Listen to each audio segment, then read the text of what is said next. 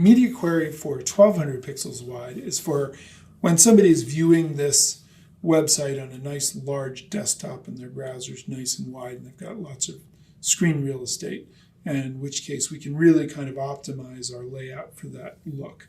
So let's go ahead and add these rules in over there. And you need to set your width here. For me to do it, I'm going to need to move this thing down to the bottom here.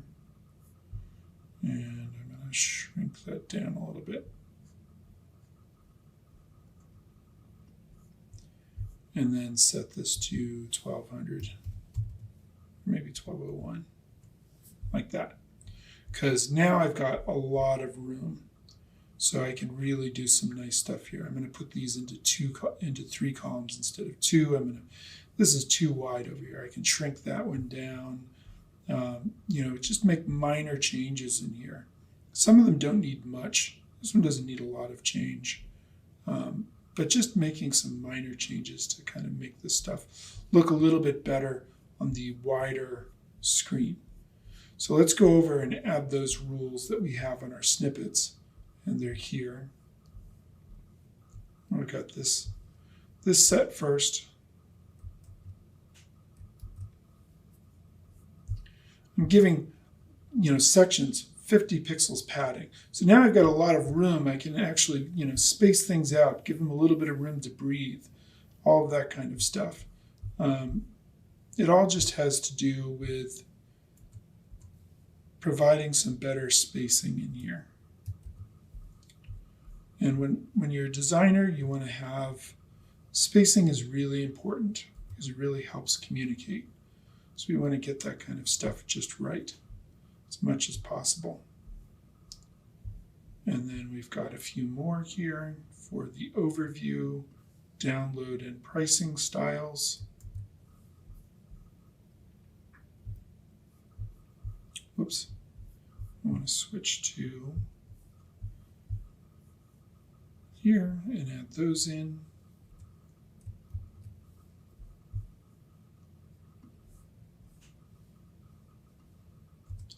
Again, the angle brackets are there to make sure that only articles that are direct descendant of the overview section. So it won't apply to articles inside, an article inside of an article. It'll only apply to those parent level ones. And that's kind of helpful to be aware of. Okay. Let's continue on here and get the last piece for this one.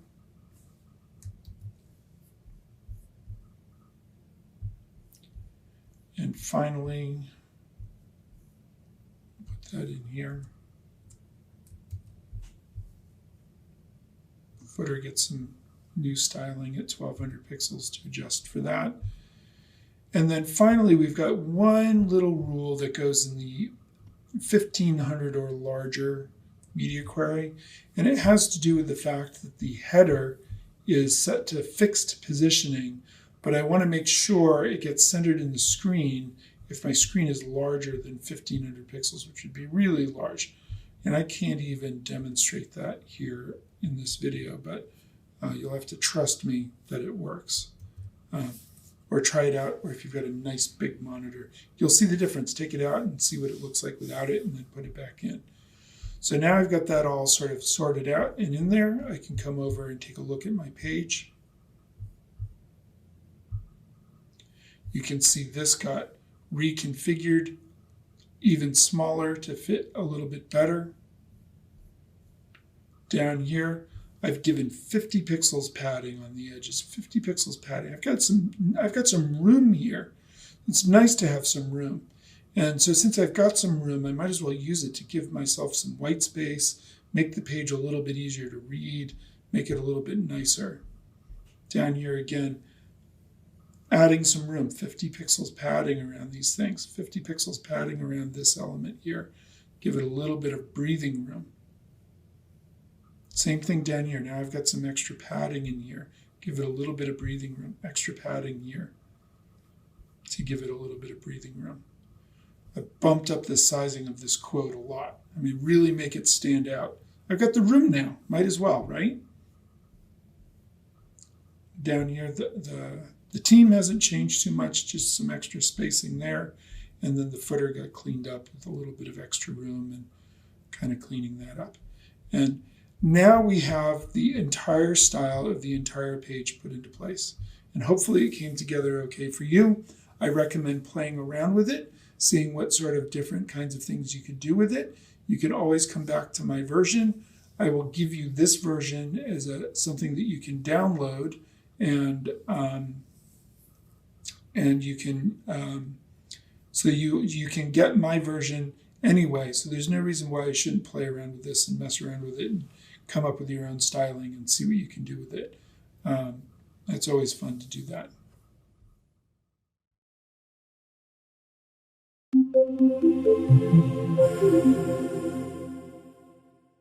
Description Site, Part 2, Building Interactive Elements. In the previous lesson, we did the HTML and CSS to create this fictional web page for Scription, for this fictional company. And it looks really nice, and I hope you like it. And perhaps you did this, or perhaps you're working with my files. And either way, you've got a nice foundation on which you can actually build in some interactive elements. So this is your opportunity to show all the great things that you've learned in our JavaScript specialization and to do some challenges to build some interactive elements in here. So let's take a look at what some of these different interactive elements are. So if I come over to this tab here, and I will provide this page for you so that you can see what you're supposed to be doing. Here I have the Scription website with all of the interactive elements put in it. You can see that it's got a flex slider and it's running and doing its thing, and it's functional, and you can click on the different links here, different pieces here, this kind of stuff, set that up. So that's all working. You'll notice that I've got a nice smooth scroll script working here, and it moves down to each section as we go down here. When we get down to the download section, now this is really of all of the challenges, this is the toughest one, because this is the one that doesn't match exactly what we've done in the other lessons. You're going to have to figure out this one on your own. But this list of items sort of moves up and pops into place and highlights the top item to give you a sense of all the features this piece of software has to offer. Over here, this would be a video, but it's really just a picture of a video. No big deal. We go down to pricing. And sure enough, you have tabs. And you know how to make a tabbed interface. You could do it with jQuery, you could do it with JavaScript. Either one. I leave it up to you to choose which one you want to use. So tabbed interface. Down in the listen section, you will see that we have the content rotator. You know how to put in a content rotator. We've done that script.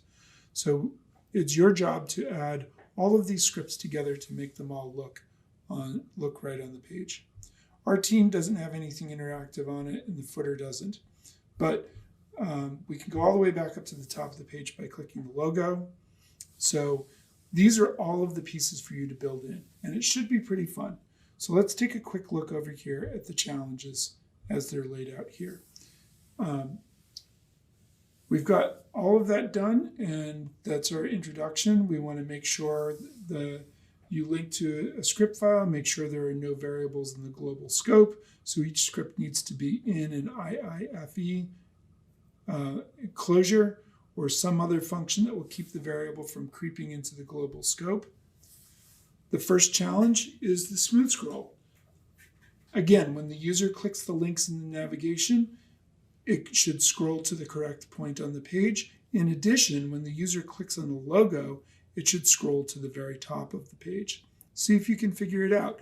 It's just a very small change from what we've done in the past with the smooth scroll script. And it's really just the easy part of the smooth scroll script where it's scrolling down to the correct part of the page. We're not doing sort of any of the page tracking kind of stuff that was much harder. So that's challenge one. Some hints for this. See if you can modify the jQuery smooth scroll script from the first lesson module to make it work. You might find it easiest to use two click handlers, one that targets the links in the navigation and one that targets the logo.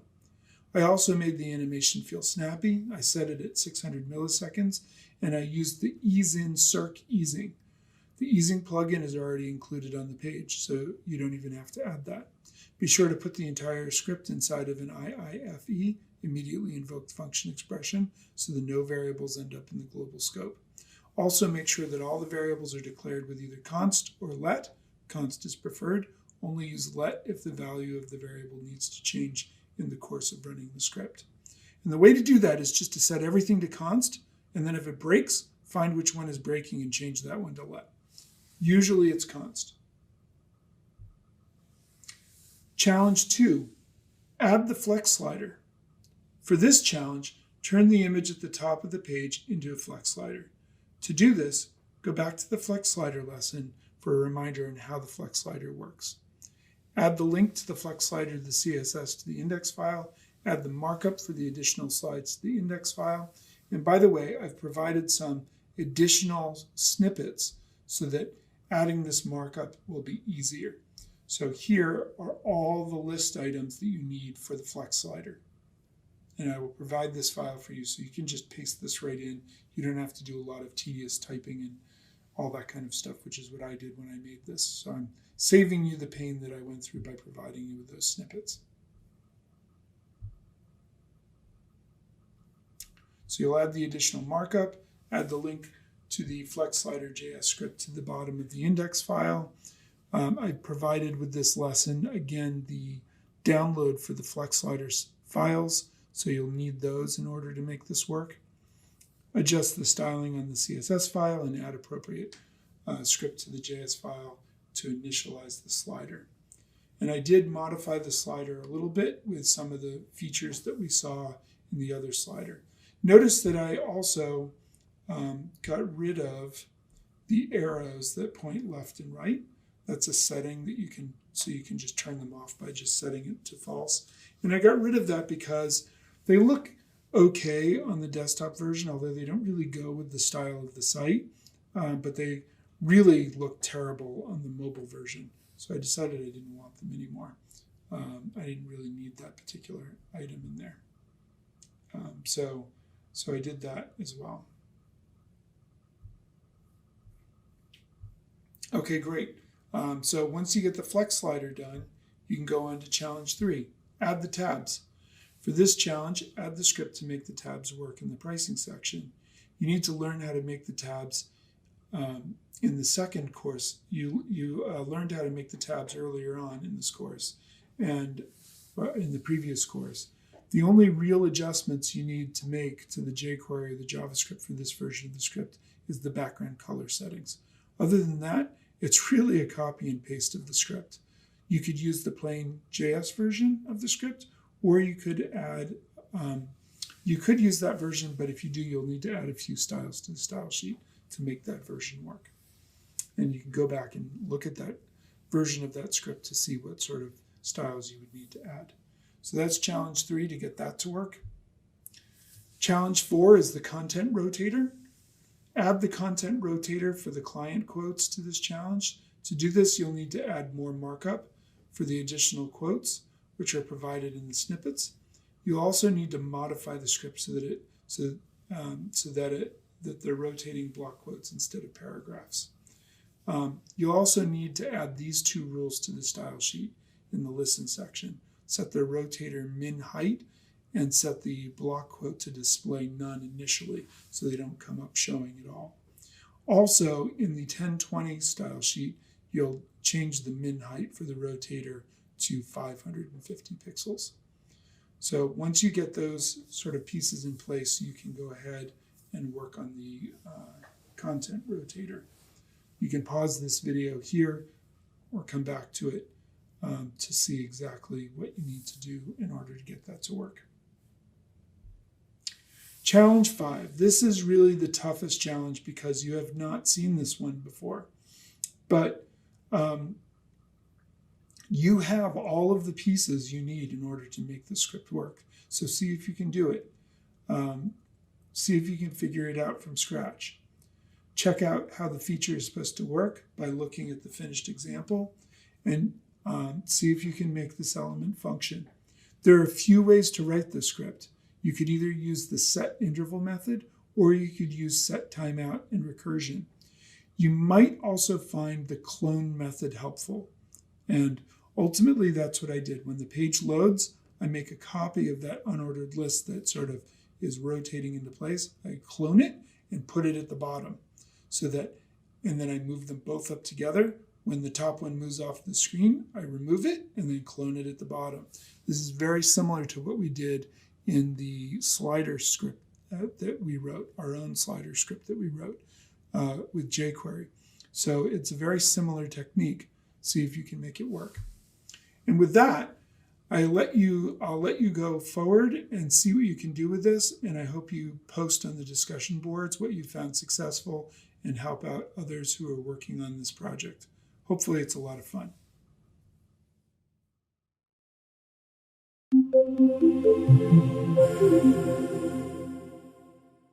Hello, and welcome to the third module in our third course on JavaScript. In this module, we're going to introduce objects, and we'll do a lot of practice with them so you can get good at the syntax and get comfortable with working with them. Plus, we're going to introduce a game that we're going to work on in our fourth module and see how we can take a more complex script and break it down. It's really interesting content, and I think you're going to get a lot out of it, so I look forward to doing it with you. Let's get started.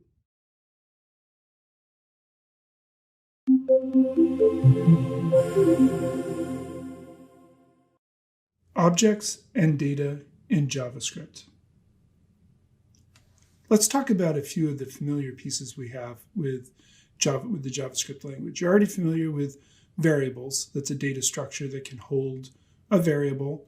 We have var cheese, and it can hold a value like yummy. Or we have an array. That's another data structure that we're familiar with. And an array can have, here we have var animals, and it can have several animals in the array. So we're familiar with those in JavaScript. One thing that JavaScript does not have is associative arrays.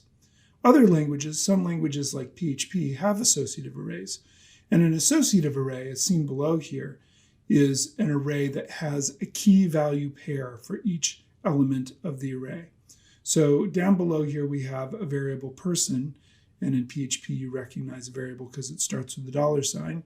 But we have a variable person, and it's an array, and in the array we have key value pairs. The key is first name, and the last name is, and then there's the first name value, which is John, and then we have another key, which is last name, which has the value Smith in there.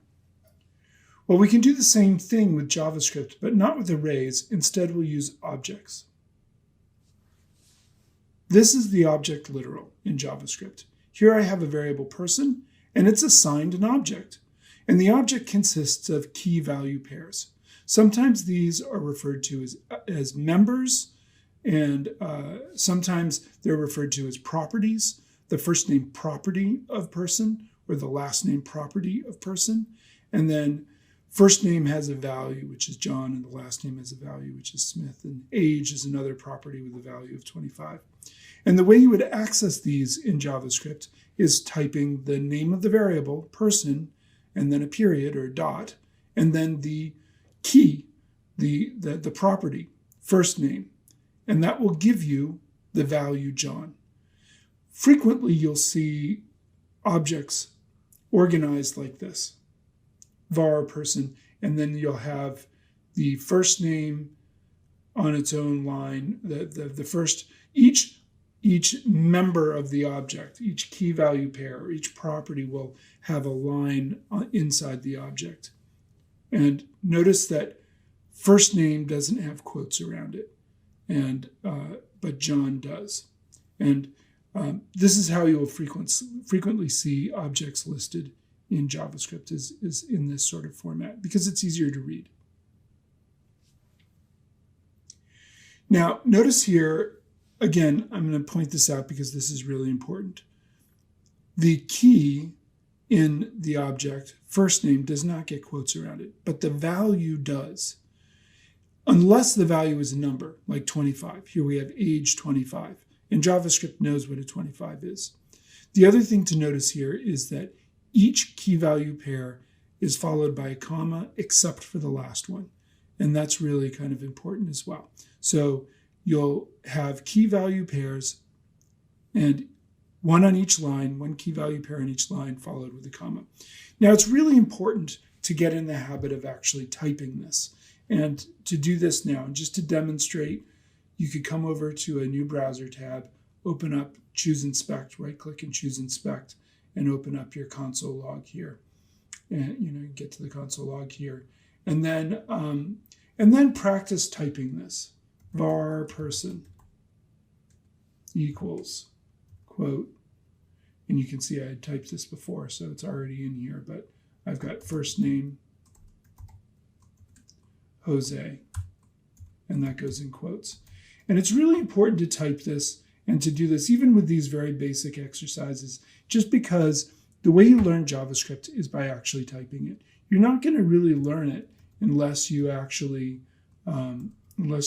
type it and really see and feel and get some muscle memory in around the actual syntax. And then we have a comma there, and then we'll add age, 25 or whatever you want to put in for an age. Now remember, that one does not get a comma.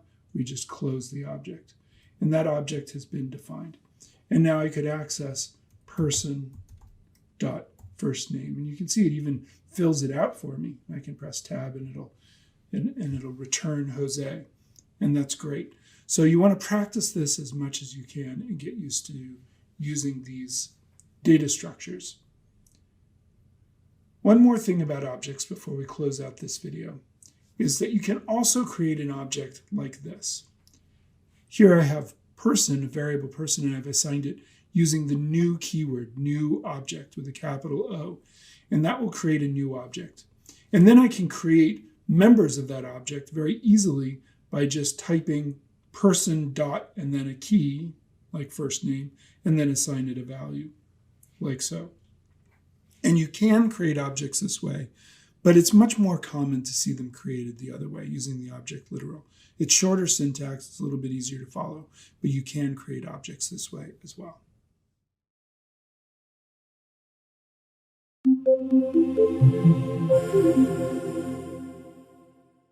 The object data format in JavaScript is very flexible because objects can contain arrays and other objects. So here you can see we have an object called person, and we've expanded it a bit so it has first name and last name, but it also has an array for pets. So pets is holding a value that's an array. It has another object as a member of this object. The phone number is an object, so it's an object inside of an object. And inside phone number, it has its own key value pairs. And then we can access these different values through similar methods that we used before down here. So I really recommend typing this out and seeing if you can get it to work exactly the way this works. I'm going to do that over here. And you're not going to have to watch me type it out because that's kind of painful. I'm just going to paste it in here. But you can see I've created this object. And now I could access elements of this object by doing person.firstname or person.pets square bracket 2 will get me a chicken, 0, 1, 2. So that gets me the chicken. Or I could do person.phone number, and then within phone number, I could have work. And that will get me the work phone number. So we can access all the data inside of this object. You could even update data very easily with this, and we'll talk more about this later, but it's possible to update data. If I did person.firstname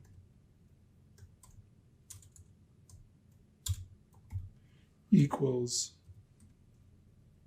Jose, that needs to go in quotes, like so, you can now see that person, if I just do person, you'll see I get the whole object here, and that first name is set to Jose. So we can actually work with the data inside the object, and we can update it, or we can access the data that's inside the object. And the object can have other objects, it can have arrays, all kinds of fun stuff can go in there. And that's a really important thing to understand about objects as a data structure. They're very flexible and very useful for working with in this way. Another thing that's interesting about objects is that they can contain functions as one of the values of one of their properties. And that may seem like a weird thing, but remember, in JavaScript, functions are first class. So wherever you can put data, you can put a function. So here you can see I have an object for person with first name and last name. And then I have a greeting, which is a function, which has a value, which is a function. And the function, all that function does is console log out hello. It doesn't do anything very interesting, but we can access that value. We can access that function by doing person.greeting and then putting the parentheses after greeting, after that property, and it will run that function that's in that assigned to that greeting key there. So let's do this really quickly, because this is kind of interesting. If you come back over here to your tab, we can clear out the console here, and I'm just going to paste this in just so that it's there and it's all done. But now I could do person.greeting.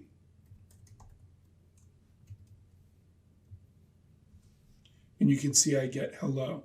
So it's actually running this function, this anonymous function that's assigned to greeting here. And remember, when we put a function as a member of an object, this function, this hello function belongs to person. Remember what we call that. That's called a method. So it's really kind of amazing that you can assign a method, create a function, create a method that belongs to an object, and then access that method through the object, like this person.greeting. And that's a really cool feature of JavaScript and objects.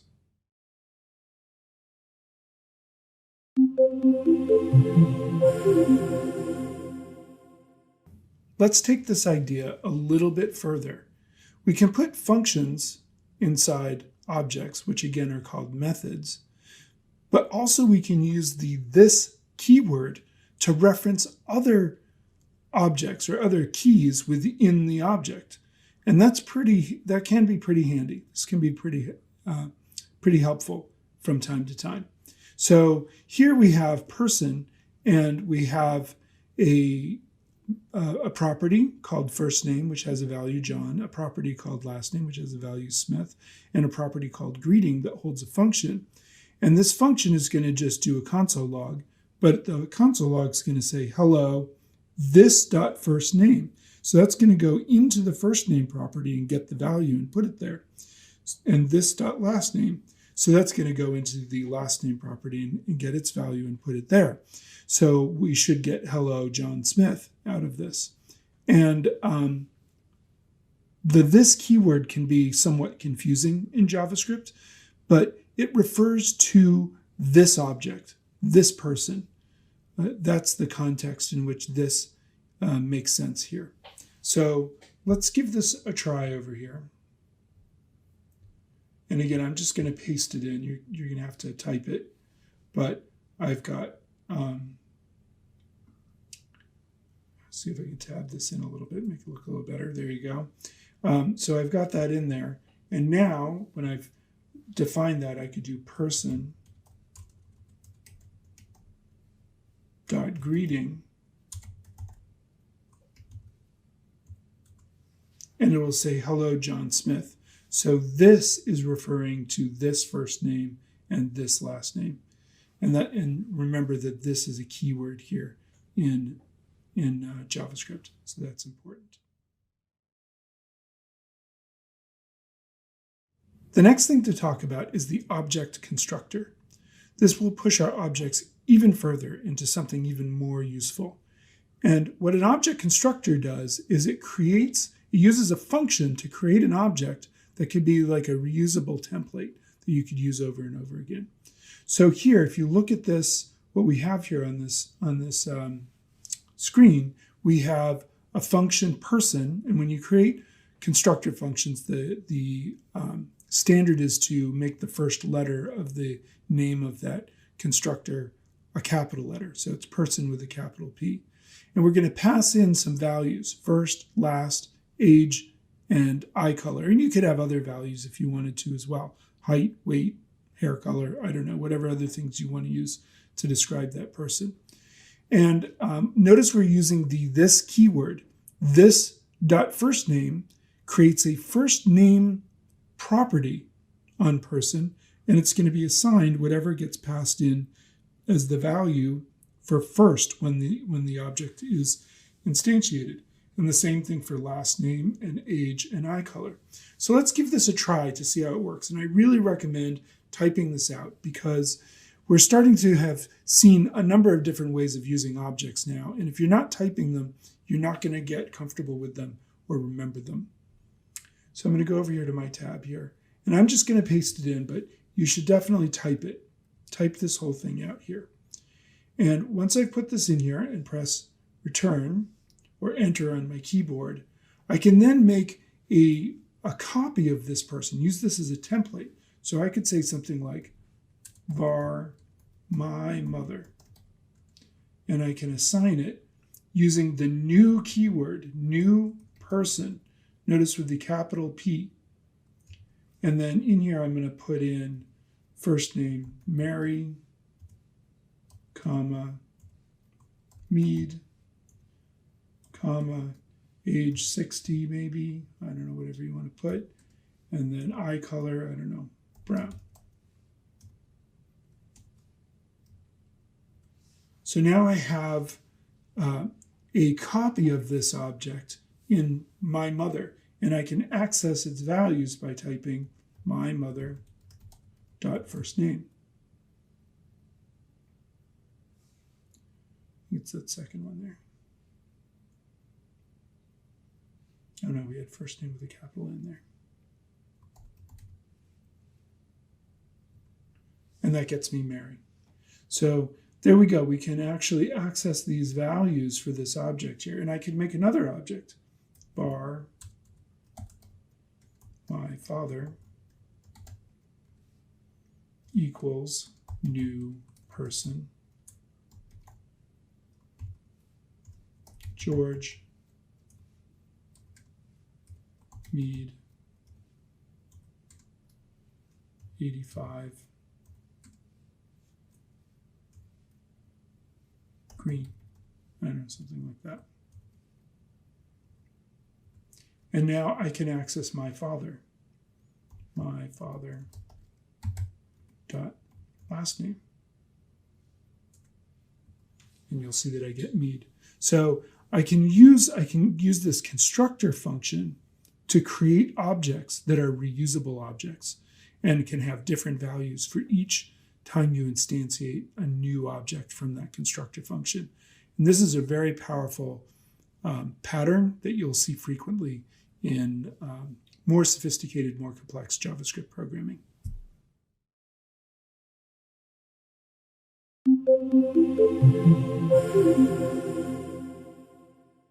Putting objects and functions together. This is a really powerful pattern, and it's used frequently in more sophisticated JavaScript programming. And we're not going to do anything in this course that's going to really make use of a pattern like this, but I want to show it to you as we're talking about objects so you can start to think about ways in which you can use objects and functions together that are very powerful. So here on the left, you can see that we have a function called printable message. And in that function, there's a variable called message, which is set to the value of hello. And then I have another function in here called print message, which all it does is print out that value that's inside the message variable. But I have another function called set message, which takes a parameter. And what that parameter will do is it'll change the value of message, at least temporarily. You'll see in a minute. And then what's really important here is that this object returns, this function returns an object. And the object that it returns has two members. It has print message, the function print message is returned, and the function set message is returned. And so we can use that to create different, we can actually use this thing as kind of a factory to create different values for these variables and for this within this function. We've talked a bit before about closures, and really any function in JavaScript is a closure. However, we've talked about scope and closures, and this is kind of a really good example of the power of a closure, because we can actually assign variables that hold printable message, and we can do different things with them without actually affecting what's inside this closure. And so let's see how this works. And again, I strongly recommend that you actually print this out, type this out, and put it into, you could either put it into an HTML file inside script tags if you don't want to type it in the console log. I'm just going to switch over here to the console log and paste it in so that you can see that it gets defined here. So that'll get defined, printable message. And now I can make a variable, var awesome1 equals printable message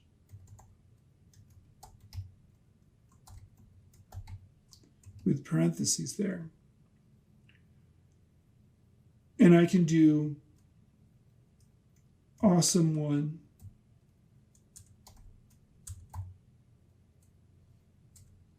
dot print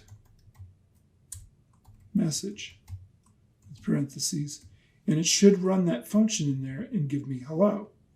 But I could also make another variable, var awesome2, and assign it also that same function, printable message.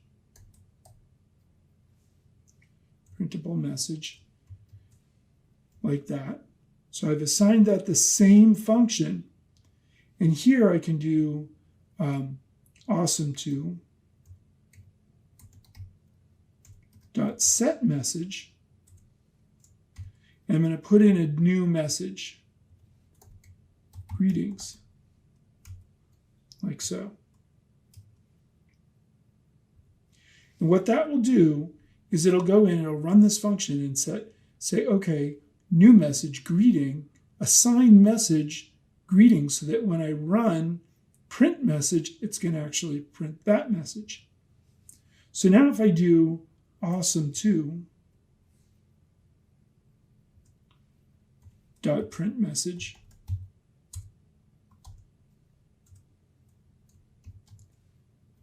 I get greetings.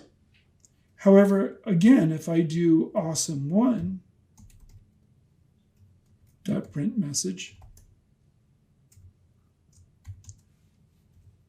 I still get hello.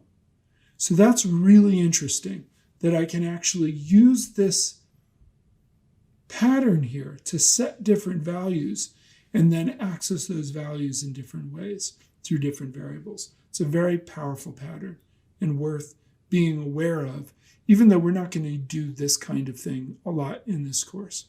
But as we're talking about objects, it's important to talk about how objects and functions together in JavaScript are very powerful and give you this opportunity to create things that are reusable modules. And that's a key thing in any programming language, is to be able to do that.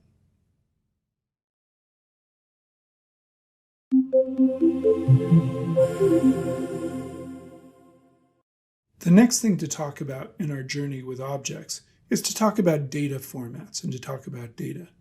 And here we're seeing a data format called XML. And if you look at it, it should look fairly familiar in the sense that we have data that has been described using tags. And the tags look a little bit like what you would see with HTML, except unlike HTML, where you have certain set tags that browsers understand, you can use any tag you want in XML. as long as you open it and close it properly. So you can actually create whatever tags you want that will help describe your data. And XML was and is a very popular format, has been for a long time.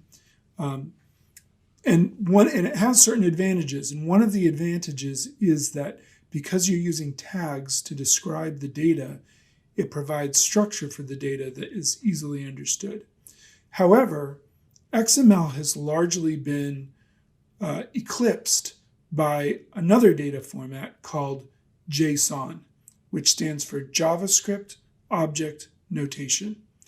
And over here we have a graph here about sort of the popularity of these. And you can see JSON's going off the chart here. And this comes from this article over here, The Rise of JSON. And so this is kind of interesting about how JSON has become very popular. You'll also notice this name, Douglas Crockford, was involved with the invention of this data format, JSON. We've talked about him before. So XML is a valuable format for data, but it's being largely replaced by JSON.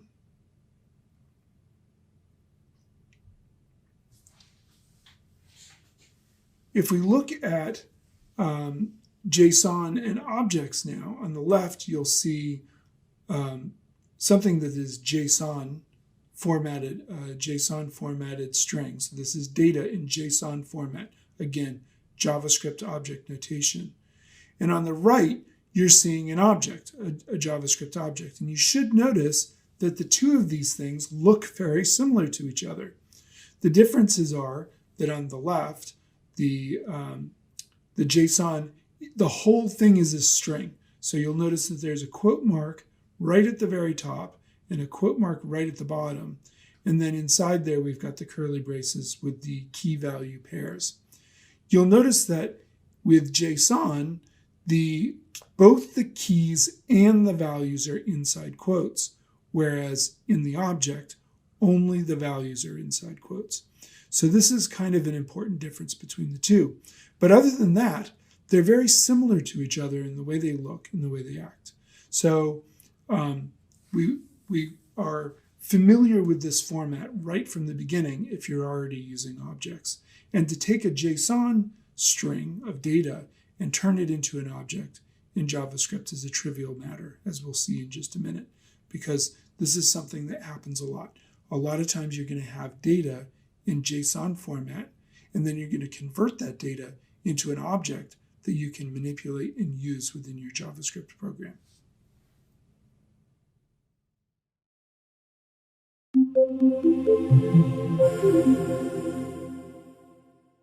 With this lesson, there is a example file. So I recommend you open up that example file in Visual Studio Code or whichever code editor you're using and work with that to sort of see what we can do with that file and with some JSON data.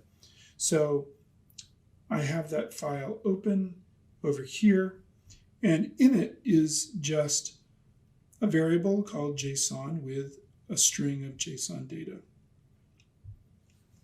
And we can do something with this. We could say var user equals, we will need to do JSON.parse. I think it needs to be capital letters.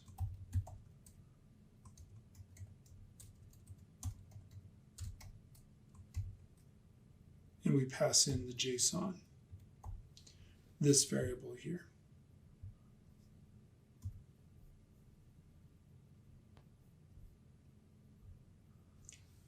Great, so now let's see what happens. I'm going to console.log. I'm just going to console log the JSON variable up there. And that should just give me my string of data. So let's see what happens if I do that. If I go over to here and then to my file here and click refresh, you can see I'm just getting my string of data. This is my raw data coming in here. And usually you're not going to have your raw data built into a file. You're going to be getting it from some external source, maybe from a database or from some third-party API. And we'll be talking about those later in this course. But for right now, I've just built a little bit of JSON in here. Next, I'm going to console log out user. And you'll see, actually, I'm going to just actually do a whole separate one here so you can see them both next to each other.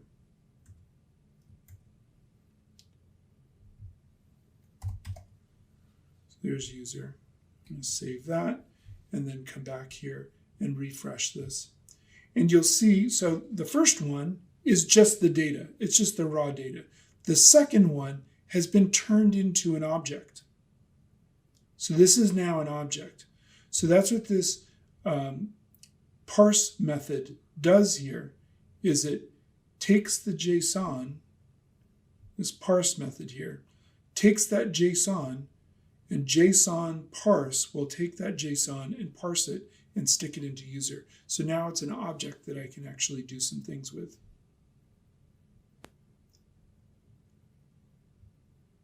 So what can I do with it? I can do a number of things with it. I can access the data.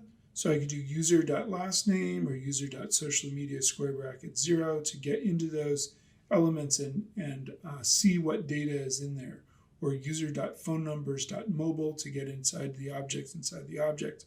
We can also change the values of an object. We talked about this a little bit before, but I can just assign a new value. And if I console log user out again, you'll actually see that it's there. You can delete values. So I could say delete user phone numbers home if I don't, I've done the cord cutting thing and I've gotten rid of my home phone number. So perhaps I want to delete that from my object, from my data. And if I console log out user, you'll see that it's gone. I could add objects, add values to the objects. So I could have user.socialmedia_3 wordpress.com if that's a new social media place that I'm, want to add to my object. And you'll see that each of these things works and runs in there. So I recommend trying some of these things out. If you go over here and just add some calls to the console log, you can comment these out if you don't want to actually see them right now, and try some different ones. Console.log first user.firstname.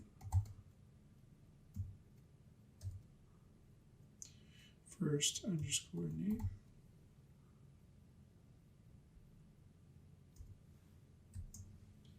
That should work.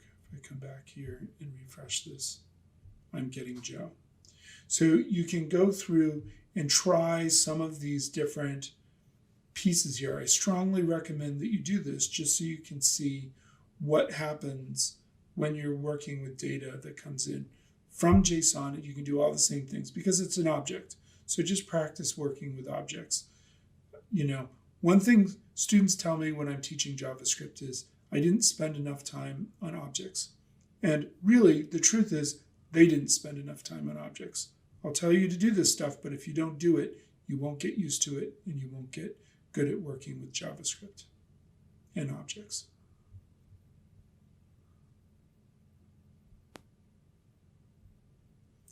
The last thing here is occasionally you need to take an object and convert it back into JSON or convert it into JSON. And you can do that by simply doing using the stringify method with using the JSON object, JSON stringify. And we could take user, which again is an object, and if we run JSON stringify on it, you will see that it gets converted back into JSON. And you might wonder, well, when would you want to do that? Suppose you want to create an API and you want people to access your data. You might need to take some data that's in some sort of object and turn it back into JSON. Or perhaps you want to send that JSON data to something else, maybe a database or something like that. So it is possible to take data that is in JSON format, in an object, and turn it into a JSON string using the stringify method. So you can go back and forth between JSON and an object. Very useful stuff. Okay, in this lesson, we've learned a lot about objects, and some of it takes some practice. So we'll be working with objects more in this course, but really to get to more sophisticated use of objects, we would need to be building bigger, more sophisticated programs than we're going to have time to build in this course. But I want to at least introduce you to the topics.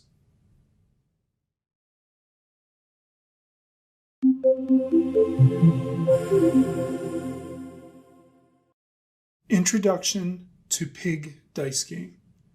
This is a game of luck created that we can create in JavaScript. And I didn't invent this game. You can look it up on the internet and see all kinds of variations of this game.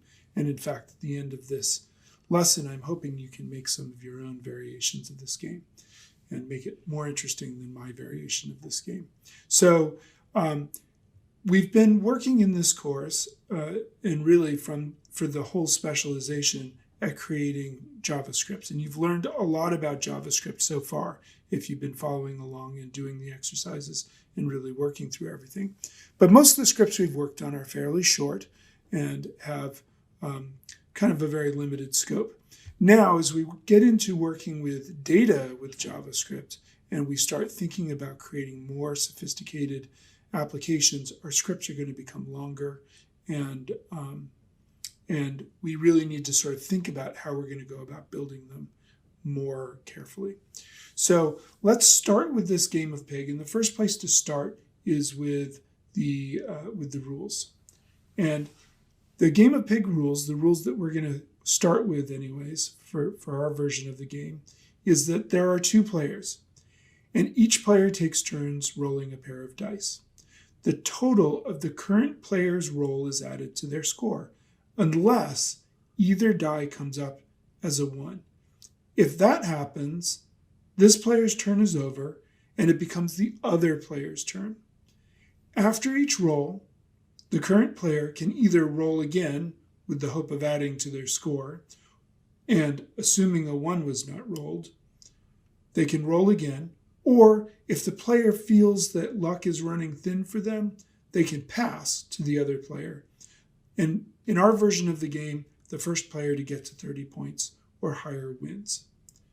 If a player rolls 2 1s, snake eyes, that player's current score gets zeroed out and they have to start over from scratch, accumulating points from 0. So those are the rules that we're going to play with. And the first thing to do is to really think about these rules, to review them carefully, and think about the different kinds of things you would need to make this game actually work in JavaScript. And before we get into that, I want to also add that generally, as programmers, or in these lessons generally, I present sort of how to make these types of things in a logical, linear fashion. But it's really important to understand that for myself as a developer, that's not how I develop them. I don't just start at the beginning on line 1 of my program and type on through to the end of the program with all the lines. And as you get into larger programs and more complex programs and programs that have functions that interact with each other, it's even less likely to be sort of a linear start to finish process. So what we need to do here, what I really want you to get out of this, is to recognize that even though, yes, we're going to go through and build this pig game, and yes, it's going to be presented in a logical, linear way, because otherwise it would be really confusing. It's really important for you to understand that that's not how the game was created. That's not how I created it. And to really sort of think about the process needed in order to go about creating something more complex like this. And it's a creative process, and it's sort of a circular process, and you have to go over things multiple times. So it's more like vacuuming a rug where you go over it and over it and over it than it is like mowing a lawn where you go over it once and then go on to the next row. So that's going to be the process we go through here. And I really strongly recommend that you do these steps and that you really think about this as thoroughly as you can before going into the lesson where we actually build the game. Okay, so with that said, do this. with nothing more than those rules, that set of rules, nothing more than the rules on that previous slide. What do you notice about the game from a programming perspective? Get a piece of paper, get a pen, pause this video or stop the video and jot down everything you can think of. What data needs to be managed in the game? What will you need to be able to keep track of during the game? What images are needed, if any? What flow control structures, sequence, selection, loop do you think you'll need? And for which parts? What else comes to mind? Just with nothing other than the rules. Sit down and take a few minutes to think about this and to see what you can get. I'll go back to the rules. Here's the rules here. So I'm going to end the video here, and you should go do that. Take a few minutes to really try to map out what you think this game consists of without actually seeing the game, just based on the rules.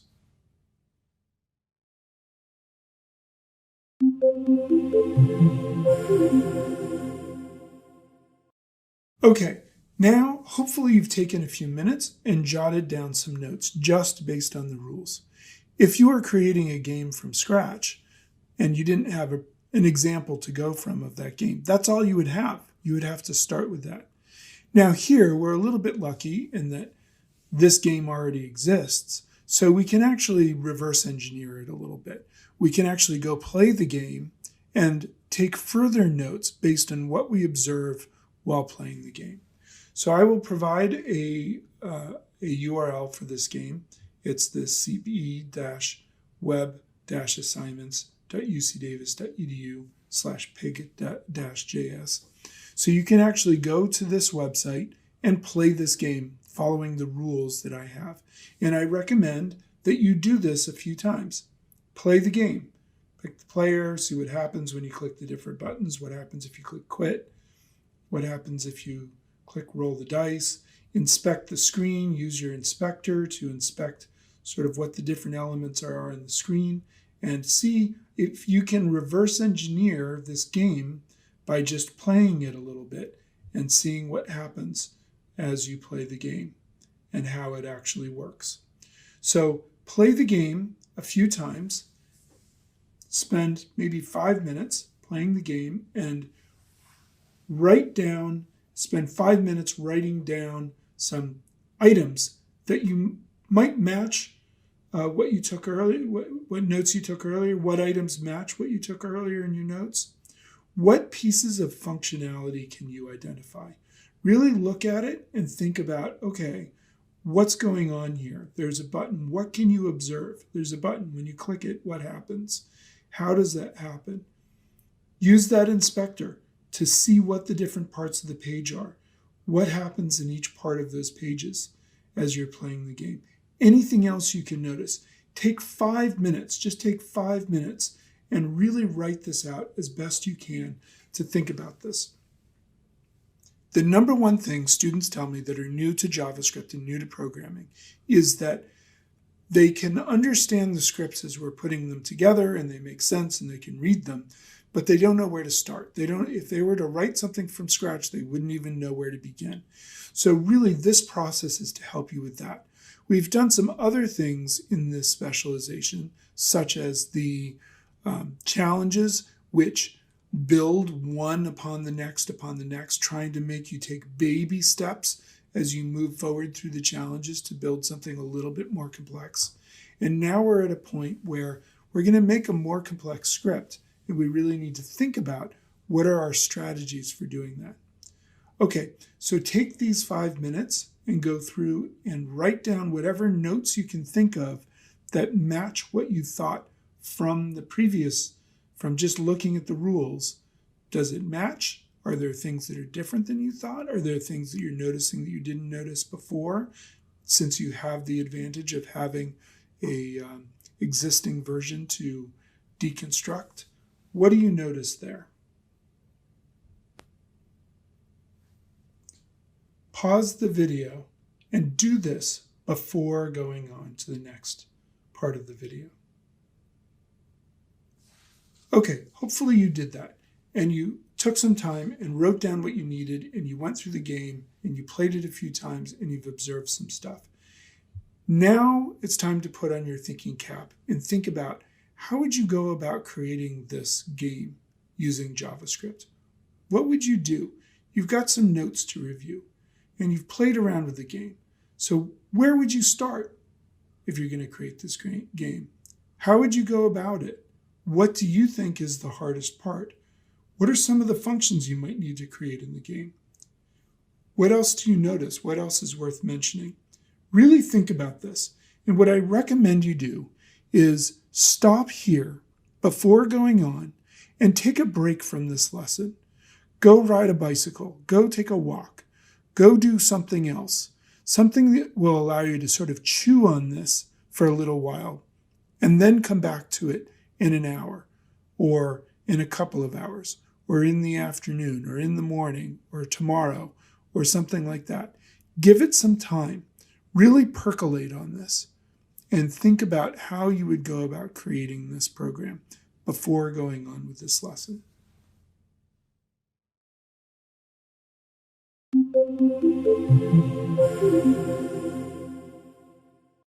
In this next part of this lesson, I'm going to talk about my thought process for how I go about solving these types of problems. And your thought process and your problem-solving process may be different from mine, and that's totally okay. I just want to present my thought process because I think it will help with understanding how to go about taking a bigger problem and breaking it down into pieces. And that's something that a lot of people just don't have a lot of practice with. So you have to practice doing this to get good at it. This is not something you just know because you're born knowing how to do it. It's something that it's a skill that you develop by practicing it. So hopefully you went off and thought about that and thought about how you would go forward. And hopefully at the end of this, you'll have a sense of how you think about this differently from how I think about it. So I'm going to show you some diagrams here that will walk through how I think about it. And you can create your own diagrams and you can just draw them on pieces of paper. It's a good idea to do that to help you sort of think out the steps that you would need in order to do this. The first diagram demonstrates what I think of as the core of this game. And usually for me, when I start a new project, when I start a new challenge, I start with one of two things. Either the hardest part, the thing that I think is going to be the absolute hardest part to solve. Because if I have a project that I want to do and there's a difficult piece to it and I don't know what that hardest part is going to be, if I don't know if I'm going to be able to solve the hardest part of that, then I want to solve that first before spending time on the easier parts because I don't want to waste my time. That's one strategy. The second strategy is, what is the core? What is the absolute most essential part of the program that you want to create? What is the absolute kernel core of it? And that was my approach with this game. So when I think about this game, the core action of this game is a roll of the dice. A player rolls the dice and something happens. And then decisions are made in the game based on what happens there. So what this diagram shows is that we start with a roll of the two dice.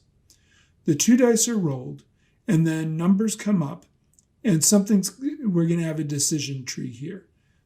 What happens? Either a 1 is rolled, either 2 1s are rolled, or no 1s are rolled. So if no 1s are rolled, if that's true, I can take the sum of those dice, of those two dice, and add that value to my score. And then I can decide, do I roll again? If I decide to roll again, I can roll the dice again, and I can go through that process again, and eventually win the game and end.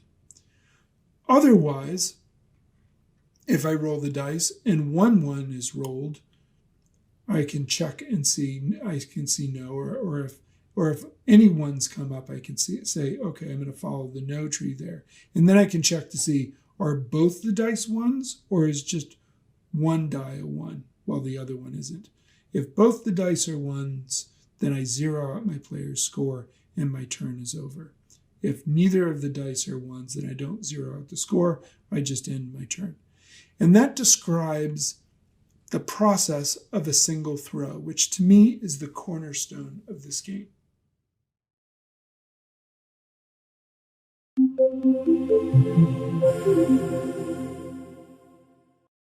Having done the first version of my diagram, I start to think, well, wait a minute here.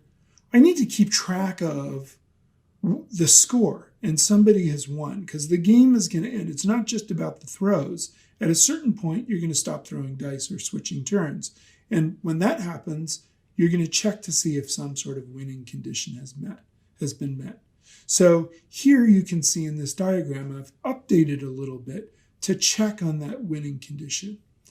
I roll the 2 dice, again check to see if any ones have been rolled, and if none of them have, I can add the score to my sum, the sum to my score. And then I can check to see, okay, what is that total score, and has the winning condition met? In this case, with our rules the way they're set, do I have a score that's greater than 30? And if yes, then end, the game is over. The game is going to totally be over. If no, I can decide whether or not I'm going to roll again. And if yes, I can roll again. And no, then my turn is over. But the game is not over. So this is starting to get a little bit more complicated. And I want to sort of clean up my thinking just a little bit. That brings me to version 3 of my diagram here. And here in version 3, you can see that I start by throwing my dice, and I roll the 2 dice if no ones are rolled. And then I add that sum, and I check the winning condition. And if the winning condition is not met, I now have a new function called setUpTurn if I choose to roll again. So now I'm introducing a new function in here, because before, in version 2, there was a problem in that when I end here, if the winning condition is met, this end is representing both the winning condition having been met and setting up a new turn for the other player if, in fact, it's their turn to roll, or I pass, or something like that. So both situations are handled here, and I really need to separate those out. So here, I've got a new function called setUpNewTurn. So if the winning condition is not met and I choose to roll again, I'm going to set up a new turn. Conversely, if I roll a 1 and my turn is over, I'm going to change a player and then set up a new turn for that player. So that's looking a little bit cleaner. And now I have a second function here called setUpTurn function. And in this function, I'm going to set a message in the game div to roll the dice for the current player. I'm going to add a button to roll the dice for the action div. And then when that button is clicked, that's when I run this throw dice function that I have on the left. So now I've got a little helper function there that's going to set up a turn. And I've started splitting this out into some different versions, into some different pieces here.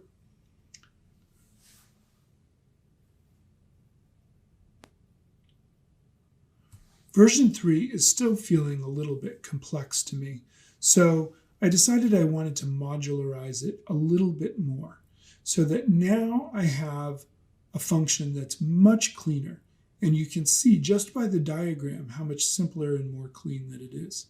And basically what I've done here is I've separated out the winning condition function into its own separate function that will check to see if I have achieved a winning condition. So now this truly represents a throw within the game.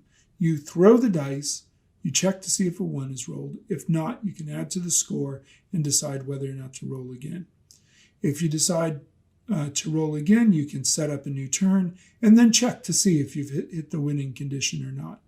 If not, you can change the player and then set up a new turn, and then also check to see if you've hit the winning condition or not. So this is a much cleaner, much more easier to follow diagram that gives you a sense of what that function looks like. And then we can go on and see what the check for the win condition is. So I start, and is the current player's score greater than the game end? If yes, you set the score area with the message for that win for that player. You can empty out the action area and add a button for starting a new game. If no, you can set the score area with the current score, and then you're all set for the next turn. So that's what the winning condition would look like. So now we've got three functions that are working together. One that represents kind of the guts of the game, the throw of the dice. One that is about setting up the turn for the next player, or for the same player, setting up that next turn, getting that next turn ready, getting our board ready, and one for checking the winning condition. And these three functions are going to work together to create this game.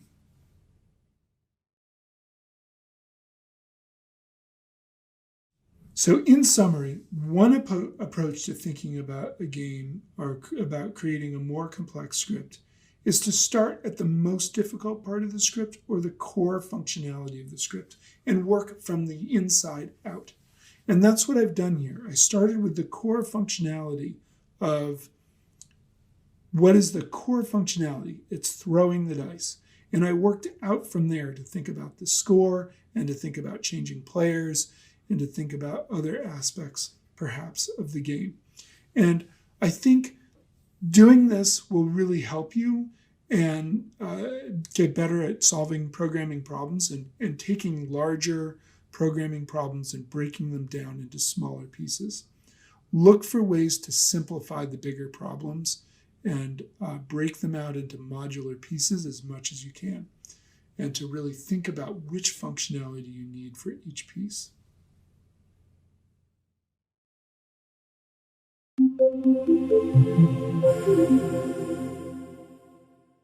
Hello, and congratulations to making it to the fourth module in our third course on JavaScript.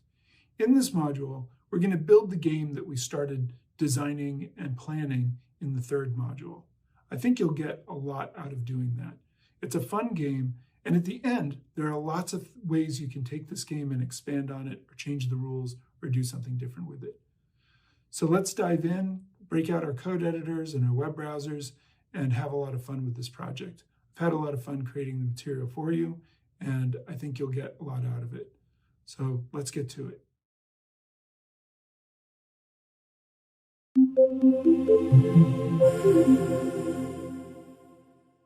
Game of Pig, built in JavaScript. This is just a very basic version of the game with very little styling, so we can really kind of just make it work. You can go back later and add some better graphics and better styling on your own if you want to. In fact, I hope you actually expand on this game quite a bit and make it your own. And there are lots of ways to do that we'll talk about later. The other thing that's important to mention here is that the game as we're building it is, the way I'm going to show you how to build it is in a very linear way, starting from the beginning and going to the end.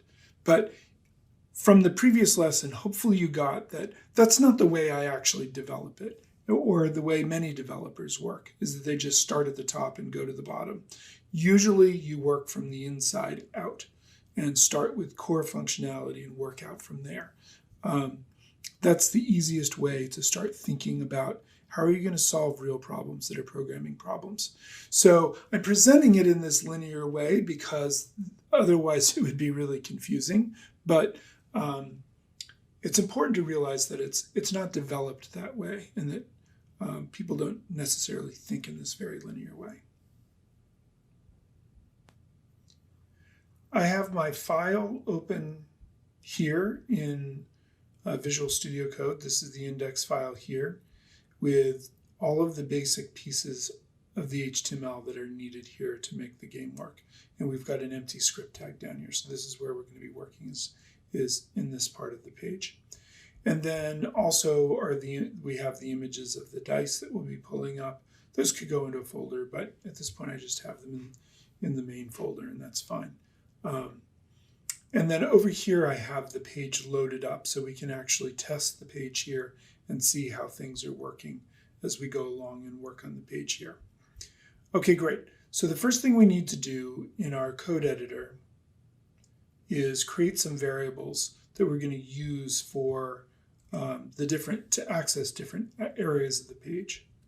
So it's really these variables here.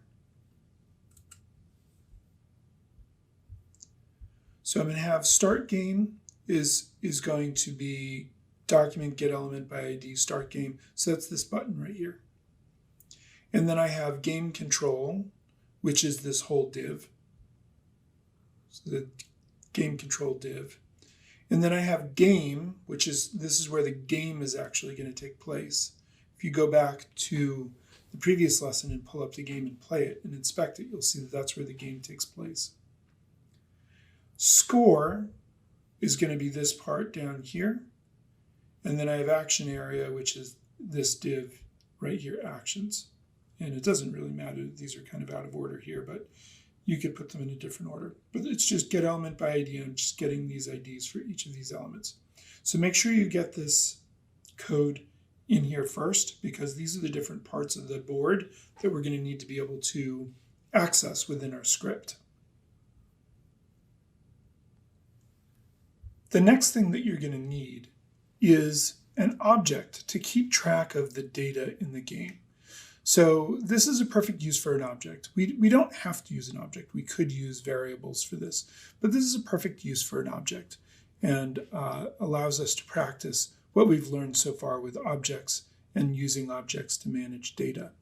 And so here I have an object called game data, and this object has a number of members in it. The first three hold arrays. The first one holds the names of the file names of all the individual pictures of the dice. So, one die.jpg is going to have the die with a 1 dot on it, and so on and so forth.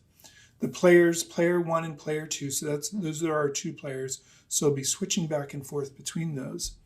And then we've got a score, and that's going to keep track of the score. So the first 0 is going to be for player 1, and the second 0 is going to be for player 2. Roll 1 is going to hold, each time you roll the dice, you're going to take the number that comes up for that die and stick it into roll 1, and then the second die will get roll 2, and then roll sum will be the combination of both of those together, added together. Index is interesting because we're going to use index. Index is either going to be a 0 or it's going to be a 1. Player 1 is going to be 0 and player 2 is going to be a 1. So when index is 1, we're going to use that number 1 to go into the players array and get player 2. Or we'll be using index 1 to go into the score and update the score of that second 0 in there. And the first 0 would be index 0. So that's why we have index here. This is going to change based on which player we're working with as we go through the game. And then we've got the game end, which I have currently set to 29 so that you can play the game really fairly quickly and see how it works. Or later you could bump that up to 100 or something like that to a score that's maybe a little bit more reasonable for the game. But let's go ahead and get this into our script file. So over here, I'm going to paste it in. You're going to have to type it, but I'm going to paste it in here so that I've got all of these things in here. Make sure you put a comma at the end of each one, except for the last one. I've got all my dice in here. Notice the comma at the end, but no comma there. Comma at the end here. And make sure everything is right and labeled properly. Okay, great. We're on our way to creating the big game.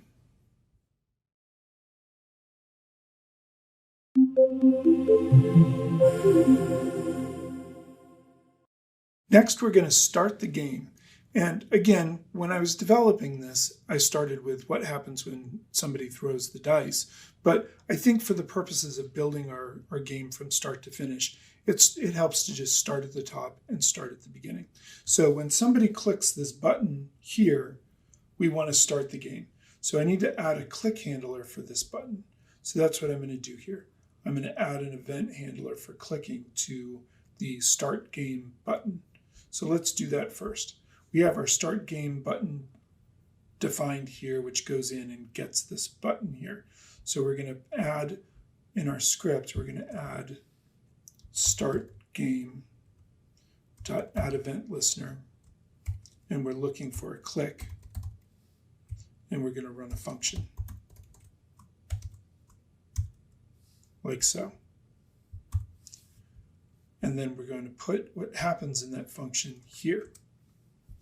And we are going to do something with I'm going to just put a comment in here now. Change index or randomly select index, whatever we want to put in there. We're going to have to handle that. But before I do that, I want to first just sort of get the correct HTML on the page. So up here at the top of my page in this section called Game Control here, I want to get, now that I've clicked the button, I don't really need it anymore. And I don't need the Start Game text anymore. So I'm going to use inner HTML to change that game control there. So I can set game control.innerHTML, and I'm going to put in just an H2, the game has started kind of thing. So let's do that. Game control.innerHTML equals, and I'm just going to use single quotes here, H2, H2, the game has started. You could make those title cases if you wanted to. Might have done that on my picture there. And then I want to also add to that a button. And I could just sort of continue this string here, but I think it's a little bit easier to read if I just do it like this. Game control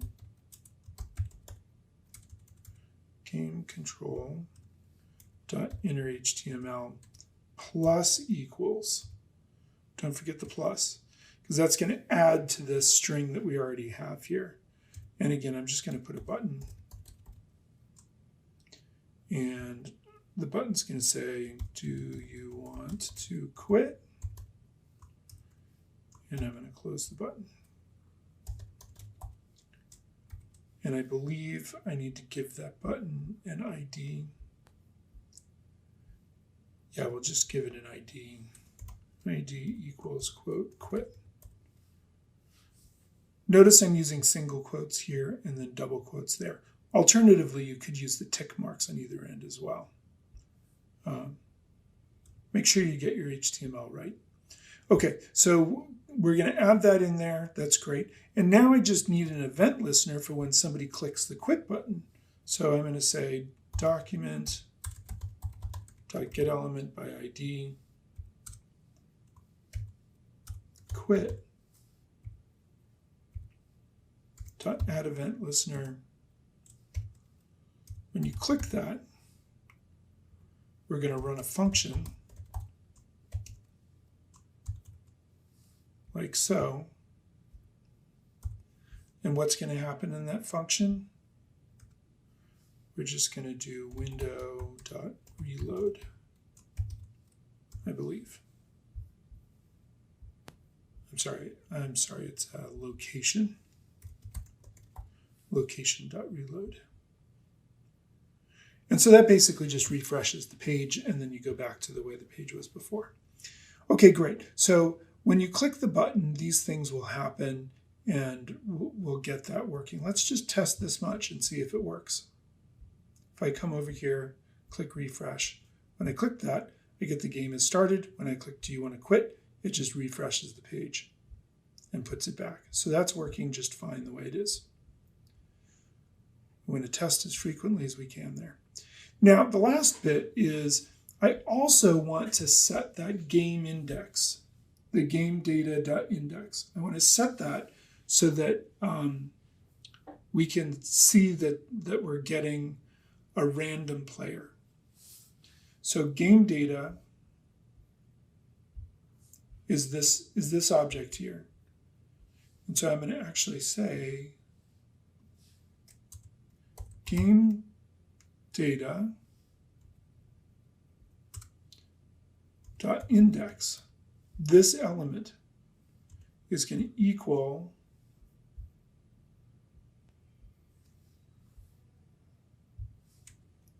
math.round, and that will actually round, math.random.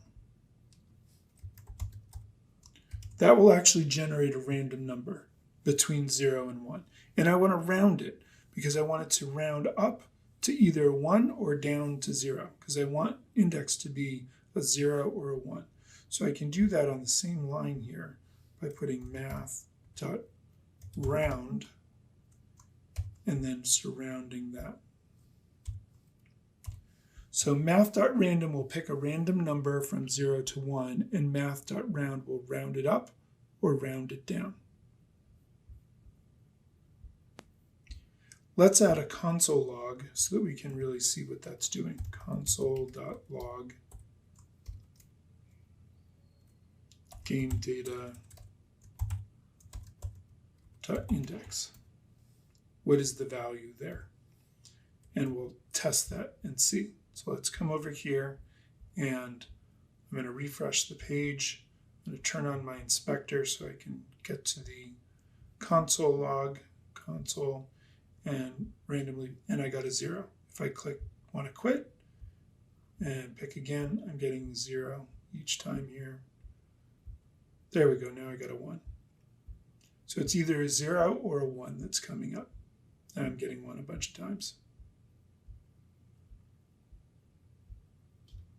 So each time you start the game, you're either getting a 0 or a 1. So that will pick one player or the other. So hopefully you can see here that index, being a 0 or a 1, is going to choose player 1 or player 2. This is 0, this is 1. Okay, great. We've got a good start at making our big game. Let's keep going in the next video.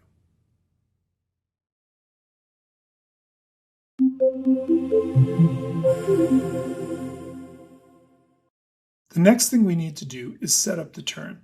So we're going to create a function for that. And remember, we're going to have 3 basic functions in this game. One of them is set up the turn. We're going to have one for rolling the dice, and then we'll have one for checking the winning condition. And it's really the way these 3 functions work together that are going to determine how this game works. So the first thing we're going to do is the set up the turn function. And in that function, we'll take game and we're going to set its inner HTML to roll the dice for the correct player. And we'll fill that in as we go here. And then we're going to get that action arrow. We're going to set its HTML with a button that allows us to roll the dice. And then we'll have an event listener for that button so that when you click it, it will actually roll the dice. And at this point, we're just putting a console log in there just to make sure that the button's working. So let's go ahead and add this to our code over here. So down here, we've got my start game event listener. After the start game event listener, I'm going to add function set up turn. And the first thing I'm going to do here is game.innerHTML equals, and I'm going to use my tick marks here. And in there, I'm going to put in a paragraph. Now, you have to use the tick marks because I'm going to include a variable in here in a minute. Roll the dice for player X, something like that is what that's going to say. But player X, who is player X? Instead of player X, I'm going to have a $sign and curly braces. Oops, curly braces. And in there, I'm going to put my game data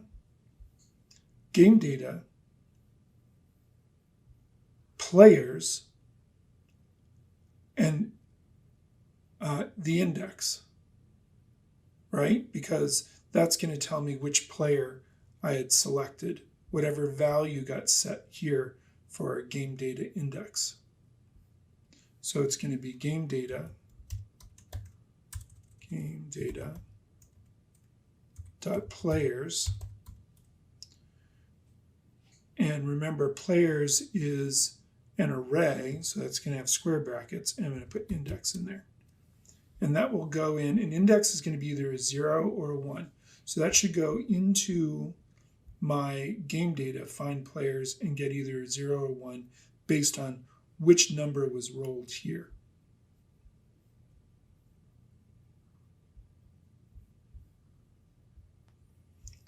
Oops, I'm sorry, this needs to be game data dot index. There we go.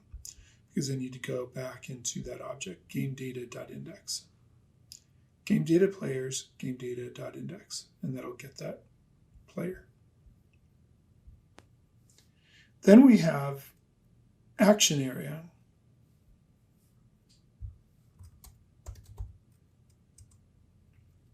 Inner HTML. And this one can just be a straight up string. So I'm just going to use the single quotes here and put in a button with an ID set to role.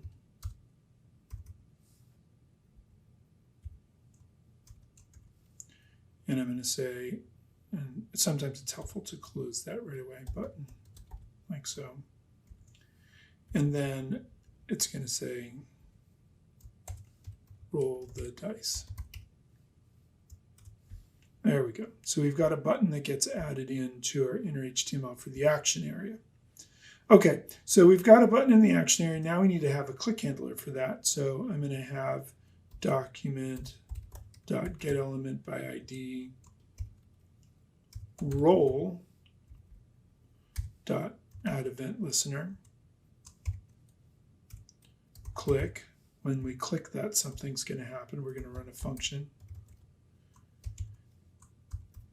like so. And what are we going to do in here? For right now, all we're going to do in here is console.log roll the dice. And we'll replace this console log in a few minutes. But that'll give us a sense of whether or not this is actually working. So now, when we've selected the player up here, we now need to set up the turn.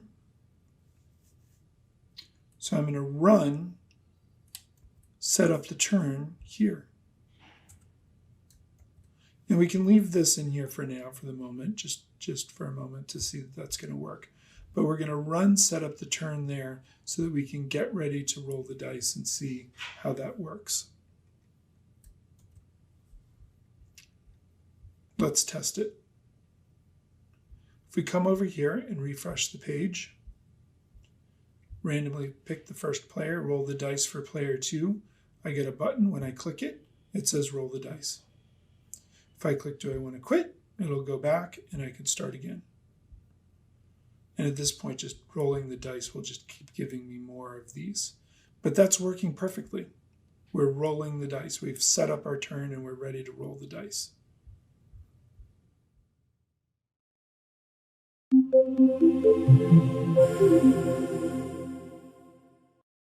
Throwing the dice. So this is the core function in this program, and it's kind of the big function. It's going to take us some time to kind of get this function all working properly. But we're going to get it started here.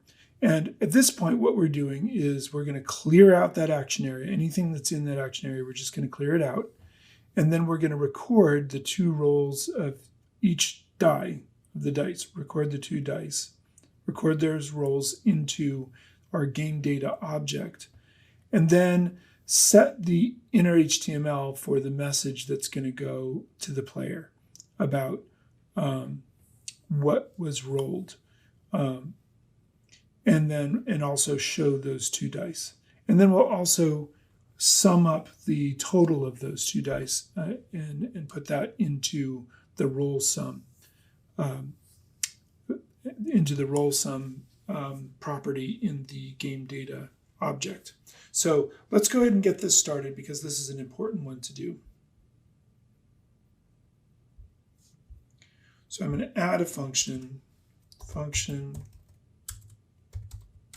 throw dice, parentheses, curly braces, and then in here, first thing I'm going to do is set the action area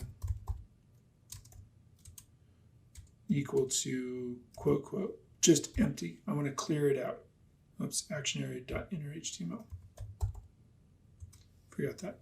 Inner HTML. Action area inner HTML equals quote, quote. Empty it out. Clear that out. Okay? Clear out that action area. Then I need to set my values for my dice up here, roll 1 and roll 2. So game data dot roll 1 is going to be equal to, and again, I'm going to do a random math.random. That will generate a random number between 0 and 1. But if I multiply it by 6,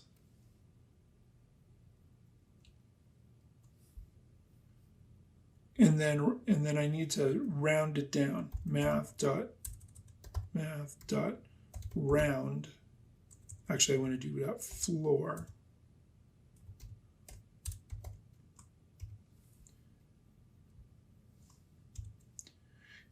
And then I want to add 1 to it. Because what this will generate is a random number that's basically between 0 and 5. So I want a random number because my dice are 1, 2, 3, 4, 5, and 6. I want a random number that's a 1, 2, 3, 4, 5, or 6. So I'm going to add a 1 to that. Plus 1. Now you might wonder here, well, why couldn't I use math.ceiling? I could do math.random times 5, right?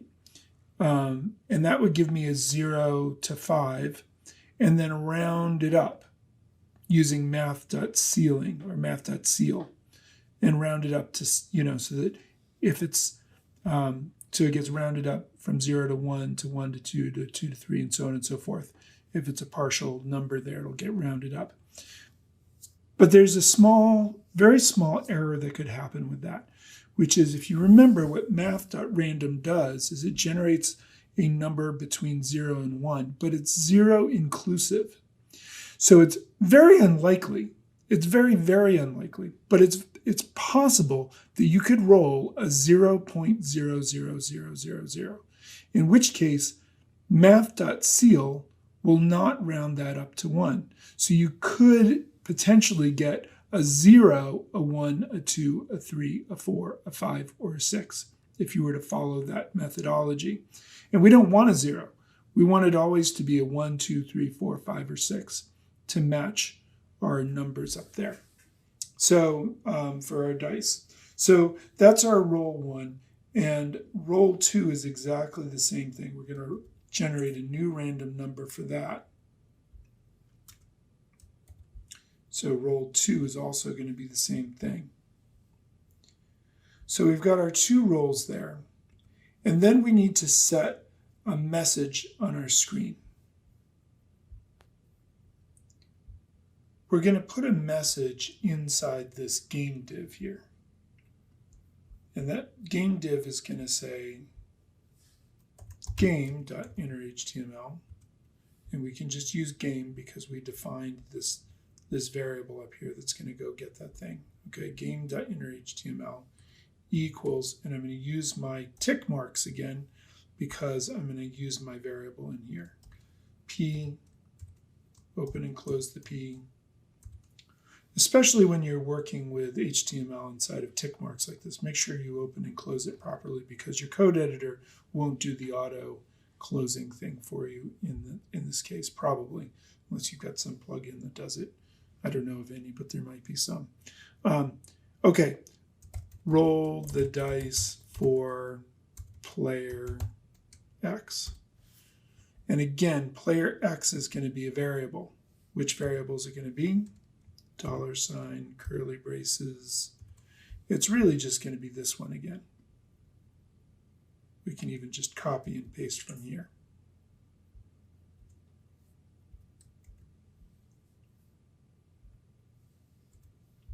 Game data players, whichever player we're on. This will be player 1 or player 2 here that gets put in there. Okay, great. Don't forget a semicolon. The next thing we need are the actual pictures of the two of each of the dice, pictures of the dice. And that's going to go inside the same div. So I'm going to do game.innerHTML plus equals to add to it. And again, I'm going to use my tick marks like so, the semicolon. And in here, I'm going to put in an image tag, img src equals quote, quote, like so. That's going to be this. And then to get to one of my images, it would be, something like die1, die2, whatever that is. But it's really going to be a variable, right? So it's going to be $, curly braces, game data, dot, which element do I want up here? I want my dice element, dot dice, square bracket. And which one do I want? Well, it depends on what I rolled here for roll 1. We've set roll 1 here. So that's going to be game data dot roll 1. But I need to add 1 to it. Plus, or actually I need to subtract 1 from it, -1. Because remember, this is going to be a 1, 2, 3, 4, 5, or 6. If I roll a 1, I need element 0 from this array up here. So I need to subtract 1 there. Game data, roll 1, -1. I think I need to put, yeah. I think that's right. Kind of prefer to have double quotes here, I think. Quote there, double quotes. Add an extra one for me, there we go. All right, so that will put in our source, and really it would be good to have an alt attribute as well for good HTML equals quote dice die, or you could even do this thing again if you wanted to. I'm just going to leave it like that. That's fine. All right, so we've added that image. That's the image for our first roll. We need an image for our second roll, which is going to look exactly like this, except that this is now roll 2. And then the last thing that we need to do is add up these two rolls together and put them in the sum total. So game data dot roll sum, that one there, is going to equal roll game data dot roll 1 plus game data dot roll 2.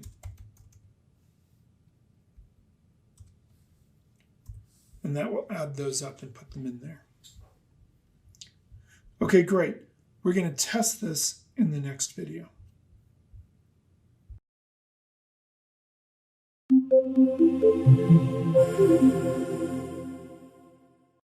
You've started your dice throwing function, so let's test it and see if it works. All we really need to do to test it is replace the console log in the setup the turn function and replace it with the throw the dice function. So let's take a look and see how that works. So all I need is to take this function here and copy it and put it up here instead of, no, actually I didn't have a console log up here. I'm going to just stick it in there. Throw the dice. Oh, I'm sorry. No, that's wrong. It doesn't go there. It goes here. Instead of this console log, roll the dice, it goes here. Make sure you put it in the right place. Don't make my mistake. Okay, so in the setup the turn function, we throw the dice. So that one starts, set up the turn, throws the dice once the turn has been set up. And you click the roll the button thing there. Okay, let's see what that gives us. Let's save this and come over here and test it. Now, if I refresh and randomly pick a player, I can roll the dice. Whoops, error, file not found. 6die.jpg alt. I can see right here that I forgot to close my, so this is very easy to have happen when you're working with HTML inside of a string. And I can see right here what's gone wrong. I can see that I forgot to close something. So it thinks that my whole image has this name on here, which is incorrect. So let's go back over here. It's in here. I forgot to put a quote here.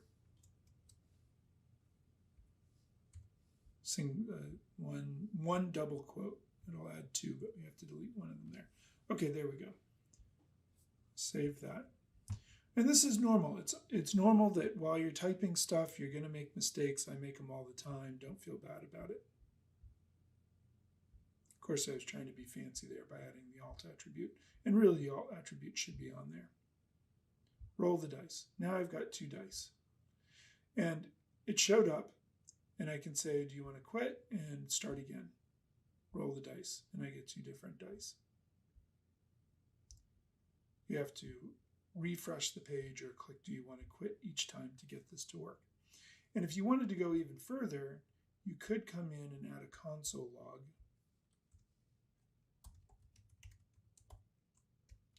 And see what game data.rollSum has in it. Or what any other variable in there has if you're just curious to see what's in there. We can save that. And up here, maybe I don't need this one anymore, the one that's giving me a 1 or a 2. You just comment it out or you can delete it and do whatever you want to it. But we don't need that 1 or 2 showing up anymore. All right, let's go back and give that a try again. If I refresh, randomly start the game, roll the dice, and you can see I rolled 2 6s again. That's something. And got 12. Unfortunately, to do it again at this point, you have to click the button or just click refresh. And here I got 5. 1 plus 4 is 5. I'm going to move this inspector to the side. I think it'll be easier to see what's going on if it's over there. Okay, so that's all working and working really nicely.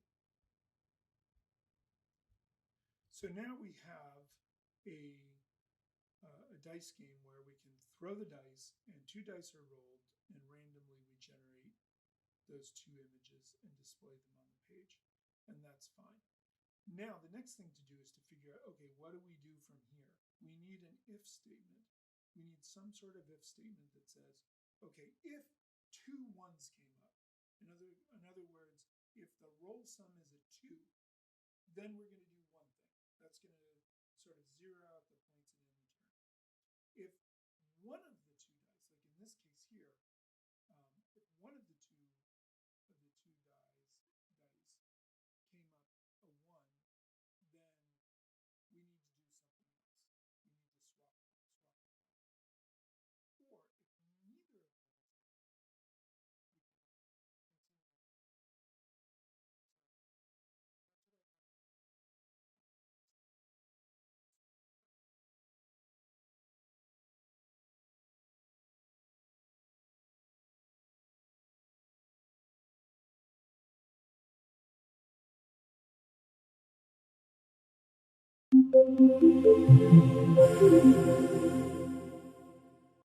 we're going to add if statements into our throw dice function here. So if,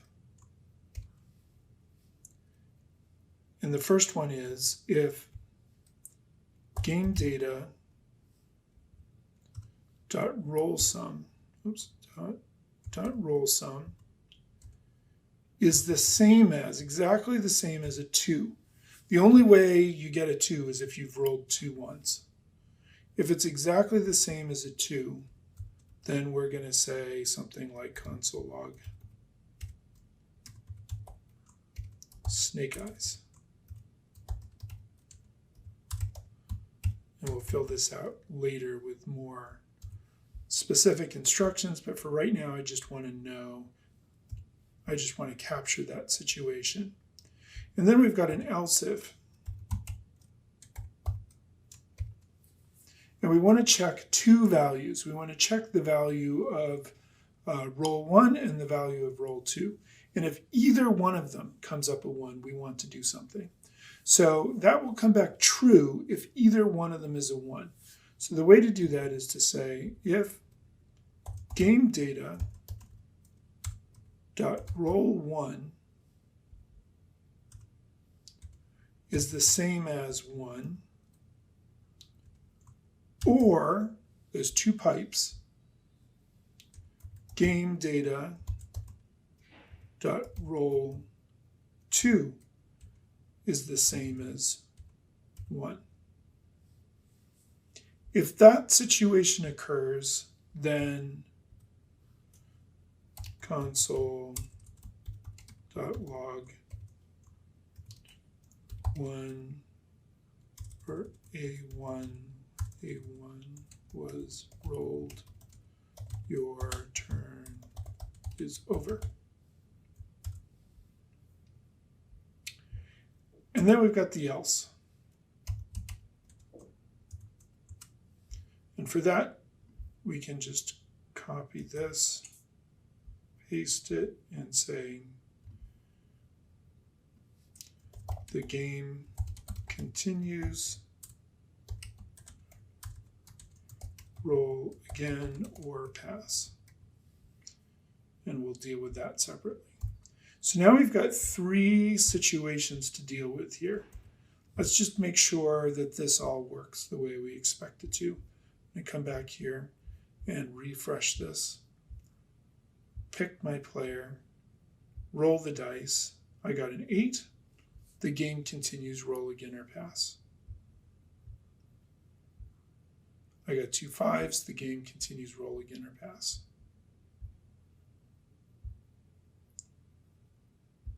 I'm not getting anything other than, okay, here I got a 1.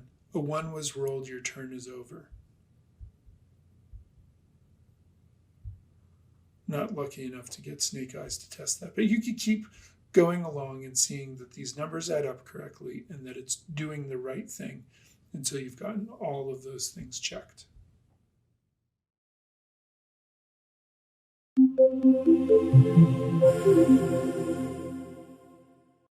Let's handle snake eyes first. So we'll fill out each of these if statements, but we'll do snake eyes first. So if we get a 2, let's deal with that. First thing we're going to do is add to the inner HTML of the game and say something that tells us that we got snake eyes. So let's do that so we can alert the player that they got snake eyes. So in here, game.innerHTML plus equals, because we're going to add to it, and something like, oh snap, let's close the paragraph first. Good practice there. Oh snap, you got snake eyes. Something like that. So that's going to just put a paragraph in there that has that. The next thing that happens is that the score for that player gets zeroed out. So game data dot score square bracket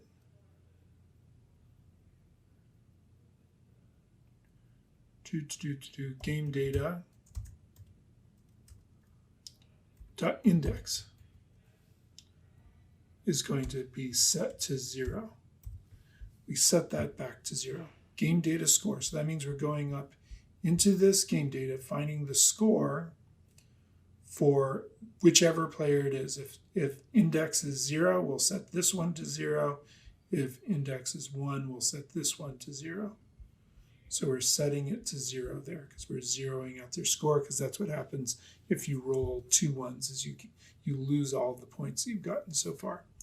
Then we need to switch players. And we could do this with an if statement. If index is 0, set it to 1. If it's 1, set it to 0. We could do an if-else statement there. But there's kind of a nice shortcut way of doing that. And that's using what's called the ternary operator. We see it over here. So I'm going to set game data index. So what happens here in a ternary operator is we evaluate whether or not this is true, game data.index. And remember, in JavaScript, 0 is false. And the game data index is either going to be 0 or 1. So if it's 0, then it's false, in which case we'll set it to 1. If index is true, if it's set to 1, then it's true, in which case we'll set it to 0.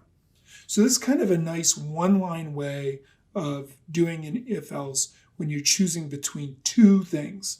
You can only choose between two things. If we had 3 players, this wouldn't work because we'd have to do some if-else statements for that. But with 2 players, we can just say it's either a 0 or a 1. If it's a 1, change it to 0. If it's a 0, change it to 1, like that. So it's kind of a nice one-line way of doing this. And our function's getting quite long, so anything we can do to shorten it up is kind of nice. So game data dot index question mark, and then in parentheses I'm going to put game data dot index equals 0. Because if this is true, I want to set it to 0. Or we use a colon here. Game data dot index equals 1. Because if it's false, if that's a 0, I want to set it to 1. Hopefully I did that right. Let me just go check real quick over here. Game data index question mark. Yep, looks right. 0 and 1. And then what we're going to do is we're going to wait a couple of seconds because we want this oh snap, snake eyes is rolled on the screen for a minute, or not a whole minute, but a few seconds, so that whoever is playing the game can actually see it appear. So I'm going to use set timeout to just wait 2 seconds before I run setup turn again, run the setup turn function again, which will put us back with the correct player. So let's go ahead and add that set timeout there.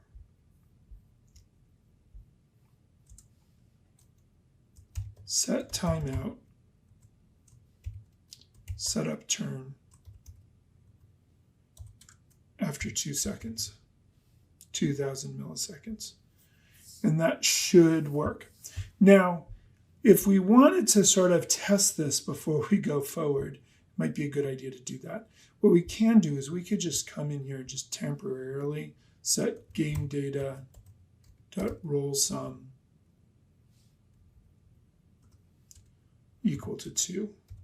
So no matter what we roll in this roll up here, this thing's going to get set back down to 2, and then this thing should run and change my player, wait 2 seconds and set up the turn. That way we don't have to sort of keep playing and rolling until we try to get 2 1s to pop up randomly in order to test this. So let's throw that in there and see what happens here. If I come over here and test this, I can run my first player, roll the dice. It comes up with 11, but then it waits 2 seconds and it says roll the dice for player 2. Let's try that again. Roll the dice for player 2. I roll the dice. I actually got a 1 that time, but it switched it to a 2. And now it says roll the dice for player 1. So you can see that it's actually changing the player, waiting 2 seconds and changing the player. So that's actually working, which is great. So I can come in here. This is going to really mess things up if I leave this here.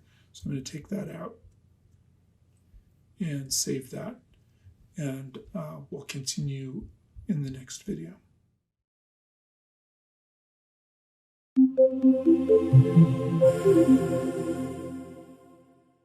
The next thing we're going to look at is if a 1 has been rolled. And to start with, we're going to swap the players right off the bat. If any 1 was rolled, if either of the two dice comes up a 1, then we're going to swap the player. So let's do that first, because that's just using the ternary operator again. So let's come back here and get this ternary operator here. You can just copy and paste it and stick it down here in place of that console log. And again, what that does is it sees what the value of index is, and it determines if this statement comes back true or not. And remember, index is either going to be a 0 or a 1. If it's a 0, it's false. If it's a 1, it's true, because remember, truthy and falsy in JavaScript. So a 0 in JavaScript is falsy. So if it's false, then it's going to do this. It's going to switch it to a 1. If it's true, then it's going to switch it to a 0. So, and again, up here I have a page loaded from the MDN web docs that will talk more about the ternary operator. So if you're more curious about this particular expression in JavaScript, or this operator in JavaScript, it's worth taking a look at this page here. Okay, so we've got that. The next thing we need to do is just set the game index. We're going to add to that. Instead of adding, oh, you rolled snake eyes, we're going to say, sorry, one of your rolls was a 1, switching to the other player. So let's go ahead and put that thing in there, and then we'll set up the turn again. And that's basically all we need for this else if here. So in here, game.innerHTML plus equals, and we're going to use our tick marks again, the semicolon, and in here we're going to add a paragraph P.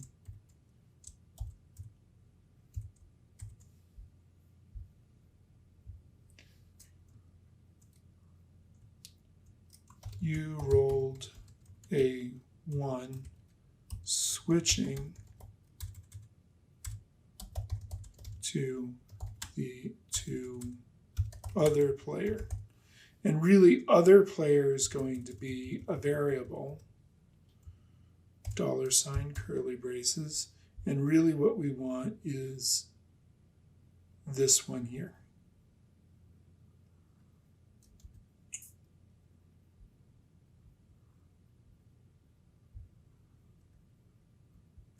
And this is the reason why we wanted to do this line first, because we just switched that index. If we were on player 1, now the index is set to the other player. So this will just say, if we were on player 1, this will just say player 2. If we were on player 2 here, this will say player 1. So that kind of goes back and forth. And then down here, we just need to set timeout and run setup turn again. And that will work. That should work just fine.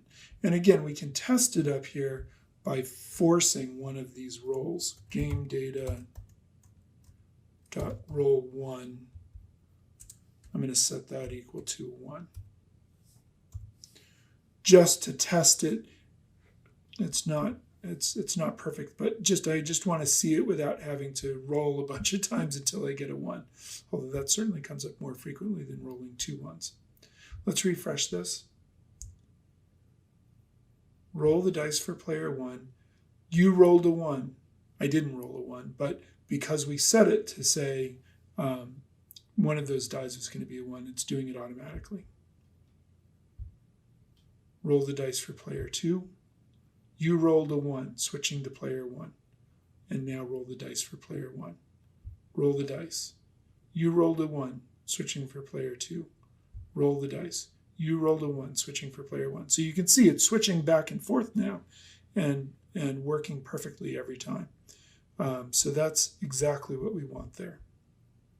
So we want to come back and remove this from here, because that will really screw things up later if we forget to do that. Okay, great. So we've gotten both the situations for what happens if you roll 2 ones, or if either of the dice come up a 1. We've gotten those sussed out.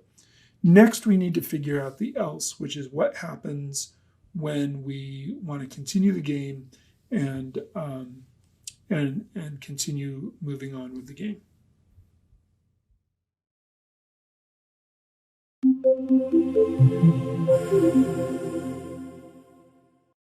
The next thing we need to look at is the final else statement, which will happen if you throw the dice and no ones are rolled.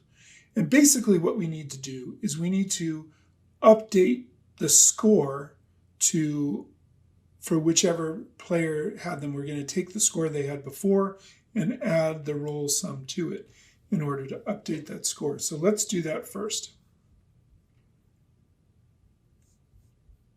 So we're going to get rid of this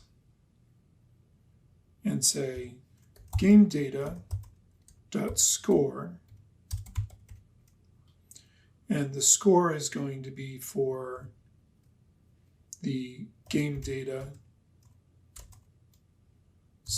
dot player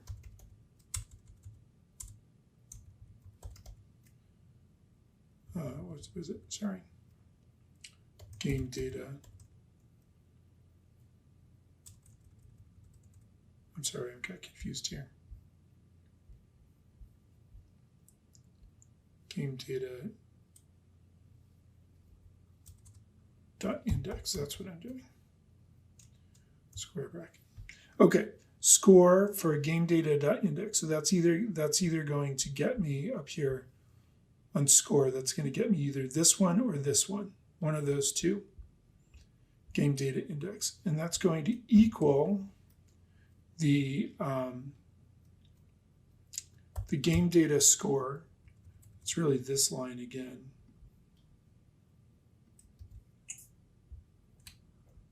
Plus game data square bracket, no, game data dot roll sum.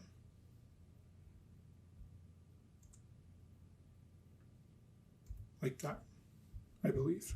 Let me check over here, make sure I did that right. Game data index plus game data roll sum, correct. Okay, from there, what we need is to set the action area and create 2 buttons in there. So that action area is going to get set with 2 buttons, one for rolling again or for passing. So let's go ahead and do that. And that's just simple HTML that we're letting JavaScript generate there. So action area dot inner HTML equals open and close quote there. I'm going to have a button, close button. We'll call that roll again. And it's going to have an ID equals quote, quote, roll again. Something like that. So there's that. Or we're going to do another button, open and close it, and in there put pass, and that one's going to have an ID equals quote pass. So you notice how I do that from the inside out for even typing this stuff, because that will keep me from making mistakes. That'll help me from making mistakes. I might still make mistakes, but that'll help. Okay, so we're going to set that, and then we need two event listeners for each of those things. So I'm going to have an event listener document get element by ID roll again, and that's going to have an add event listener. I'm listening for a click, and when you click the button, we're going to run a function.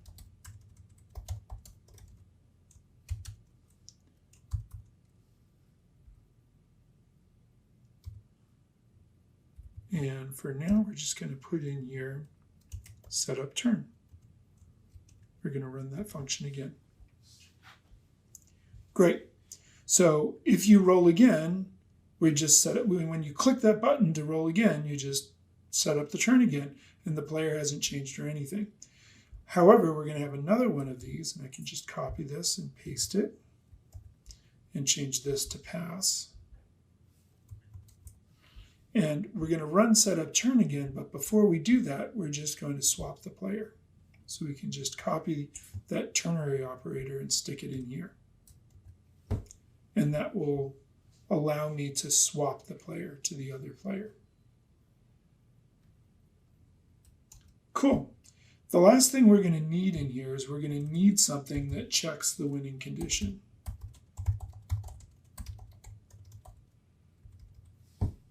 So we'll check the winning condition in here as well, but we'll do that later. For right now, let's just test this out and see if it works. Come over here, refresh the page, pick my player. When I roll the dice, I get a 2 and a 6. That adds up to 8. I don't have any scoring going on down here yet, but I can choose roll again. And it says roll the dice for player 1. And now I got a 1 and a 3. You rolled a 1, switching to player 2. Roll the dice. I get a 2 and a 4. I can click roll again. And I'm still on player 2, and I can roll the dice again.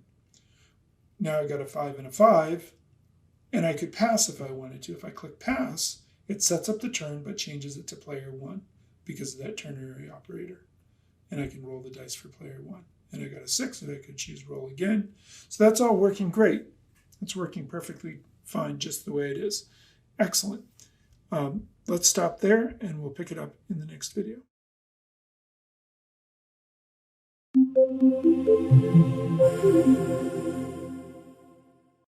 The third major function we need is the function that checks for a winning condition.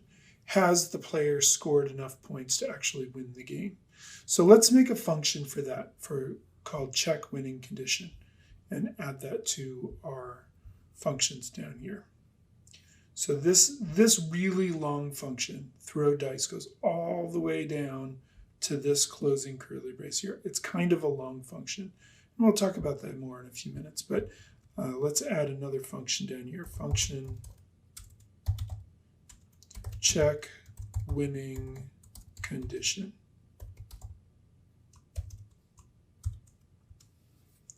And this function is going to have an if-else statement in it. The if statement's going to handle with what happens if you have actually achieved the winning condition. So if, winning condition met, or else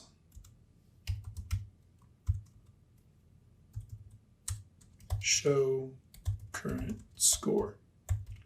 So if we haven't won, we at least ought to know, well, how far along are we? How close are we to winning? So it's going to do those two things. So to check the winning condition, we really just need to get this player's score. Get that player's score.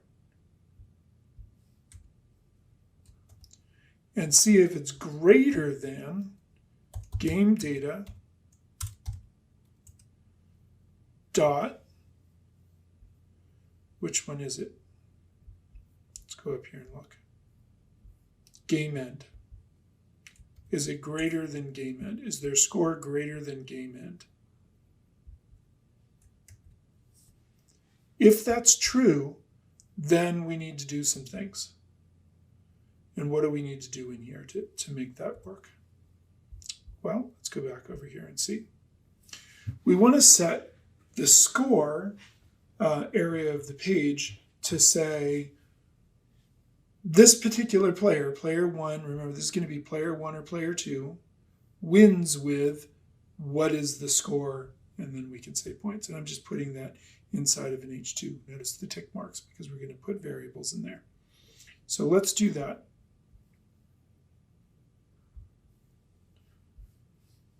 Score.innerHTML equals, quote, we use tick marks there actually, tick marks, semicolon, H2, close the H2. Make sure you type it this way. It'll be much better for you if you do. Player X wins with X points. Something like that. But player X is going to be a variable. So we're going to do $, curly braces, and in there we're going to say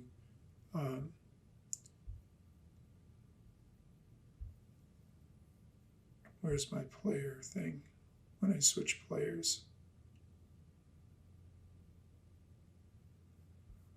It's up here. Game data players, this one here. Rather than typing, it's nice to copy and paste. So stick that in there. So that's going to be either player 1 or player 2. Wins with X points. So that's going to be another variable there. Curly braces, $, curly braces.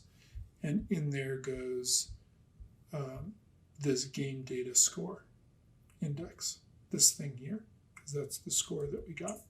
So I'm just going to stick that in there. Whoops. Didn't mean to click on that. So that goes inside the H2. That's great. What else do we need to do? I'm going to clear out the action area, and then I'm going to get element by ID quit. That button that's up at the top of the page, I'm going to set its inner HTML to start a new game. So let's just do that.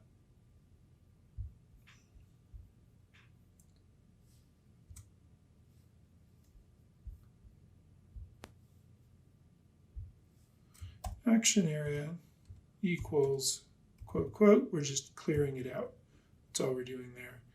And then we're going to say document.getElement by ID, quit. So that button there, I'm going to say it's inner HTML. It's going to be start a new game. Something like that. So that once we've won, we can start a new game. Cool. So that's the if statement that will check to see if the game has won. We will start a new game. In the next video, we will fill out the show current score section of this function.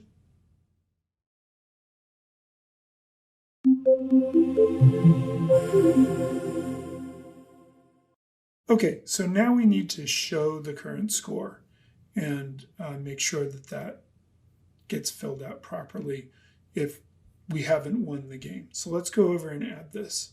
So basically we're going to set the score areas inner HTML to a paragraph that shows the scores of both players.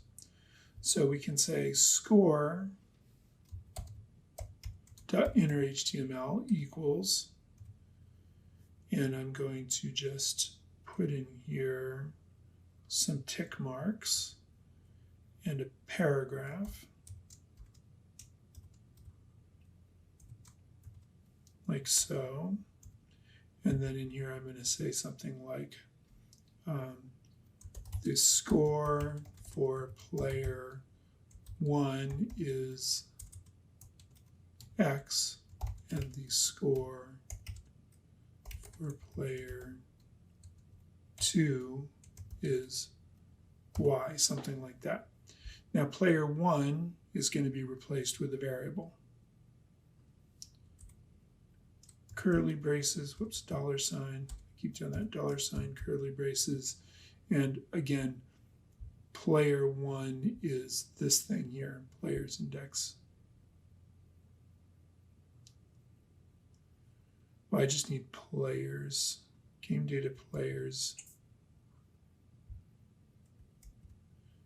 square bracket 0 is going to be something.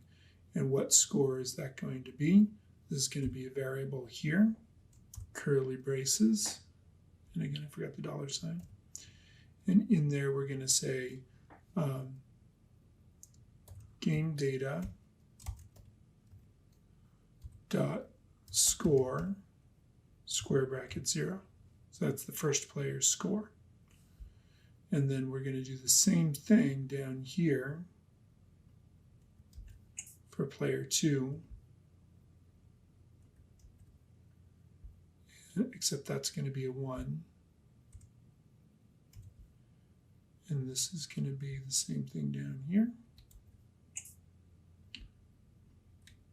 except that's going to be a 1.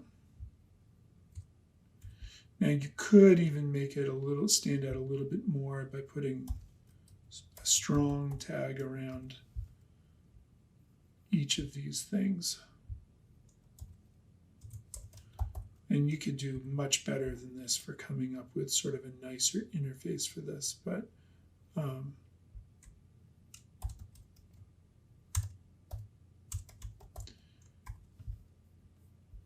this will take care of us for the moment. There we go.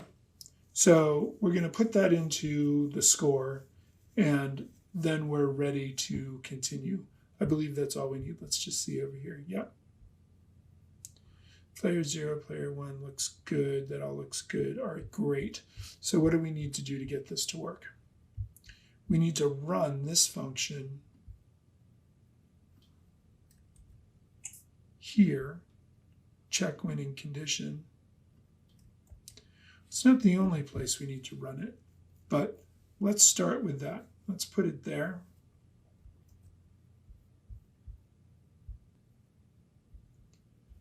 Let's test this. Make sure you save the file, and I'm going to come over here and refresh my page and start my game.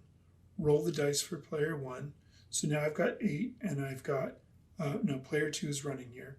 And you can see that the score got added up.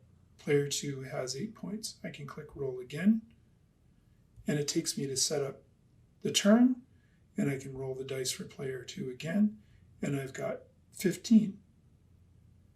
Okay, so if player 2 has 15, I could roll again, roll the dice again, it takes me to set up turn. Now I've got 25, and if I get 5 or more, we should have the end of the game, and that should trigger it. So let's see what happens. Roll the dice, and player 2 wins with 33 points. And now up here I have start a new game. It still says roll again or pass, so that's something that needs to be dealt with. But we can start a new game up here. What happens if I click roll again? Now I've got an error up here. So that's something that we need to deal with here. Roll the dice. What if I choose pass? If I choose pass, it says roll the dice for player 1. Roll the dice. And now I get a 1, so it's going to wait 2 seconds and set up for player 2, and I can roll the dice for player 2. So there are a couple things that we want to fix here. And one of them that's less obvious because we haven't done it yet, but if you roll 2 1s, you also need to fix that there as well, so that because that's going to change the score. So we want to show the score if you roll 2 1s. So let's go back to our code over here. And I want to run check winning condition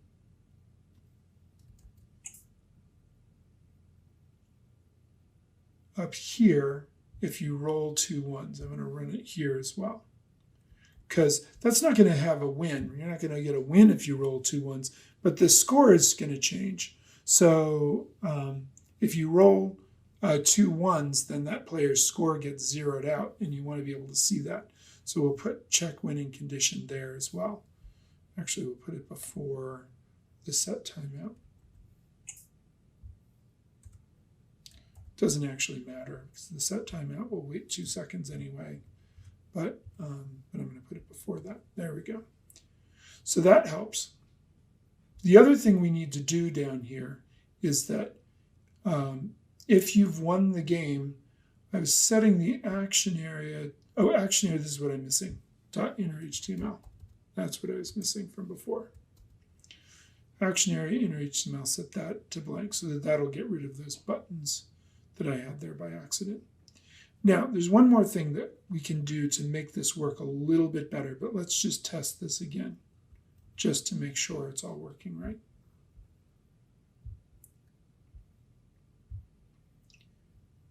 Roll the dice, roll again, and that's working. And then, okay, we got switched to the other player. Oops, got switched back. Poor player 1 is still at 0. We're rolling lots of 1s here, just by pure random luck. Kind of nice if we rolled a double 1.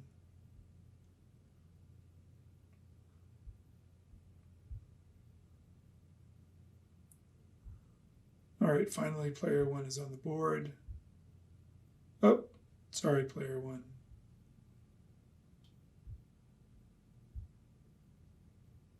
And if we roll again, oh, no, got switched again. There we go. Player 1 got snake eyes, so he got set back to 0. Player 1's having a bad game, and player 2 wins.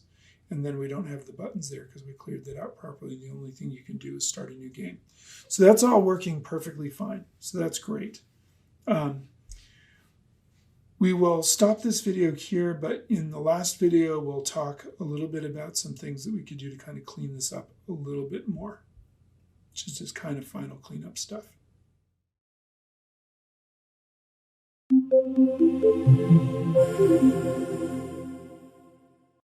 Okay, the game is working, and that's great. Everything is working the way it should, so that's excellent. But there's one thing that I would like you to notice, which is that when you roll the dice for the player, when you roll again, it's going to set up turn, which says roll the dice for player 1. But it'd be kind of nice if, whoops, I got snake eyes there. It'd be kind of nice if when I roll the dice again, if I click roll again, it just rolls them again. I don't really need to go back to the setup turn at this point. I could just roll the dice again. So what could we do about that? What if down here in the in here, when we go to roll again, instead of doing setup turn, we just run this function.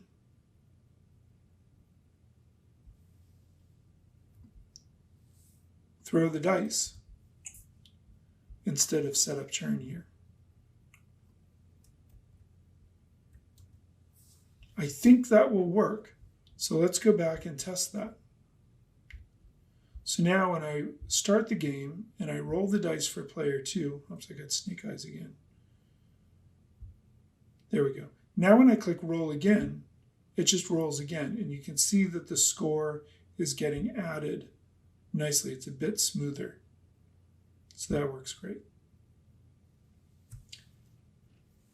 Okay, so there's that. That's working pretty well. And that's great. A couple other things to clean up. This thing here is really long, and you could turn it into a separate little helper function. I don't know if it's really necessary, but you could make a function called show current score and make sure you put it in the winning condition, and you could move it also into the if statement for the throw dice. We could put it in a couple of different places here. So let's go ahead and do this just to see, just kind of like a little helper function here. So I'm going to say function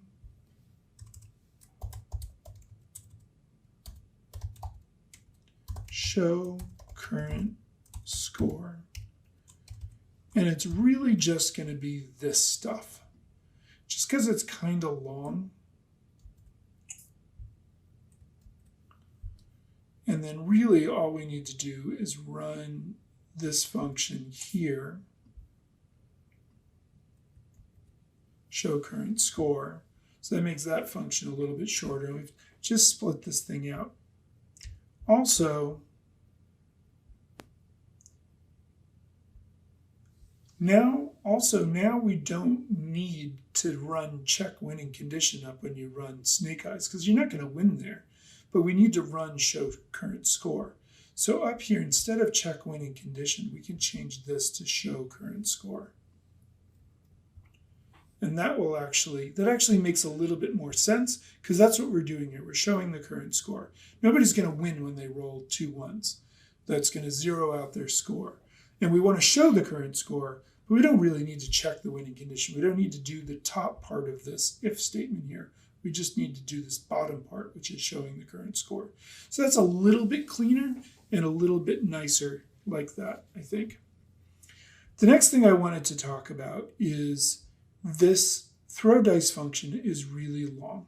Now, you could potentially break out these if statements into separate little helper functions to get it to be a little bit shorter. Since none of this stuff is going to be used more than once, there's not really a huge reason to do so. So I'm going to leave it the way it is. But you could think about what you would do to create little helper functions like this one down here and run them in these if-else statements. Basically, you'd pull the guts out and put them in their own separate functions. And you might want to try it just to kind of get used to working with that kind of idea.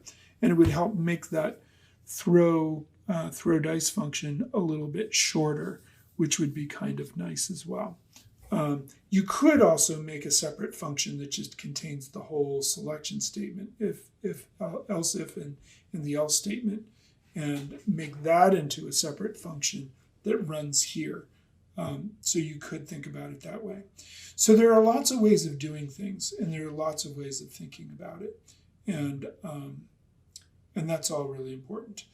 The next thing to do is to apply some of our best practices to this, which would be to create a separate script file, because now we've got a bunch of JavaScript at the bottom of the page. It's probably a good idea to make a new file here and call it script.js. And on that file, we could take all of our script from the top here, all the way down to the bottom of the script tag here, cut it, and stick it on that script tag over there. And in fact, I'm going to put in my immediately invoked function here. So I'm going to have parentheses, and in there I'm going to run a function which has its own parentheses and its own curly braces and a set of parentheses after that and a semicolon. And then I'm going to click between the curly braces and move that down and add my use strict directive to make sure I didn't screw up on any of my variables, and then paste everything in. So that puts everything in there. And then you could go through and you could change all of these to const. Const. And in fact, in this entire script, all of the var declarations can be const, I think. Even the game data, where the actual data changes, but the actual function, the actual variable doesn't change. So that can be const as well. And then down here, do we have any other ones? I think that might be all of them. Yeah, that's all of them. I think that should work. So we save that, and then we come over here and we move this up.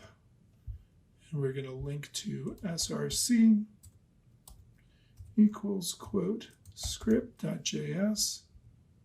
Whoops. Script.js, there we go. And you could move this up to the top of the page with the defer attribute on there as well. Let's just test this to make sure I didn't screw anything up. And it looks like everything's going to work. And it's all working just fine.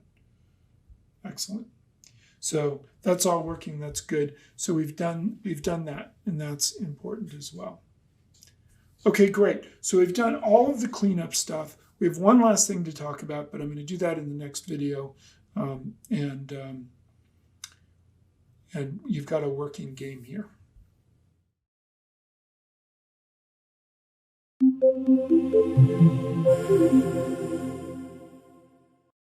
Extending the game.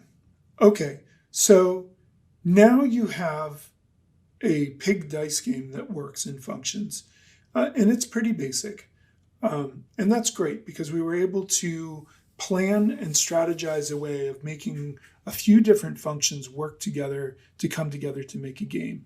And that's definitely more complex than any of the scripts that we've done in the first course of the specialization or the second course of the specialization. This is, it's a good sort of medium place to be in terms of creating a more complicated script. But the game itself could be extended in lots of different ways. And my hope is that you will take this and run with it and do some interesting things with it. And I've given you some ideas for some things that you could do that are not too hard and some that are more challenging if you really want to try to do them.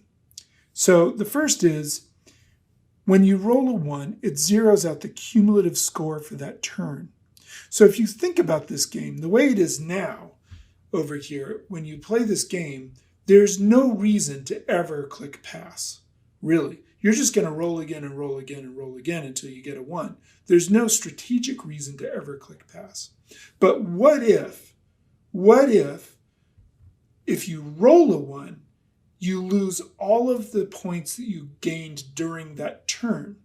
Remember, rolling 2 1s loses all the points you've got in the game so far. But rolling 1 1 could lose all the points you've gained for that turn. So if you've got a couple big rolls in there, you've rolled a 9, you've rolled a 12 or whatever, now pass could be strategically something that you want to do. Again, it's still just dumb luck as to whether you're going to win or lose, but pass could be more strategic. So if you were going to do that, if you were going to add that feature into this game, what would you need to do? What would you need to add? I don't think it would be all that difficult. I think you could go back to your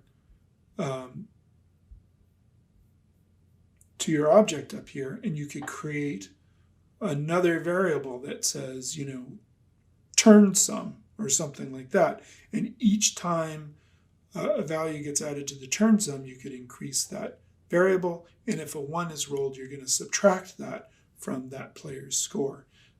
So that they lose those points for that turn. So just by adding one more property into game data, you could add that feature in fairly easily. You just have to remember to update the rules. But that's just one way of updating this game. There are other easy ways. You could make some better graphics or a better interface, make it look nicer, make it clearer whose turn it is and what the score is. None of this stuff is working terribly well over here for what I have so far. It's okay, but it's certainly not great. You can make it much better. So that's something you could do. That doesn't even involve a lot of programming. That's really just design work. You could create form fields for the player's name so that instead of player 1 and player 2, that when you start the game, when you click start, you could, instead of randomly pick a player, you could actually enter in, you could have form fields here, player 1 and player 2. Add those form fields in there. And again, you would need to update your, you could, replace these things here with the names that somebody types into the field so that it's not just player 1 and player 2. So you could do that kind of thing. That would be more challenging, but would be kind of a fun thing to do. Okay. You could replace the dice with cards. There's no reason why it has to be dice. You could make a cool card game. There's no reason that it has to be 1 to 6. You could have 20 possible cards for each person and have more values. What would you need to change in order to do that? You could allow the player to set a threshold for what wins the game. Right now it's set to 30, which isn't very much, and you could just manually up it to 100. But what if when you start the game you have a field that says, or it could even be a drop-down field for 30, 50, 100, whatever you want, and the player picks what the threshold for winning is going to be for that game. You could do that. That would be an easy thing to add into the game. And again, it's just updating the data in that game data object at the top of the game. Okay, and then there's some more challenging ways to extend the game. You could add more players. What if you had 3 players or 4 players? Or what if you could choose how many players you wanted to have playing the game? What would you have to add in order to do that? That's a bit more complex because now that game index thing at the top of the page needs to be different. This needs to work differently because it's not going to just be a 0 or a 1. And our ternary operators are no longer going to work because those will only handle 2 values, either a 1 or a 0. But you could certainly do it. That wouldn't be that hard. That would be something more to do. You could add more dice. What if you had more than 2 dice? What if you had 3 or 4? You could add other conditions that affect the game score. So what if somebody rolls 2 6s? What happens then? Maybe their score doubles. I don't know. You could do all kinds of fun things with these. And there are lots of other ways that you could think of to come up with extending this game. And that's your next job, is to really think about some things that you could do to extend this game and make it a more interesting, better game. And I look forward to seeing what people post on the discussion board. I'll check in from time to time and see what sort of excellent versions people have made of the pig game.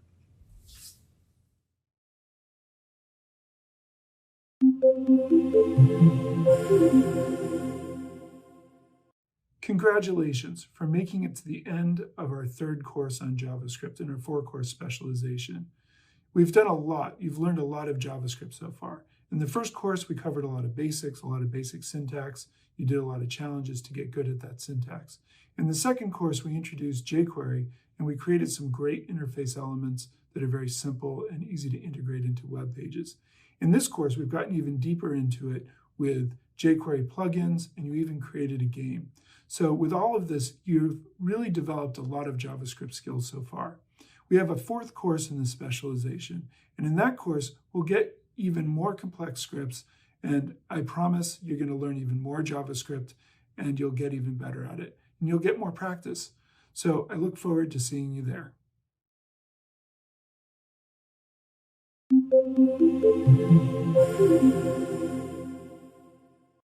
Hello, and welcome to our 4th course in our 4-course specialization in JavaScript. Congratulations for making it this far.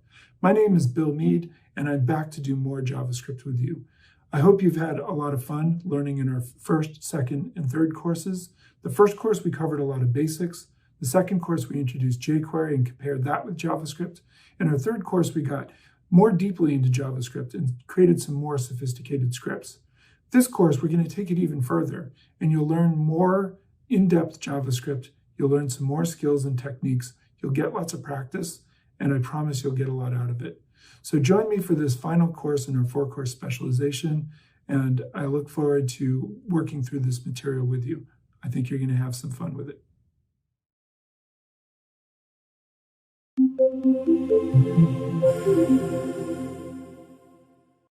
Hello, and welcome to the 1st module in our 4th course on JavaScript. In this module, we'll look at forms in HTML and how to get data out of forms and process it and validate it.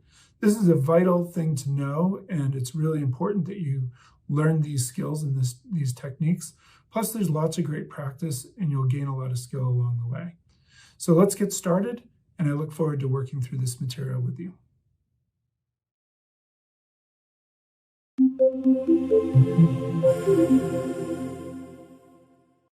Basic HTML form elements.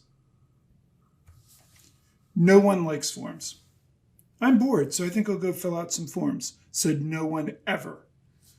No one enjoys making forms or filling them out for that matter, but they do remain one of the main pieces of interactivity on the web or in digital products of any sort. It's one of the main ways that we collect data from users. And poorly designed forms can lead to very frustrated users. If you've had to fill out a job application recently, you've probably come across a poorly designed form. They can be very frustrating. And if people don't take care to design them properly, then it becomes much, much worse. And as we go forward in this course, we'll be looking at how we can collect data from users and what we can do to make sure that we're getting the correct data from users, and looking at ways in which we can improve the user experience by designing forms properly. So let's get started with that. To start a form, we would start with a form element in HTML. And usually there are two attributes that go with the form element. One is the method, which would either be set to post or get generally. And that has to do with how the data is sent. And we'll explore that more later, exactly what that means. And then the action is the file that the form data is going to be sent to. It could be a PHP file, like I have processor.php here. That file isn't going to exist in our project, but that would be where the browser would think, okay, when somebody submits this form, that's where it's going to go. And we're going to send the form data to processor.php. So it could be a PHP file. It could be a Perl file. It could be any sort of server-side file that's going to take that data and then do something with it, like send it in an email to somebody or put it in a database or process it in some other way. So those are the basics. And what I recommend you do is just make a folder on your desktop, a directory in your desktop, and open it up in Visual Studio Code. I have a directory called Form Basics that I created, and I'm going to make a file in it called index.html. And just to get used to creating these basic form elements, I'm going to just create a basic form here. It's not going to have a lot of styling, but we can see exactly how these elements get rendered with the default styling in our web browser. So to get started, I'm going to use an exclamation point and press Tab to generate my starting HTML here. I'm going to just call this Form Basics. And then down here, I'm just going to add maybe an H1. Form Basics. And then I'm going to add a form tag. Form. And it opens and closes. And I'm going to set the method to post. Now, it doesn't matter what order these attributes go in. You could set the method first or the action first, or you could, we're not going to actually process these forms. You could leave off the action altogether, but I'm going to put it in equals processor.php, something like that. Okay, so now I have the start of a form element on my page. I'm going to save that. I'm going to come over to here and just open a new tab and open this up in my tab here. Okay, so I've opened up my index.html and it just says form basics, and there's a form here, but there's nothing in it, so it doesn't show anything. All right, great. From there, let's move forward and see what we can do with this. First, I'm going to add a text field for someone's first name. So let's take a look at how we do that. I'm going to add an input. And the input element is self-closing. So there's no closing one with a slash. It's self-closing. And I need to add a type attribute because there are a number of different types of inputs. And I'm going to just start with text, just the most basic input, text input. And then you could add an ID, fname for first name. You could add a name attribute, fname. The name attribute is important if you're sending the form data to a file like processor.php that's going to process the file, process the form, because the way this processor.php would recognize this data is through the name attribute.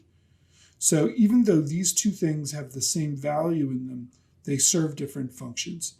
This one gives this particular field or input an ID that I can target specifically with JavaScript and with JavaScript or that kind of thing. And this one is something that I would need when the data gets sent through. And these are the basic attributes that I need, but there are other attributes you could add. You could add a value. That will show up as a default value in that field. If I come back over here and refresh this, you'll see it'll show up as a default value in there. You could add a tab order. So if you have your fields set up arranged in a certain way and you want people to be able to tab through them in a certain way, you could add a tab order.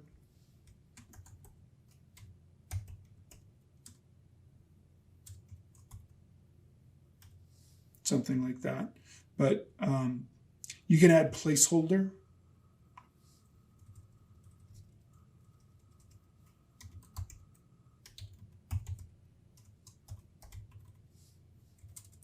The difference between placeholder and value is that placeholder will simply put in some text, and as soon as I click in there, I can start typing something else where it's not actual content of the field. So these are some of the different attributes you could put in there.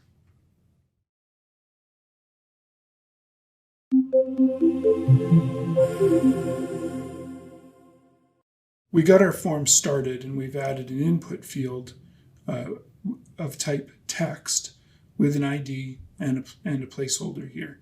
Now we could also add a label, and labels are how people know what sort of data is supposed to go in each field. So we'd use the label element like so. First name. The label element gets a for attribute. For equals quote fname. Now this for attribute connects very directly with the ID so that our browser knows that this label goes with this field and it connects to the ID. We might also have a name attribute of fname. That may be important for us, but specifically, and these may have the same value in here, but specifically this attribute is talking specifically to this attribute. They're connected to each other. In fact, we can test this over here.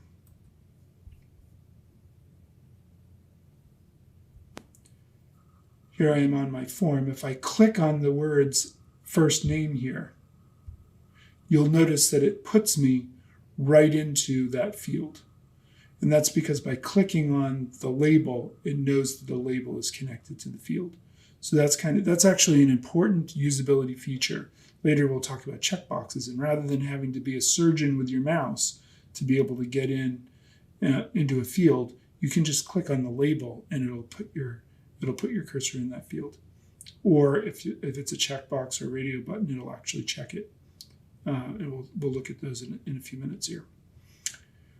So that's one way of working with labels. There's an alternative syntax to labels, which is you can not use the attribute and instead surround the entire text input with the label tag so that the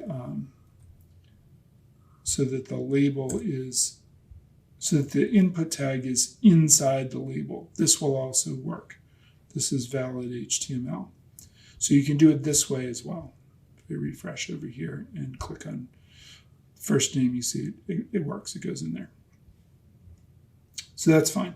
But you're more likely to see it the other way around, like this, with the for attribute. Partially because it makes it easier for styling if these two elements are separate. If you wrap it inside the label, then it can be a little bit more work to get the styling to work the way you want it to work.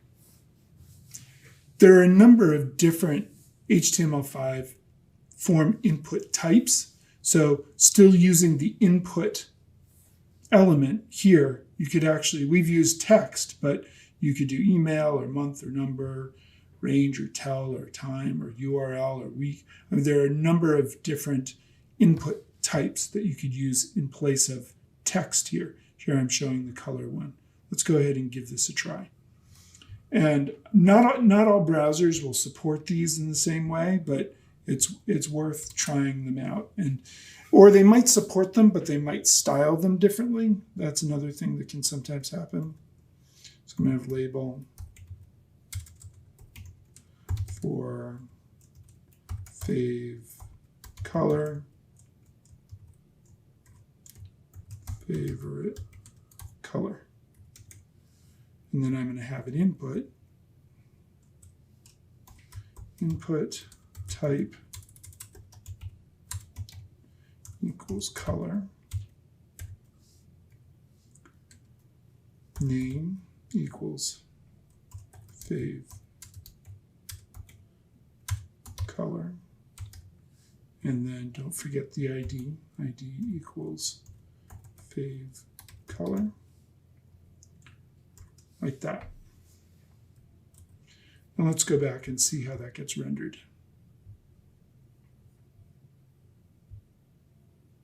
So now I have favorite color. I click on this thing and it gives me this interface element here.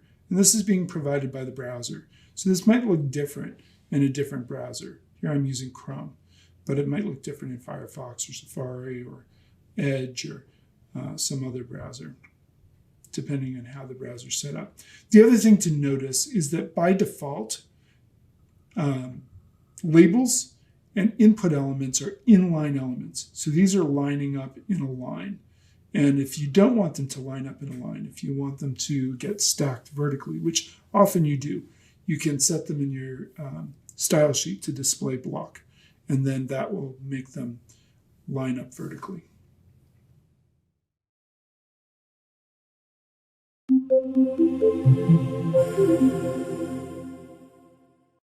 Let's talk about radio button input types. For radio buttons and checkboxes, it's considered better practice to put the label after the input element. Notice the name attribute for the two radio buttons match. Name, spam. That puts them as a set so that only one of the two can be checked. And then the attribute down here checked makes this one checked by default. So let's go ahead and give this a try over on our code. I'm just going to add these on in here. So input type equals radio, like that. And name equals spam. And ID equals spam, yes. And value equals yes. You have to add a value on these because when they get sent to the server, you need to know which group it is. You need to know which what the value of the particular input that was checked is. So that value needs to be set there. And then I'm going to add a label. Do you want spam? We all love extra email. And the label, again, is going to connect to the ID for spam, yes. So that's one. I'm going to copy it and just paste it to make the next one. And this one's going to be spam, no. The value is going to be no. And this one down here is going to be no. Do you want spam? Yes and no. Or you could put, let's say, yes, send me spam.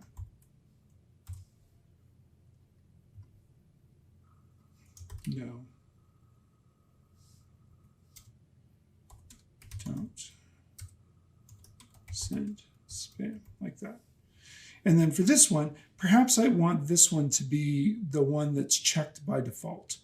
I can put checked. And then let's give this a try. coming back to my form here, you can see I've got two radio buttons. Because they are a set, they both have the same name, you can only check one of the two. But this one comes up checked by default. One quick final thing about this attribute checked. This is a shortcut for checked equals quote checked.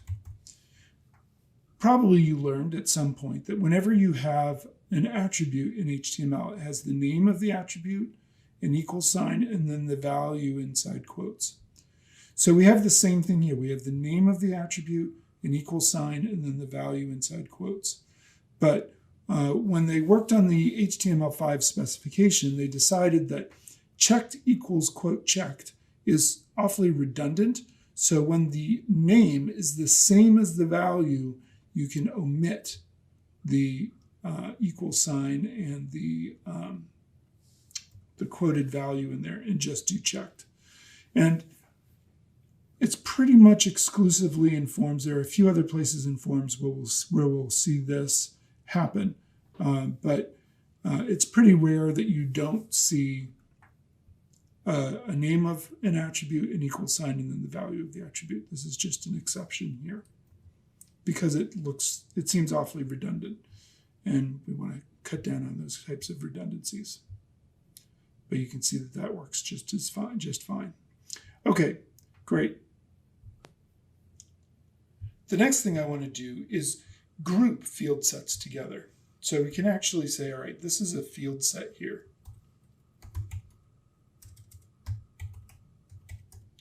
Field set. So I'm going to group them together like so.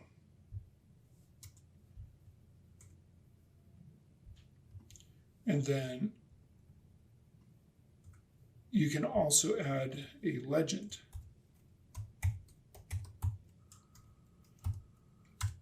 Do you want spam? Yes, send me spam. No, don't send me spam. So I can save that and come back here and test it, and you'll see now I have a field set. The field set can be styled with CSS the same way any other element can be styled. By default, it puts this square box around here, but you can get rid of that and style it any way you like.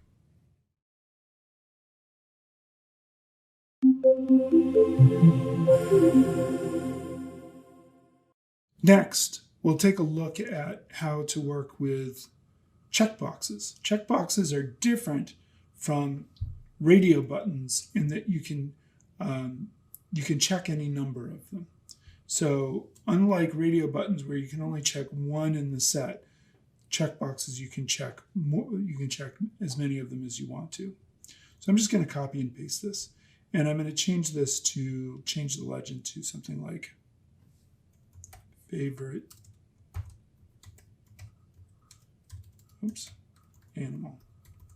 I'm having a hard time with spelling today. And instead of radio, I'm going to change this to checkbox.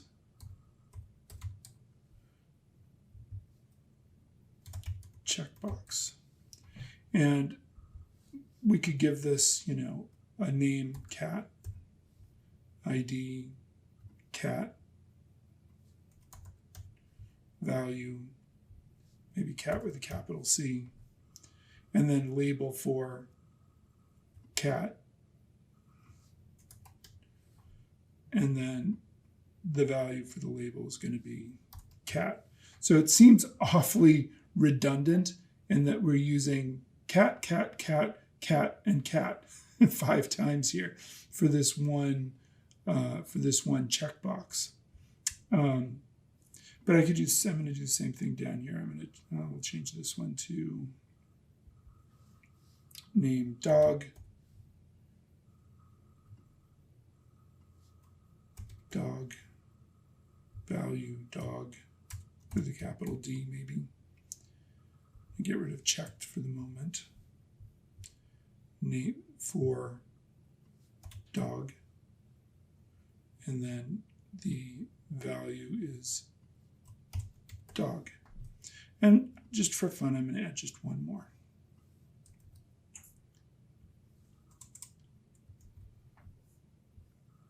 name llama,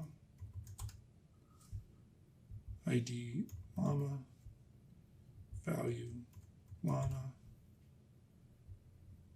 for llama, and llama. If we come back and test this,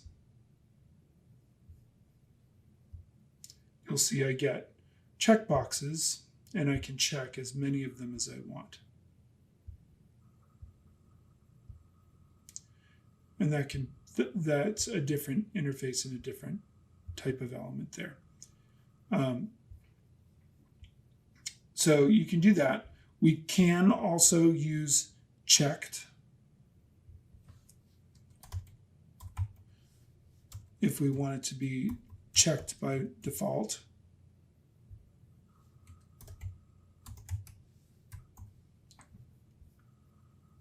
So now if I refresh, both of those should come up checked, so you can do that. The final thing that's worth mentioning about checkboxes is, unlike the radio buttons that have the names set to the same value, notice these names are set to different values. If you want these to be treated in the PHP backend as an array, you can do it like this. Oops, square brackets. If I name them all animal with square brackets, then it will be treated on the back end when PHP gets the file as an array that you can loop through and work with as a group of items. Sometimes that's useful on the back end, and that's one way it works with PHP. I'm not sure about other languages that will process forms, but in PHP you can do that. And so these are now would be sent through to the processor.php as an array of items, some of which may be checked and some of which may not be sent as values in that array. But you can do it that way in PHP. Let's look quickly at select lists, which is another way of collecting data and can be very useful in forms. So here in select lists, we can have a label, and then the select gets the name and the ID, and then we can have options, and we can set values for these options within the select list. So type one of these out to see what this feels like. So down here, I'm going to make, after my field set here, I'm going to make a label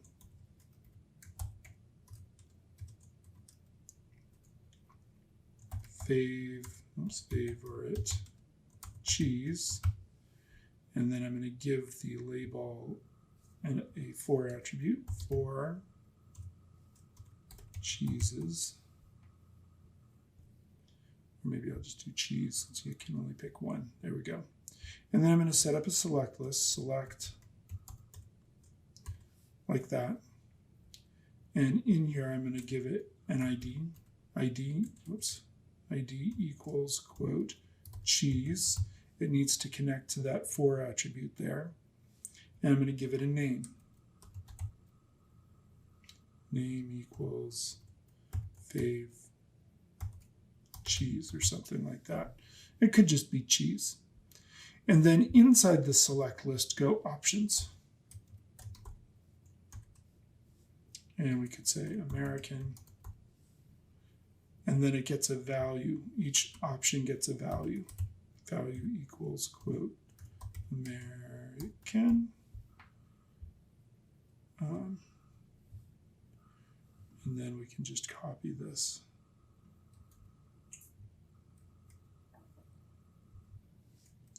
Swiss.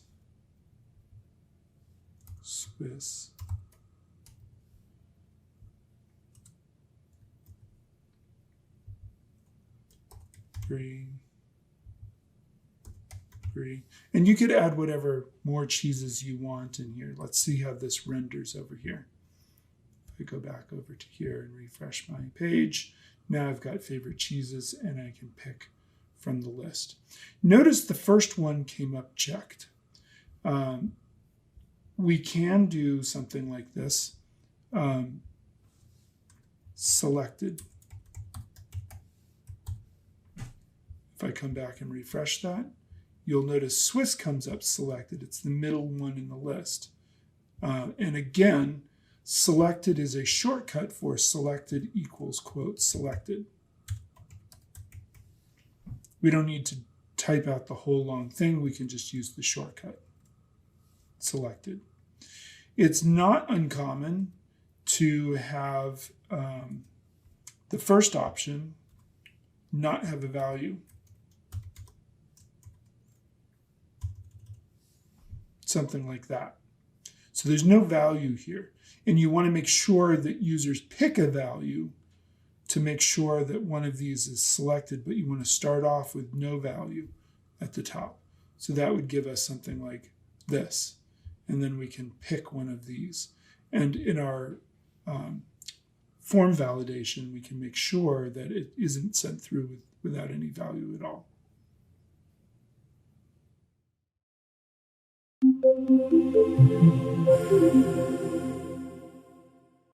Next, we'll look at using text area elements. So let's take a look at this. Text area elements are a little bit different from input elements. First, they have an open and closing tag, whereas the input elements are self-closing. Secondly, you need this rows and calls attributes here, which seems a little strange because it affects the way the field is rendered in the browser. And usually that stuff is done in CSS. But you can override that in CSS.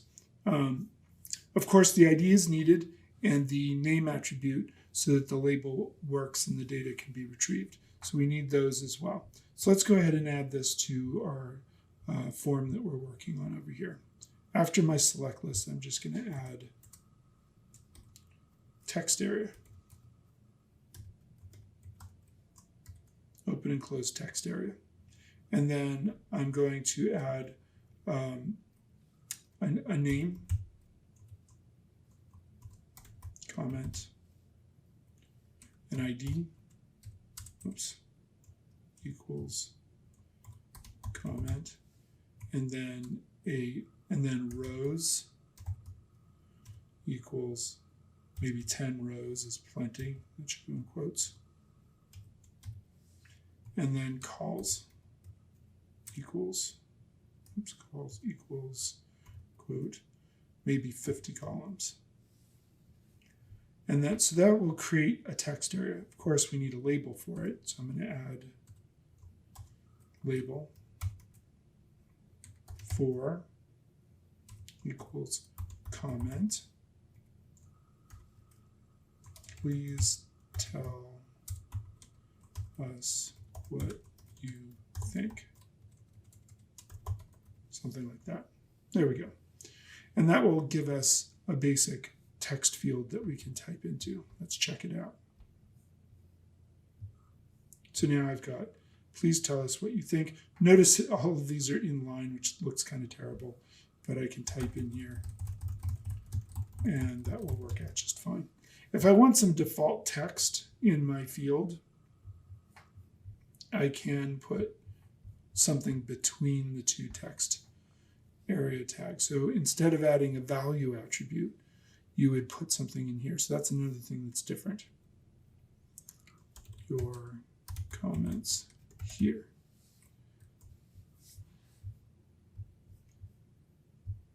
Now that's actual content that you could come in and change. That's different than a placeholder. So don't forget, placeholders are better for placeholder text. So if I wanted to put your comments here, that might be better to put inside of a placeholder attribute.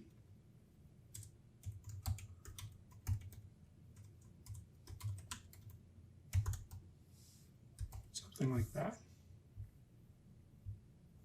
Now, when I click here, I can just start typing and that'll go away. I don't have to select it. It's not actual content in the field.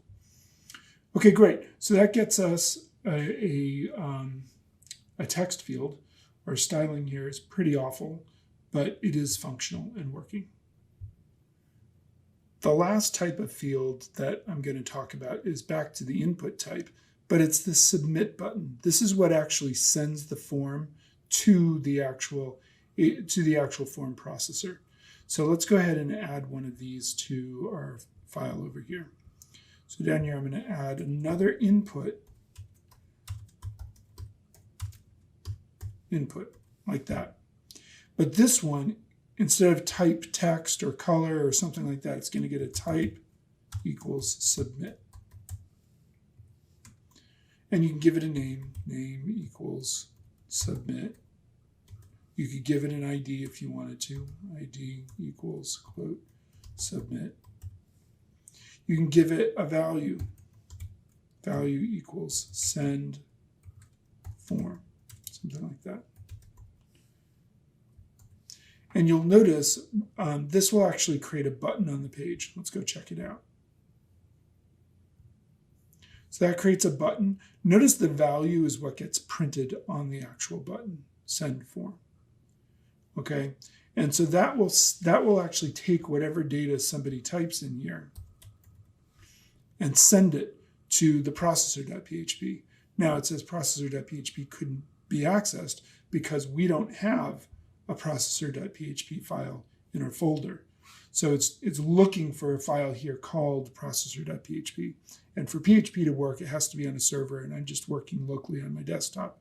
So it wouldn't even work if I had one. But if we put this up on a server and the server had a processor.php file here, we could actually capture this data and do something with it. And that would be kind of an important thing to be able to do. Now, there are a couple other things you can do to submit forms. You can also use input type image. So if you want to set an image as a button instead of the having the browser render a button like this one, you can actually use an image there.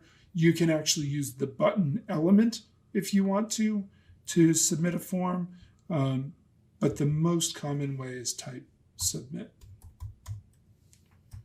It's the most common way. And then secondly, you could also add an input type reset if you wanted to put a button on the page that will empty out the form. Generally, it's considered bad practice these days to use reset buttons. I mean, it's not very often that somebody fills out an entire form and then says, you know what, I'd really kind of want to do that again. So I'm going to just click reset and fill it out again just for fun. So we don't use reset buttons much these days in the web, but they do exist.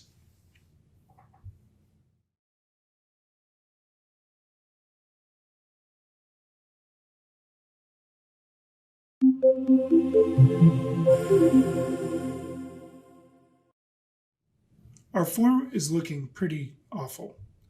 It works, but the styling is just terrible. So let's add a little bit of styling just to clean it up. And you can spend a lot of time styling forms, but I'm just going to do a little bit here to kind of help things out. So I could link an external style sheet here, but I'm just going to add style tags to just do something kind of quick here. And in the style tags, I might add something like input, comma, label. So this will apply to both of these display block. And that will help with the display of the form considerably, because instead of having everything go in line, except these field sets, which are block elements by default, that will make all the labels and the input elements turn into block elements like that. And that really helps quite a bit. Now they're all kind of squinched up together. So what we could do from here is add a little bit of margin on the bottom of maybe the input elements. So we might do something like this. Input, margin bottom, 15px or something like that. And see what that does. Now it's starting to get a little bit better. This looks kind of funny in here.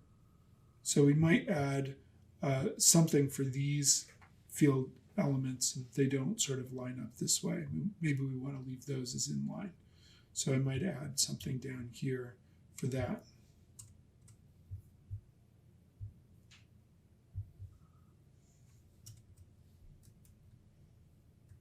Field set input, field set label. So if the field is inside of a field set in this case, I'm going to set them back to display inline so that those look a little bit better. And there we go. Those are lining up much better. And we could do a lot, again, with forms to really help them improve the way they look. We can do a lot with styling of forms. You can spend a long time getting forms to look the way you want. And that's an important thing to be able to do. But even with just a few styles, you can do a lot to improve the overall look of a form. And that's really great. Now, the next thing is we can also, in our forms, we can require elements. So we're going to talk more about form validation in our next lesson, because that's kind of our next important topic. But what I can put in here is I could put something like required. So I have to spell it right. Required. And that, again, is short for required equals quote required. And what that'll do is it'll make it so that when I try to submit this form, if I don't put something in here, and currently that's just a placeholder text field, if I click send form, it will say, please fill out this field. Now, this is being provided by the Chrome browser, and different browsers will support this in different ways and put different styling for this kind of thing. But it's important to note that it's there. Of course, I don't have an actual form processor, so if I do fill out that field, it's going to try to send it, and it doesn't have anywhere to go.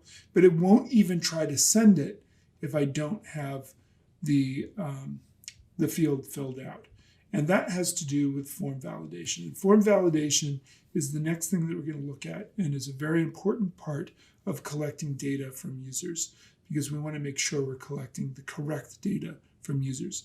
We want to make sure for ourselves and that we're protecting our backend from bad data, and we want to make sure for our users so that they're filling out the forms properly and they're having a good user experience on the front end as well.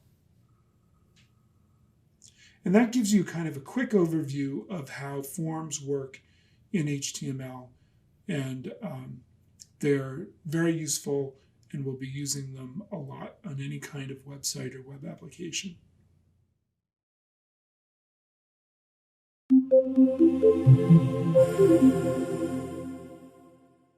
Form validation basics: built-in browser validation, JavaScript and jQuery validation options.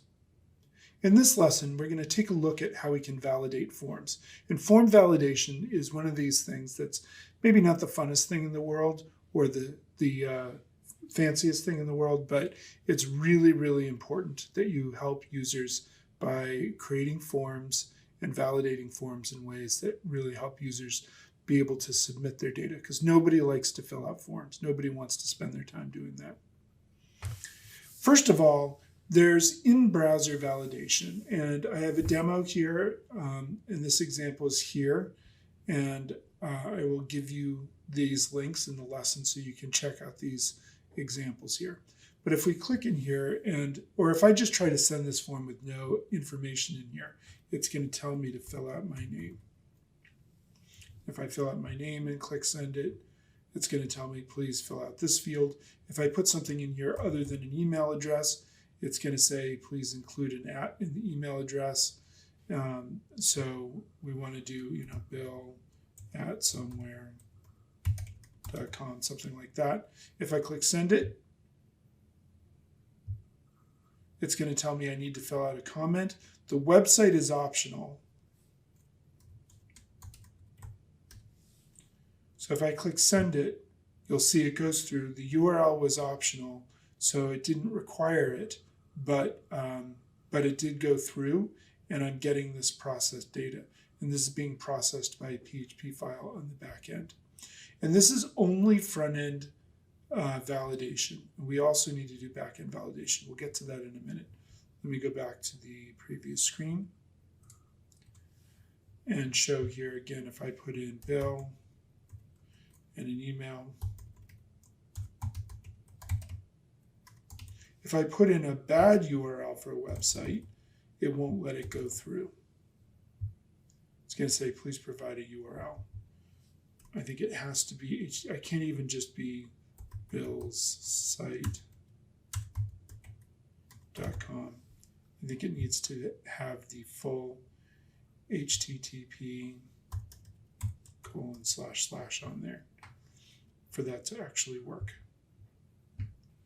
And now finally that's going through. So this is just using front-end browser validation and validation provided by the browser. So if we go look at these files, and I'll provide these files for you to check out.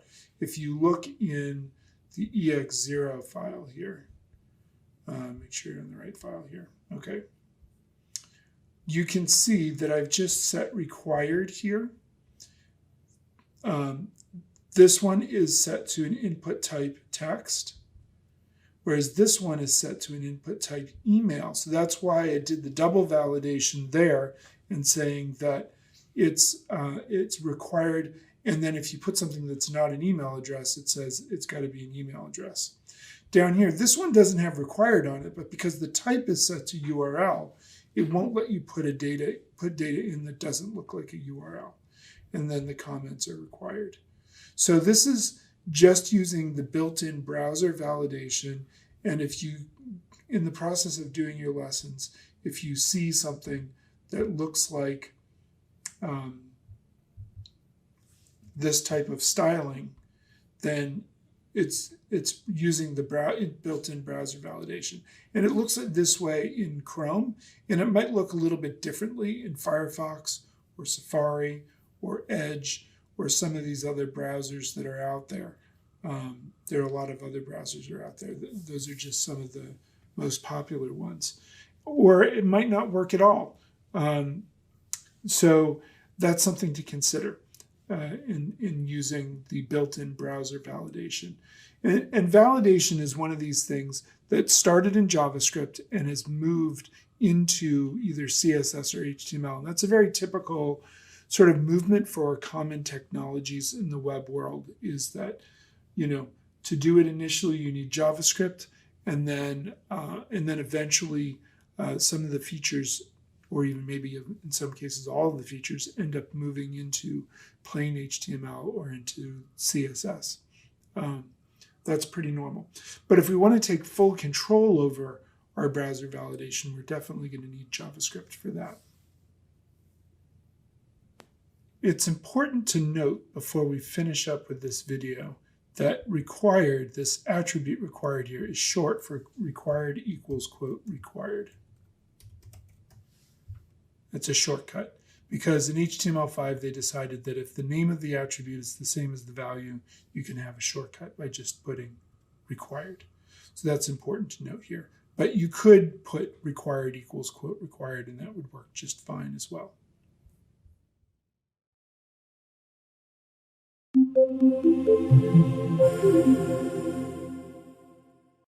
An important thing to note about the example 0 files is that there is no validation on the back end happening here at all.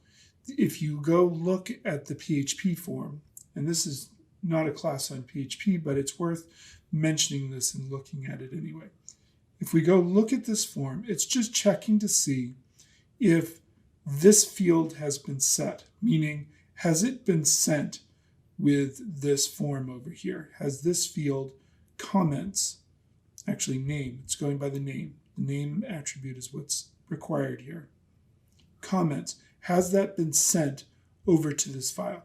If it's been sent over here, it's just going to take the data that somebody typed into the field name. It's not going to check it or anything, and assign it to a variable name.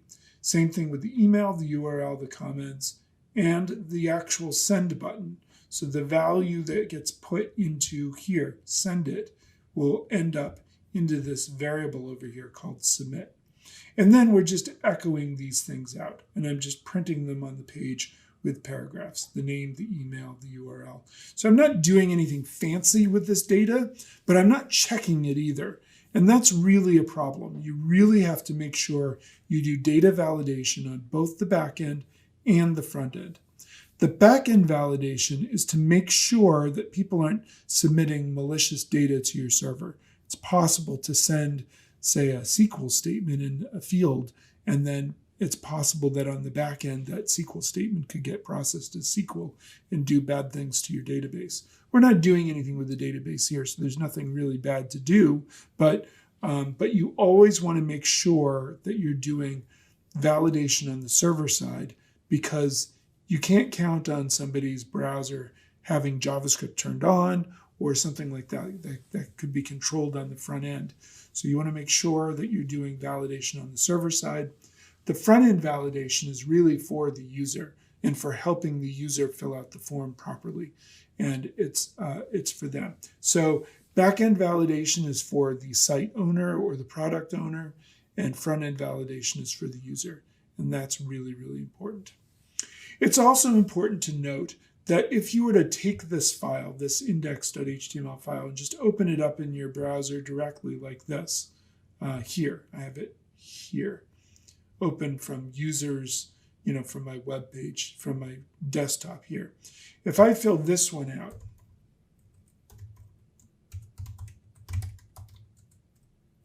I'm going to skip the website, and I click send, I just get a PHP file. And that's because PHP needs to be processed on the server. So that's why I provided these links so you can test these out on the server. So these are on our server here. But if you do open it locally and test it, it'll go through. If it goes through to the processor, if you get the JavaScript right and it goes through to the processor, if you get the form validation right, it goes through to the processor, you'll just get a PHP file.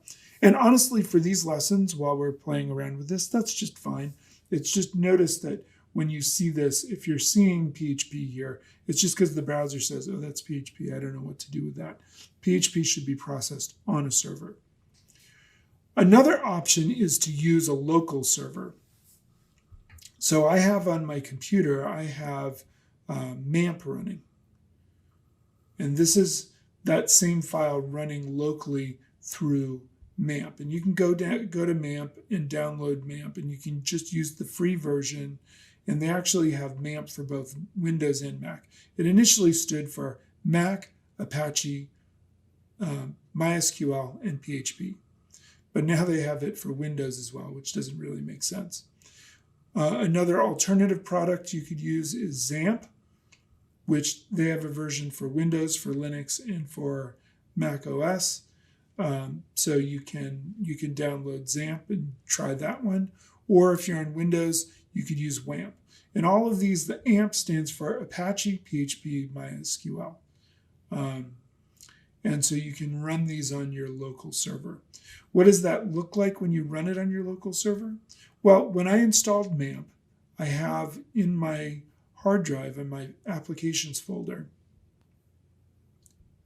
I have MAMP installed here. If you go down and look through here and find MAMP, here it is here. And inside MAMP is a folder called htdocs. And I took those same files that I downloaded and I put them here, form examples. So these are the form examples we're going to look at, and here's example 0. So by coming over to here, with MAMP running, when I run MAMP, it looks like this. This is MAMP running. I click start here, and then it says stop up here. With MAMP running, I can go to localhost. I have changed the ports so that it uses the default ports here, 80 and 80, rather than the MAMP ports. But if I just go to localhost, what I see is, I just go to localhost, I'll see all the files that are in that htdocs folder that are inside the MAMP folder in my applications folder. And I can click on form examples and load up example 0 here. And I can fill this out. And now it will work because it's going through the local server.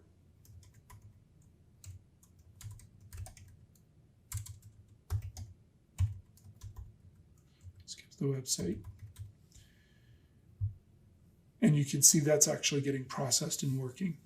Again, so the PHP is actually working because I'm going through localhost. I'm going through my local server. And you could set up any of these applications to run on your desktop if you want to. But it's not really necessary because if you do it just from the desktop, you'll just go through and you'll see the PHP file show up. And honestly, we're not really going to do a lot with server-side validation here. I just want to introduce you to it so you're aware that you have to have it. But we're going to be focusing on the actual front-end browser validation on the front end and working with that with the built-in validation that's built into the browser, JavaScript validation, and jQuery validation, as well as a jQuery plugin that will do validation. So we're going to really be focusing on the front end, but it's important to note that you have to have back-end validation as well.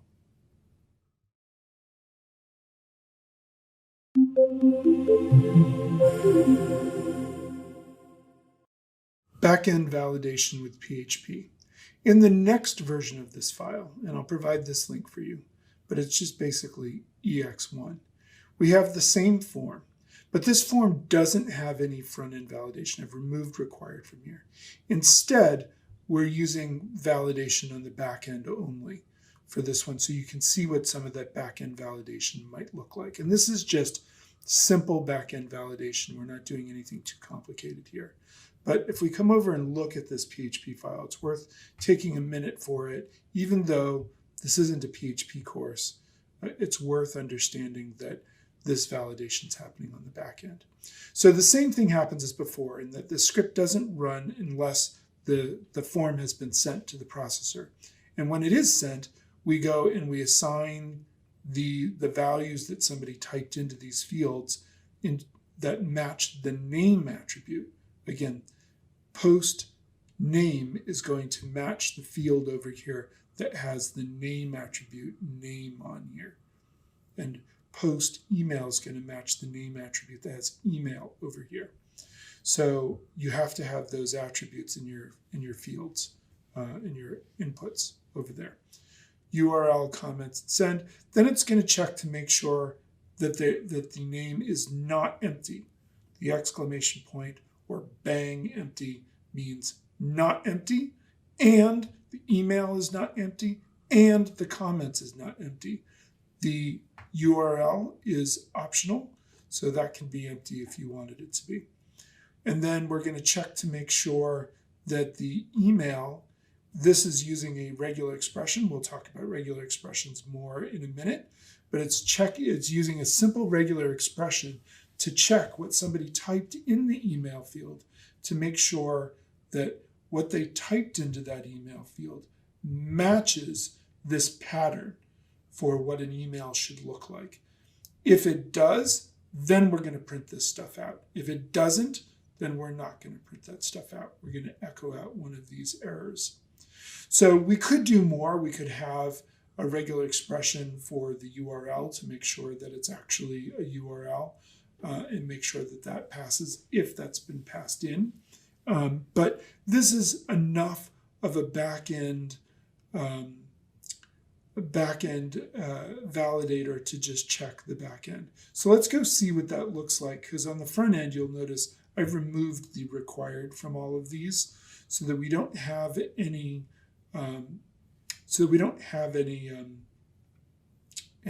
validation going on here on the front end at all. And we're just going to test it on the back end. So let's see what happens over here. If I just click send it, it's going to say you did not fill out the required fields. So essentially, we click send, so it got the comments.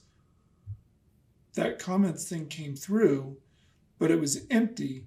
And since it was empty, this else statement fired down here. You did not fill in the required fields.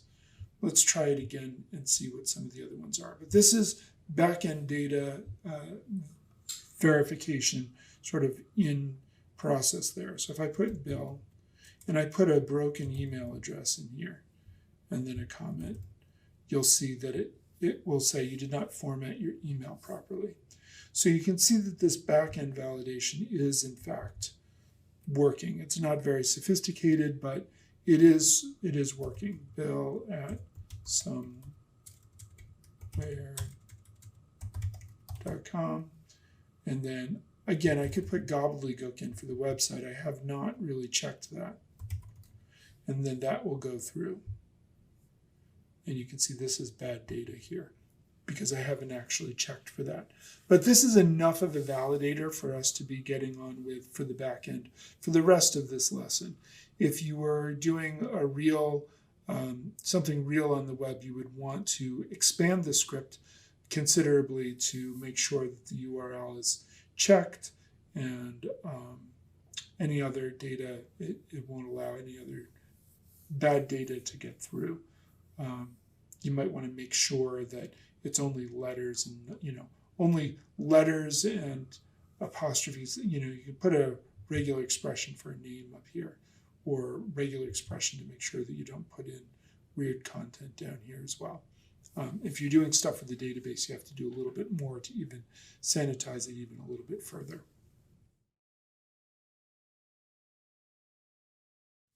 For regular expressions, if you're wondering where I got this thing for the email address and how do you come up with that, you can actually go to a website to get things like this sort of regular expression here. And you can go to this regexlib.com and look up regular expressions. So for example, if you said, I really want to make sure somebody types in a zip code properly, I could look up zip code, search, and I'll find a number of regular expressions that I could use. So this one here will check to make sure that I've got 5 numbers followed by a dash and then 4 numbers. So these will pass, but these will fail. And depending on where you are in the world, you might allow different types of things for zip codes.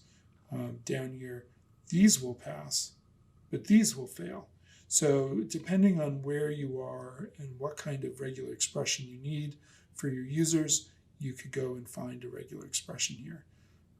This website has been useful for a long time for this kind of thing. And there may be other places where you can go to get regular expressions without having to write them yourself.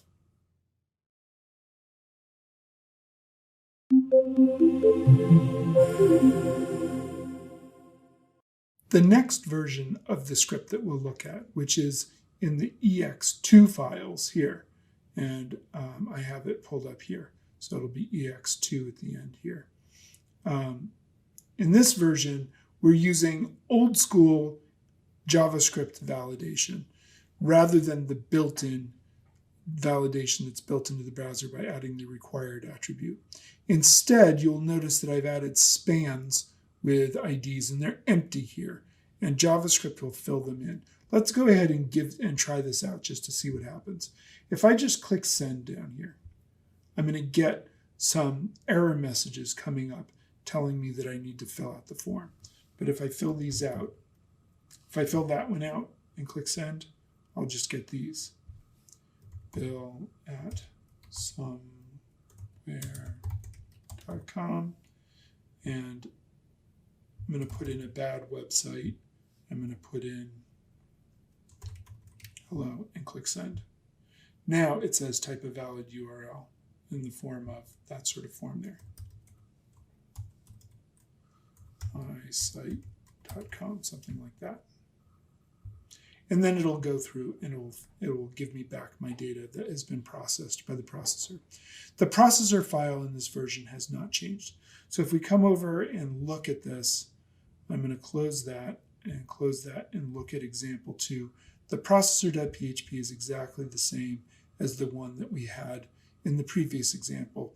And the rest of these examples will have the same processor file because we're not focused on back-end validation. It's important, you have to have it, but we're going to be focusing from here on out on front-end validation.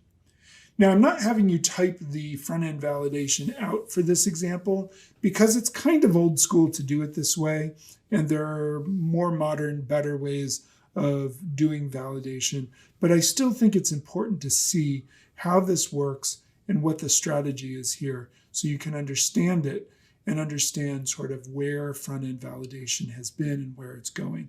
So you get kind of the scope of the whole sort of history of front-end validation. here. And you can see, again, I've added these spans, which are currently empty. A span is just a generic element like a div, but it's an inline element. Notice that the ID is the name of the field with -ERR for error on it. So it's that same name with that down there. That's important to notice. Down here, I have an event listener that's saying document, get element by ID, my form on submit. I'm using the on submit property to capture when the form is submitted. So this form is submitted when somebody clicks this input button here, and then it runs a function, validate form. And down here I've got validate form. I could use an event listener here, but I'm using the on submit special event property instead. It's a little bit old school, but it's perfectly fine. It works perfectly fine. Down here I've got a validate form, and then I've got some regular expressions. I've got a regular expression for names, which will allow letters and apostrophes and dashes, uppercase or lowercase, and that's it. So you couldn't do a name with the number in it, or something like that, or a weird character or something like that. That won't pass this validation. So be careful what you name your kids. And then an email address. Again, this is the same regular expression I used before. This regular expression is perhaps not up to date with some of the newer domains that are available out there, top level domains. I think I'd run into problems with this regular expression if I used something like bill at somewhere.design. I have a feeling, see, it's not going to like that because this is a new top level domain. So you'd have to go find a regular expression that would allow that. But for our purposes today, it's perfectly fine. Okay, and then I have a regular expression that's going to check for URLs, FTP, HTTP, HTTPS, and then you can kind of make out what it'll accept here for URLs. So I've got these regular expressions get set up, and then I'm getting these elements and I'm clearing them out. And I'll explain why we need to clear them out in a minute, but we're clearing them out. And then I'm setting a counter. And this is the guts of the script. So the counter starts at 0. And if one of these fields does not pass, the counter gets incremented. So down at the bottom of the script, if the counter is ever greater than 0, it meant that one of the passes did not happen, and then we return false. And return false keeps the form from being submitted from being submitted properly. This is similar to using event prevent default. And we could actually update this to use event prevent default. This is a little bit old school here, and that's fine for this thing here. Okay, so we're going to check each one of these fields. We're going to go and get the value out of the name field and test it against the name regular expression. And if it doesn't pass, I'm going to run a function called fixForm, which is down at the bottom, which gets the name, and then we pass in a message that we want to get printed if it did not pass, and the counter gets incremented. And again, if the counter gets incremented at all, then the form doesn't run. So down here under fixForm, we say what field are we checking and what's the message we're passing in. So up here for the name field, we're passing in this field and this message. We're passing that into this fixForm function. So we're passing in the name field and the name message. And then what happens is we have a variable called error message, which gets the ID plus -error. So the ID of the field for name up here, if we go back to our field up here, the ID is name plus -error. So that's going to give me this, name -err, error. So error message is going to be name-err. And then I can go in and I can set that error message in our HTML to whatever the message was. Fill in your name. I'm setting the color to red, and I'm putting a focus on that field, meaning that the user then had the cursors put in that field for them to fill out. So let's go and test that out really quickly over here and just sort of see it again.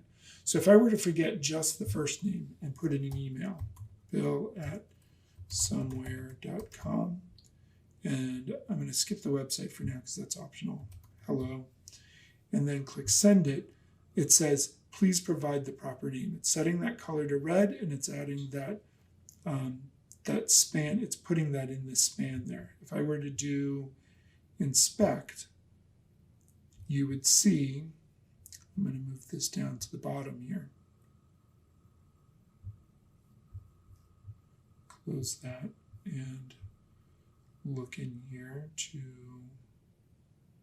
this one here. You'll see that the span has added the style, and it's added this message in here. Plus the form has not been sent through because of the return false. So it's important to understand how that works. The last thing to clear up is, why do I have these things filled out here?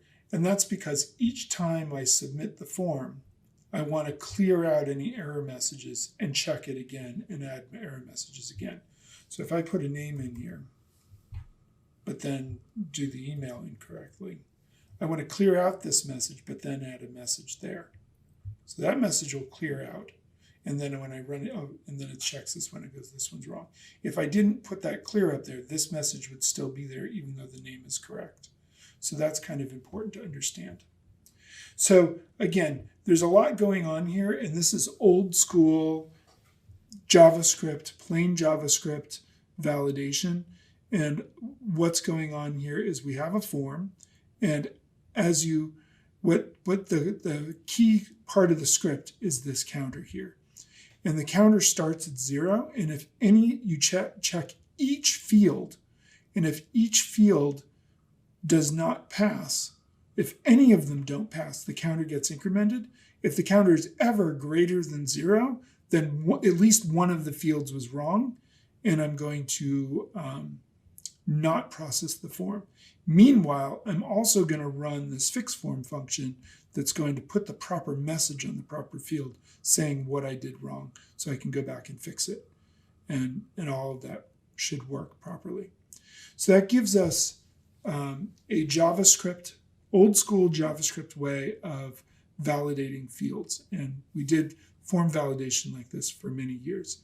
Now we've got some better ways of doing it that we'll look at in the next videos.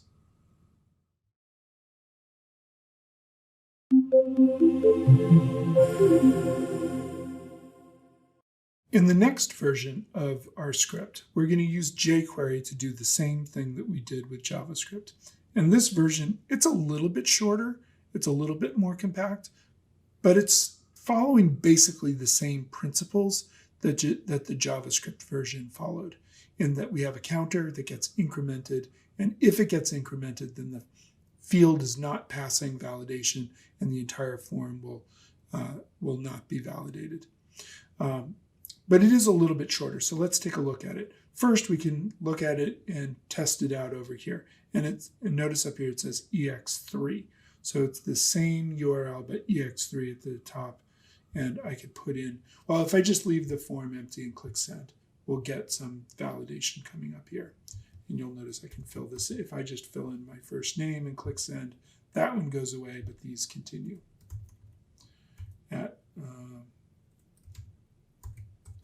If I fill in a bad email address, you'll notice that it wants a valid email address. If I fill in a bad website,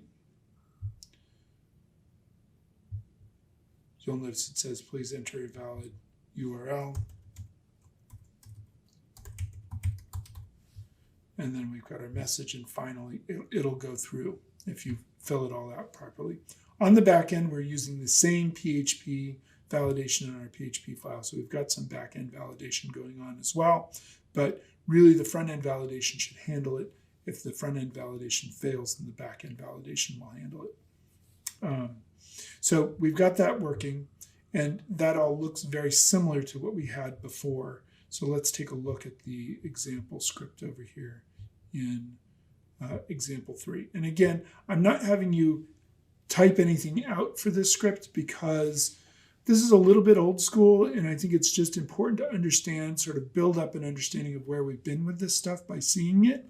But we'll be looking at some more modern ways of doing form validation next. Okay, so here we are on our page, and you'll notice that the HTML is all exactly the same with my span errors here. It's the same as what I had in the plain JavaScript version before. The HTML really hasn't changed. The one thing that has changed is down here I've got jQuery plugged in. This is an older version of the jQuery library, but that's okay. And again, I've got my regular expressions, so that's fine. These are the same regular expressions I had before. I've got my counter set to 0. And here I'm using the jQuery submit event to capture the submit of our form. And then we're running a function. I'm passing in the event object. And just as before, I've got a counter that's set to 0. I probably should have a var in front of that. Var counter equals 0. So I've got a counter set to 0. Oh no, I set it up there. That's why it's not var there. So I've got the counter set to 0. And if any of the forms do not pass, if any of the fields do not pass, the counter gets incremented. One thing that's different here is down here, that if the counter is greater than 0, I'm using event.prevent default instead of return false. So I'm using event prevent default, using that event object to prevent the default behavior of the submission of the form. And that's what keeps the form from being submitted to the PHP to be processed, if the counter gets incremented. If it doesn't, then it gets submitted just fine. If it doesn't get sent in, another thing that's different is I don't have a separate function for fixing the fields. Here I'm just using a little bit of jQuery to say, go get that field, name-err, change its HTML, please add a valid name. And up here, I've got this little thing here that will turn that red automatically. So that's all fine. Up here, these variables here, again, are just getting those fields, getting the values out of those fields, so that should all just work and get kind of set up. So it's a much simpler version of the exact same thing that we did with the plain old school JavaScript. Here, these forms are getting emptied out each time. So because jQuery can work on a group of objects, I don't have to set each one of them separately. I can just set the HTML in all of these to empty, but set the CSS to color and red for them. So that kind of works sort of nicely there.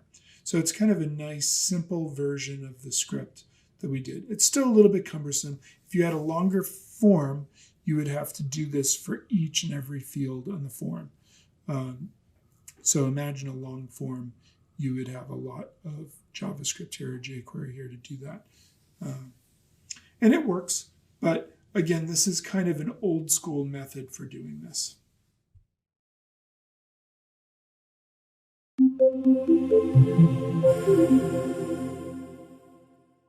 The next version of our script is going to use a jQuery plugin, the jQuery Validate plugin, which is a fantastic plugin for doing form validation.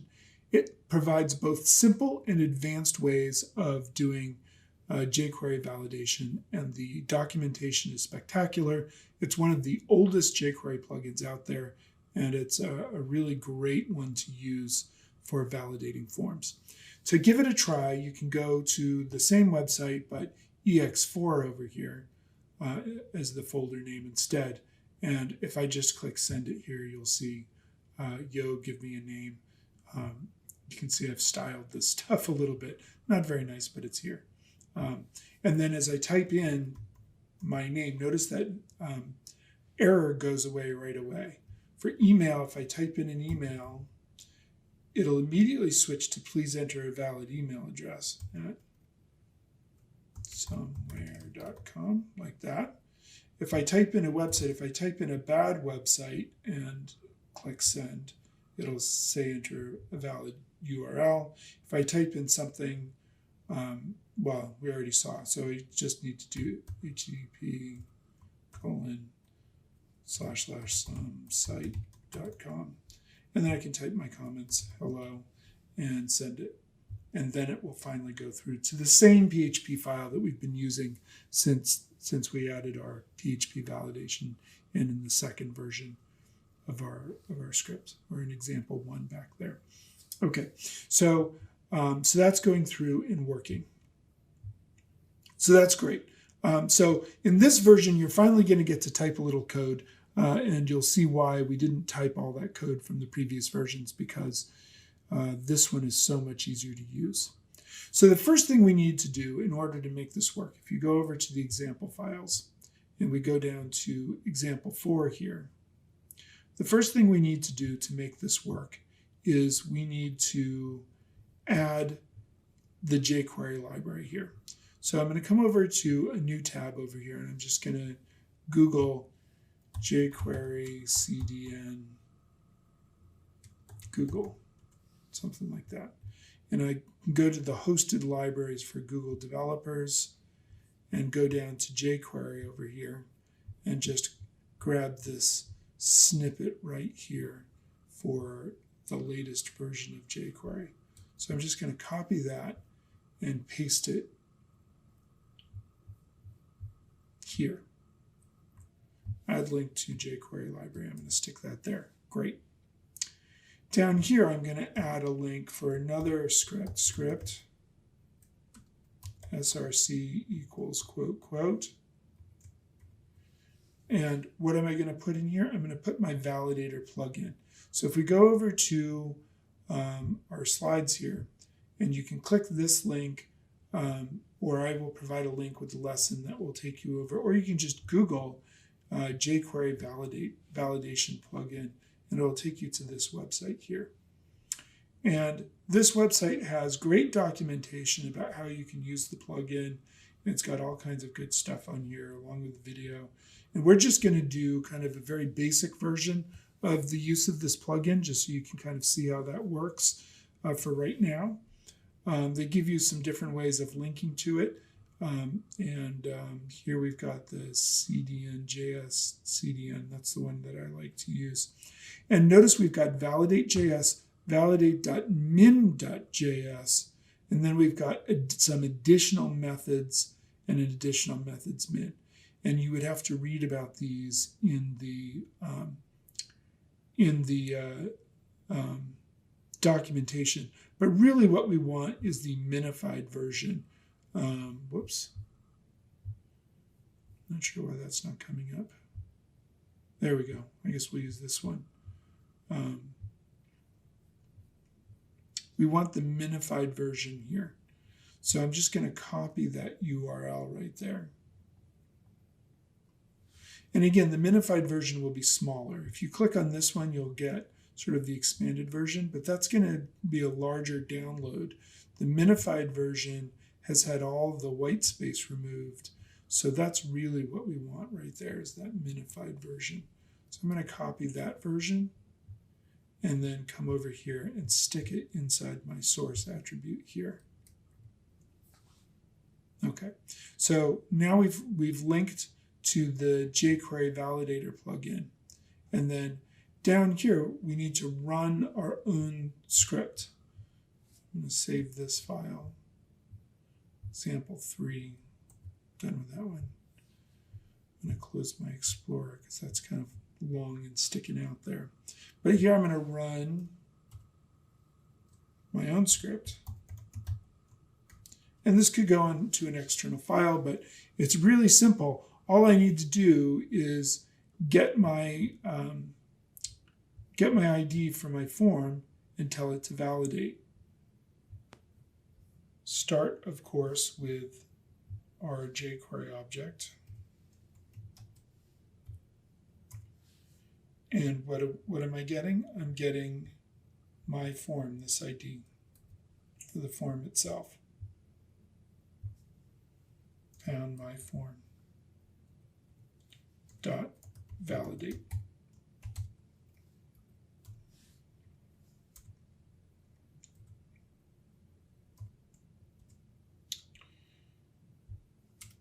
My spacing got screwed up there. All right, dot validate. This validate method is a method that's provided because we have the validation plugin plugged in here. This is not a native part of jQuery, it's part of the plugin. Because we have the plugin, we can use validate. Let's see what happens. Before we can test this, we just need to require some fields. So come up to the input here and add required in here. Also on the email one, and we're going to skip the URL, but you'll see that it will test the URL. And also in the text area. Add it there. Make sure you add it before that angle bracket, before the closing text area tag. Okay, so I saved that. And then I'm going to come back over to my form. And I'm just loading this locally. The PHP is not going to work properly. So if it goes through to the PHP, we'll actually see the PHP on the page. But we don't really care about that. We know that our server-side validation is working, so that's okay. We can just run this locally off here. Alternatively, you could run it through MAMP or XAMPP or WAMP or one of those local servers, or put it up on a web server somewhere, and it will work exactly the same way that this one up on the web server here works. But for now, this should work just fine. So I'm just going to refresh this page. And if I just click send it, you'll see we're getting this field is required, this field is required, this field is required. And if I type something in here, that message will go away. Down here, if I start typing an email address, you'll notice that it will switch to please enter a valid email address at somewhere.com. And then website. If I put in a bad website, you'll notice it will pick that up. Please enter a valid URL. As soon as I clicked into this next field, it picked that up. Even though I didn't say that that field is required, because it's set as type URL, the validator is picking it up. /somesite.com, I don't know, something like that. Hello. And then if I click send it, I get my PHP, which is not really what I want. I'd rather get the returned file, but I'm just running it locally off my desktop. So the browser doesn't know what to make of all this PHP, so it just shows it to me. Okay, but the validation is actually working. I can take this even further by adding some additional titles in there. So if I wanted to adjust the names of the fields that show up, we can do that too. Also, you'll notice that if there's an error, it creates a element here that I can see that has the name dash, as class error on it here on this label field is required. So it's creating a label here. And giving also a class of error on this input here as well. So you could hook into these classes to do something with this stuff if you wanted to, which is pretty nifty. So I could come back to my page here and I could uncomment out this style that I have here. And now you'll know, so you could style these errors any way you want, which is pretty handy. So now if I come back and refresh this and try to submit it, you'll notice that it will take on that styling, which isn't very nice, but you could do whatever you wanted with styling for this, which is really pretty cool that you can do that. And finally, if I don't like these labels in here, you can adjust them a little bit by adding a title in here. Title attribute. Title equals yo, give me a name. I mean, it'd be better if you put in a nicer, more gentler title than that, but that'll work. So now if I don't put that in there, you'll notice that it uses that instead of the default text for the field, which is pretty nifty as well. So there's a lot you can do with the jQuery validator, and this is just the simple version. In the next lesson, we'll look at some more complex features of the jQuery validator plugin, and we can get into a lot more with it.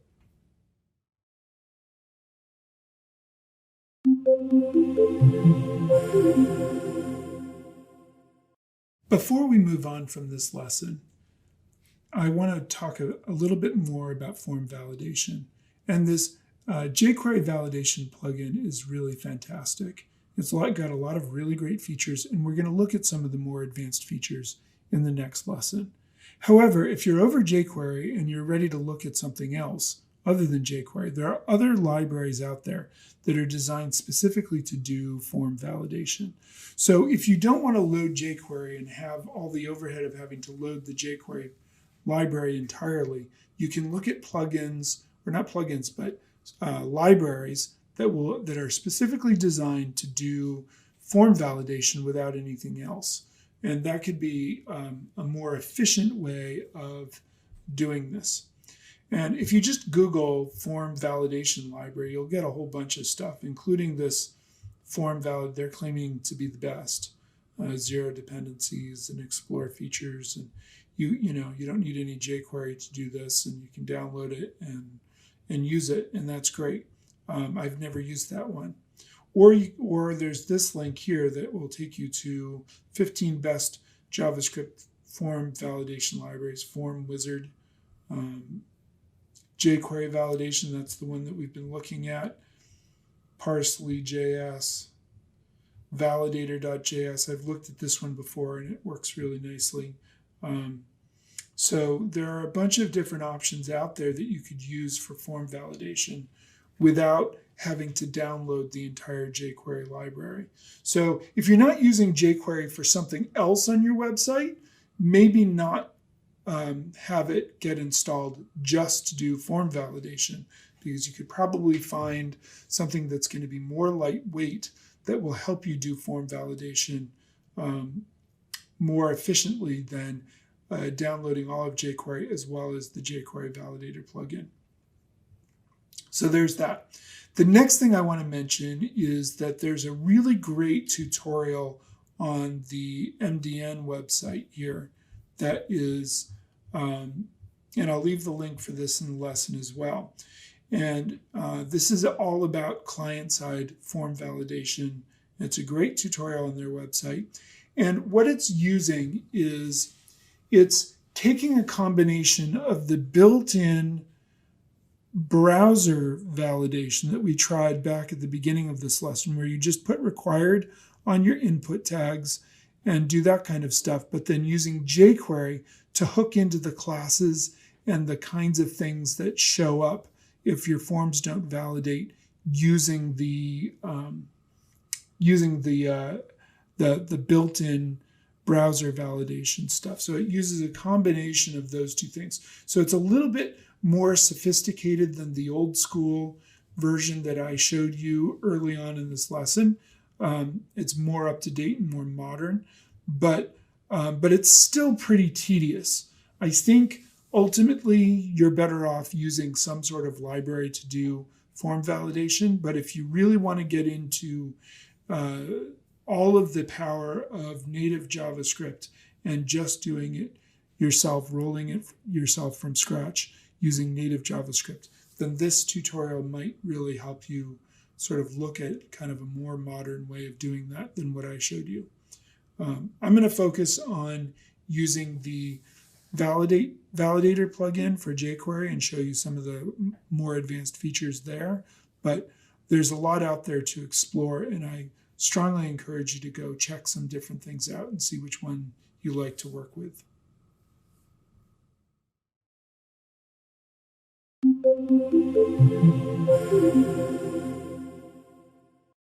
The jQuery Validator plugin, advanced options.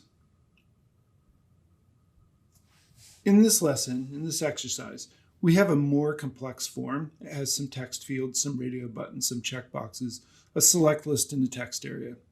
And we're going to try out a few of the jQuery Validator's more advanced features just so you can see an example of how they work. The processor.php file has also been updated to get this data. Remember that if you want to see the processor actually process the data, you have to put this file on a server, or in localhost. You can run a local server by using MAMP or XAMPP or WAMP or one of those. I'm actually running it through MAMP at the moment, and I can come over here and you can see it says localhost here. So this is actually running through my localhost server, so I can actually see the PHP get processed. But if you don't want to deal with the server side at all, that's fine. We're really going to focus on the front end and the form validation and the JavaScript involved with making that work. And the server side stuff isn't all that important to this lesson. So if you don't want to bother with it, you can skip it and just run it locally in your browser. It's just when the form goes through, you'll see a bunch of PHP come through with it, which is not really what you would get on a real server, but that's okay. All right, great. So with that, we can take a quick look at our files here. Switch over to the code editor here. And here I am in Visual Studio Code, and these are the start files. And if you look at the index.html file, you can see that there's already a form on the file, and it's pretty straightforward with some paragraphs with labels and input elements in here. So we've got some text one, that's text one, email, phone, which is really just typed text. And then down here we've got some radio buttons and some checkboxes. One thing you might notice that's a little bit weird about the checkbox is these square braces here. And this is because we're going to be sending this through to PHP as an array and then dealing with it on the processor as an array here. So we've got a bunch of checkboxes for cheeses, and then we've got a select list. And down here we've got a text area for comments, and then finally our submit button that we need to submit the form. And that's the basics of what we have for the HTML for the form. And it doesn't look particularly good. There isn't any styling at the moment, so it all just kind of looks like this, but that's okay. Okay, great. So we've got that in place. The next thing we need to look at really quickly is just the processor PHP file. So you can see over here really quickly, we're just going to get these pieces of data from the form. You'll notice that when this one comes in, this comes in as an array. So I have to, first I'm going to check to make sure they're not empty and all that kind of stuff. But for the array of cheese list, I'm going to set an empty string here and then just loop through each of those elements in that array and put them into this list followed by a comma and a space. And then I just remove the last comma and space at the end and do that kind of stuff. And then I'm just basically assuming everything matches and everything's good. I'm just printing this stuff out to the screen. But if something goes wrong, then one of these other else statements will run. But we're going to catch all of those. None of these should run because we're going to catch all of that in the JavaScript on the front end. In the next video, we'll look at getting our script started and getting everything going on our index.html files so that we're ready to do our validation and capture this stuff. And to do this, we're going to have to hook up the jQuery library, the validator plugin, and then add our script for initiating the validator here. Or you could put it in an external file if you wanted to.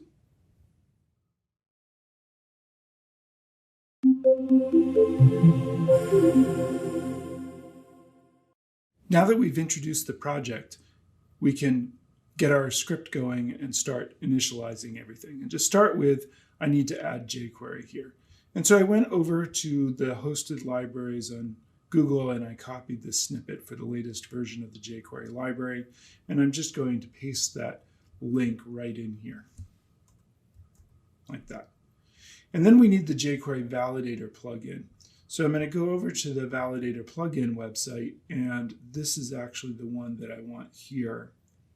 Of course, it's just giving me the URL, so I have to type the script tags. So in here, I'm just going to type script and src equals quote, quote, and paste that in, and then close the script tag.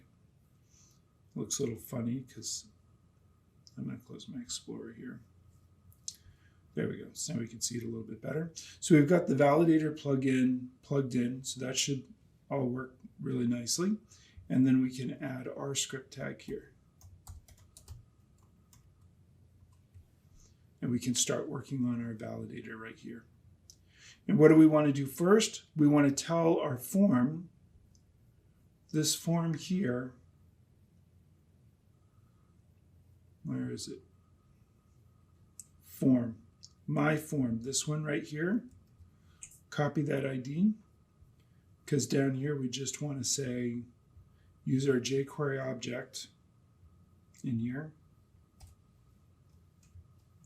to get pound my form, don't forget the hash there, dot validate. Great, so that's the basic validator. That's what we did in the previous lesson. Now, to make use of the more advanced features, we're going to pass in an object here. You've already learned a little bit about objects in the previous lesson. Plus, we saw this same behavior in a previous lesson when we did the Flex Slider plugin. So it's kind of nice that these plugins follow this familiar convention of when you want to make use of additional features, you can pass in an object, and those features and settings can get set within the object. So I'm going to move this down to make some room in here. And then in here, we're going to add some rules that we're going to follow for our validation.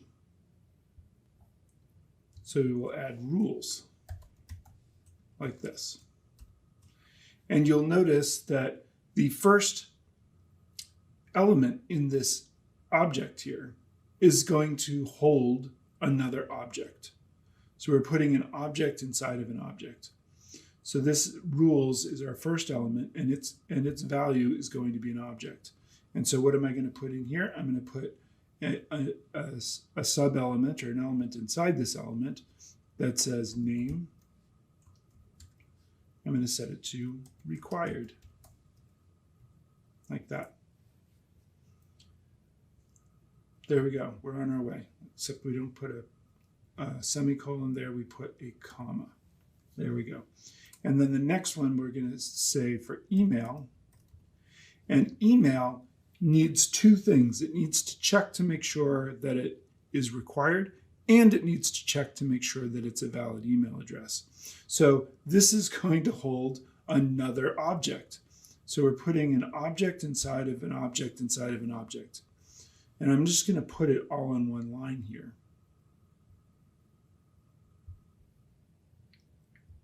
And it's going to say required, true, comma, email, true, like that. You might wonder why this required is not in quotes, but that one is. This required is a value that goes with this property. This required is a property, and the value is true. True doesn't go in quotes because JavaScript knows what true means. This is also a property, so it doesn't go in quotes. But this is a value. So it is, and because it's true and JavaScript knows what that is, it doesn't go inside quotes. All right, so we've got that. And then the next thing we need to do is put a comma and go on to validate the cheese array. So to validate the cheese array, now this one's a little bit different because cheeses it would look like this. Cheeses, I think, square brackets, like that. Actually, it's just cheese, not cheese, it's cheese. It would look like this, but because of the square brackets, that's going to cause problems. So we actually have to put this particular property in quotes. So it's going to go like that. And then we'll have the semicolon. And here we're going to, again, put in an array. I mean, not an array, an object. And this object is going to have a few different things. First, we're going to say that it's required. Required, true. Then we can actually say that we want a minimum and a maximum number of checkboxes. So if I want exactly 3, I can set the minimum to 3 and the maximum to 3, and then I'll get exactly 3 options. We do that by setting min length. Make sure you spell length right. I always spell that one wrong. Min length 3 and max length 3. Again, JavaScript knows that these are numbers, so it knows what to do with those. And now we've got our rule for what we're expecting over here on our, in here, pick 3 favorite cheeses. So you have to pick exactly 3. So that will work for that now.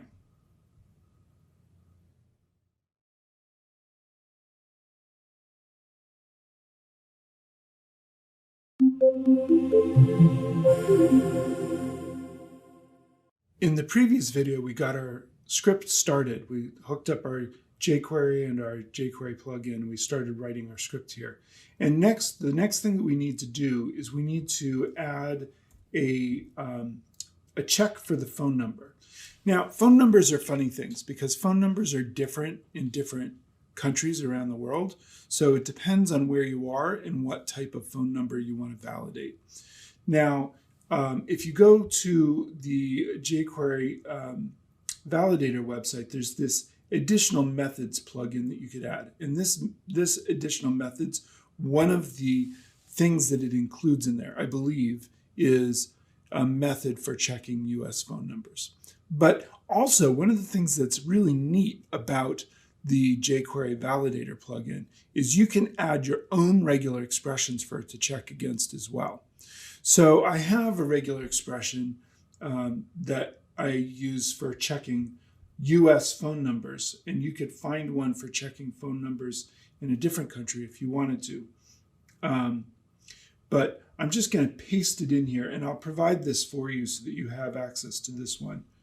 And I'm just going to paste it here, because this is not something you want to type. But you can see here I'm saying validator, add a method, and I'm calling it phone regex. And then I'm passing in a function with a value and element, and it returns this optional element, which is a regular expression. And it has a message, please type a valid US phone number. So you could change this regular expression to something else. You would change this part here, from here over to here. You would change that to something else if you wanted to check a phone number in a different country. And then you could also change the message down here. But it's pretty neat that we can add in additional regular expressions to check things in our validator plugin this way. I think that's a really neat feature of this particular validator. So now that I have that here, I can come down here and add phone as a property, and the value is going to be another object, required, true, comma, phone regex. This label here is matching this phone regex up here. I'm going to set that to true as well. Great. We've got that in place. The last field that we're going to require is the cheese type field. And we're just going to set it to required. Like that. Okay, no comment at the end of this one because this is the last one. And really, what is this field? If we come over here, it's this field here. And because it's a select list, you can only pick one from the list, so we're just going to require it. And that's fine. Now, if I've done everything right, which is a big if, always, we should be able to save this file here and then come over and actually test it. If I refresh my page here, and it should kind of work. We're just getting generic messages here, but it is actually working. You know, it says this field is required, you know, so it is putting these in here, but it's not doing anything great with it yet. So we need to do a little bit more to clean this up. One of the really nice things about this plugin is that you'll notice that our markup is very clean. We haven't had to add the required attribute. We haven't had to add anything extra to our HTML markup. Everything is being taken care of in the JavaScript, and that's really pretty nice. To improve the messages that we have here, we'll just go back to our code editor here. And after our rules property inside the main property for our validate plugin here, we're going to add a comma, and then we're going to add messages. And messages is going to be another, is going to have another object in it, just like rules. So this is the second property that's at the root level of our thing here, and then of our validate function here, and then we'll add some messages in here in our next video.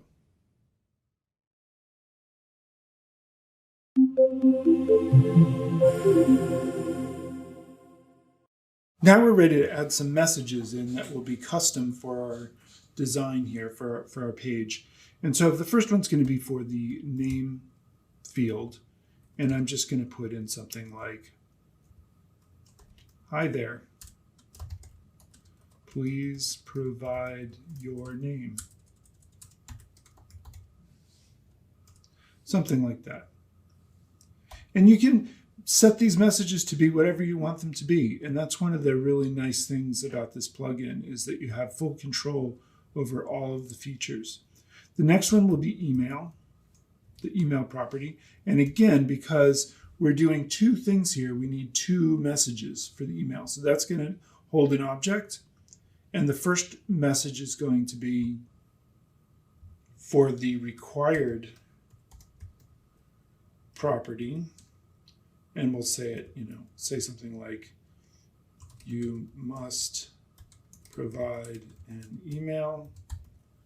And then the next one is going to be for the email property.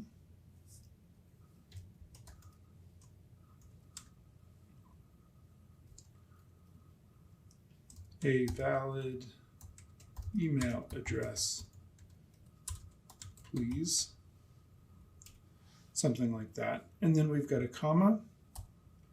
And then next we've got our cheese with this one goes in quotes because of the square brackets, because it's an array. And this one is simply going to have a message that says, "Please select 3 cheeses." Something like that. For phone, we're going to have an object again. Whoops, object like that. And we're going to have the first property in this object is going to be required. And it's going to say something like, please provide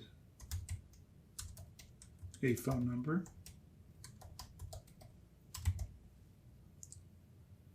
And then the second property is just going to be phone. And we're just going to pass it an empty set of quotes. Because really what's going to go here is this one up here. So that's going to be the message that gets passed in here. So we're just putting in an empty set of quotes there. Now, if you're wondering how I know all of this and how I kind of figured all of this out, it's really not too difficult.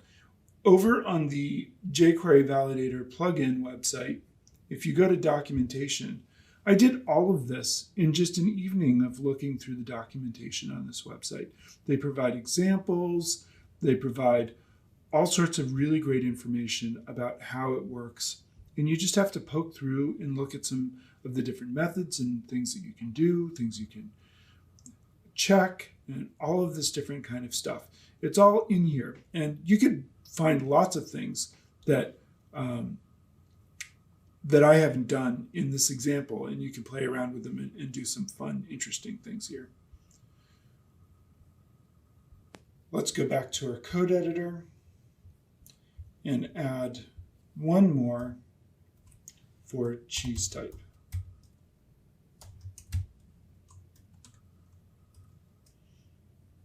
Type of preferred cheese is required.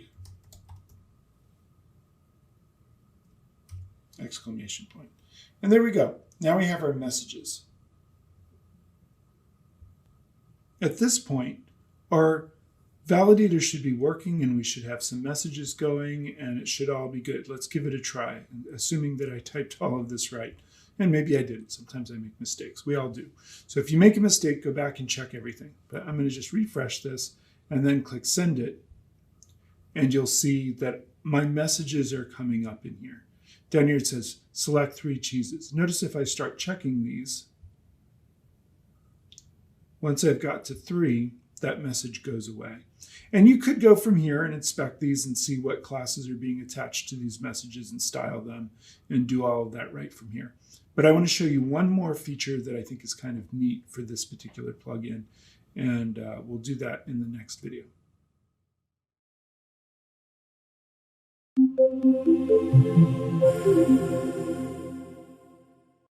We've gotten our validator working, and it's working great, and we've got our messages coming up. It just needs some styling. But what I want to do in this next feature is add a box over here and have all of the messages go into the box as the errors occur. So let's go over to our code editor here, and up here I have this thing commented out. So let's uncomment this. So we've got div ID message box, and then I've got just a low-level header here. I probably shouldn't be an H4, but that's okay. And an empty unordered list. And we're going to add list items into this unordered list for each error that occurs. So let's go ahead and see how we can do that in our script, because I think that's pretty neat. Oh, also while I'm at it, up here at the top of the page, I have a little bit of CSS here that I'm going to uncomment. And that'll just place this, just going to position this box. We don't have a lot of nice styling going on in this form, but you could certainly do a lot more to make it look better. But I'm just going to position this box so it shows up on the side of the page over here. Okay, now we're ready to continue to add to our script down here to see what we can do to make use of this feature here. So down here after messages, I'm going to put another comma and then add a property called error container. And that's going to be the ID of this box up here that I created. Where to go? Message box, this thing here. Error container. message box. And actually just paste it in there. Comma. And then we've got error label container.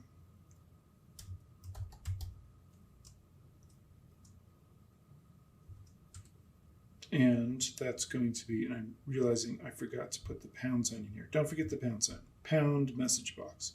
And this is going to be pound message box UL, because that's the error label container, which is this unordered list here. It's going to put the label, that's the container that's going to hold the actual labels. I'll put a comma here.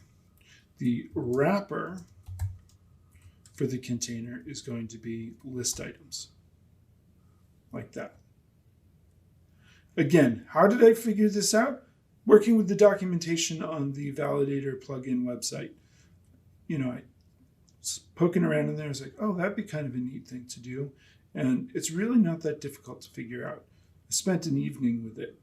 I think it's pretty cool what you can do with it. And I'm just showing you the tip of the iceberg. There's tons more you could do with this plugin.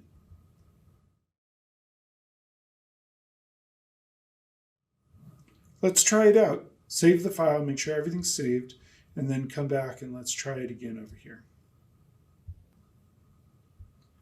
So here I am on the website, on the web page. If I click send it, I should click refresh.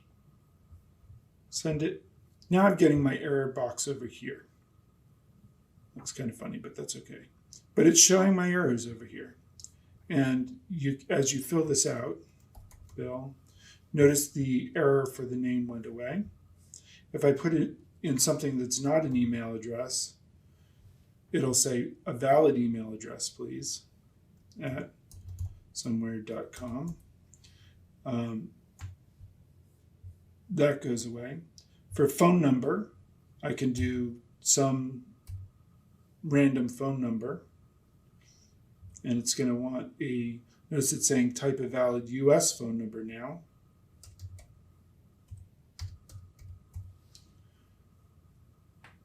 Preferred method of contact, one of those selected down here. I have to pick 3 cheeses, so I pick 1, 2, 3, and that message goes away. I have to choose something from here, add some comments, hello, and when I click send it, I get my process data because I'm running this on my local host, so it's coming through. If you got a bunch of PHP here, that's fine. That's just because you're running it locally. But the processor is actually working. So this is a really great little project that will help us, a great plugin that will help us make our forms more accessible and easy for users to use. And that's a really important thing to be able to do. I recommend poking around on the plugin, on the Validate plugin website, so you can see what else this plugin can do. There's all kinds of really interesting things you could do, and I recommend playing around with some of the features. If you don't want to use jQuery and you want to try a different library, there are lots of libraries out there specifically for validating forms. And it would be kind of interesting to compare some of the features of some of the different libraries. So if you just Google or search for different form validation libraries, you'll find some out there. And you can try them with your forms and see how they work, look through the documentation. It's a really great way to learn JavaScript and to learn how to use some different tools that could be handy for a lot of different projects.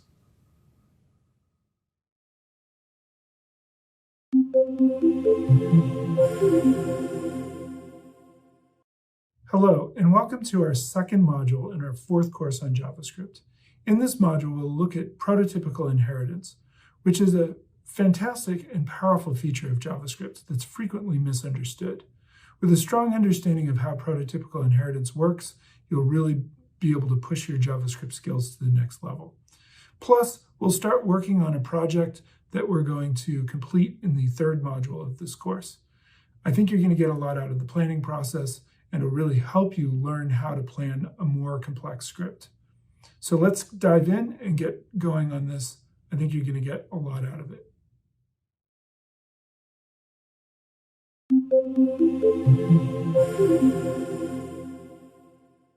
Prototypes and inheritance. It's a common misunderstanding that JavaScript is not object-oriented. It is object-oriented. It's true that it doesn't work with classes the way other languages that use classical inheritance work with classes. But JavaScript has what's called prototypical inheritance.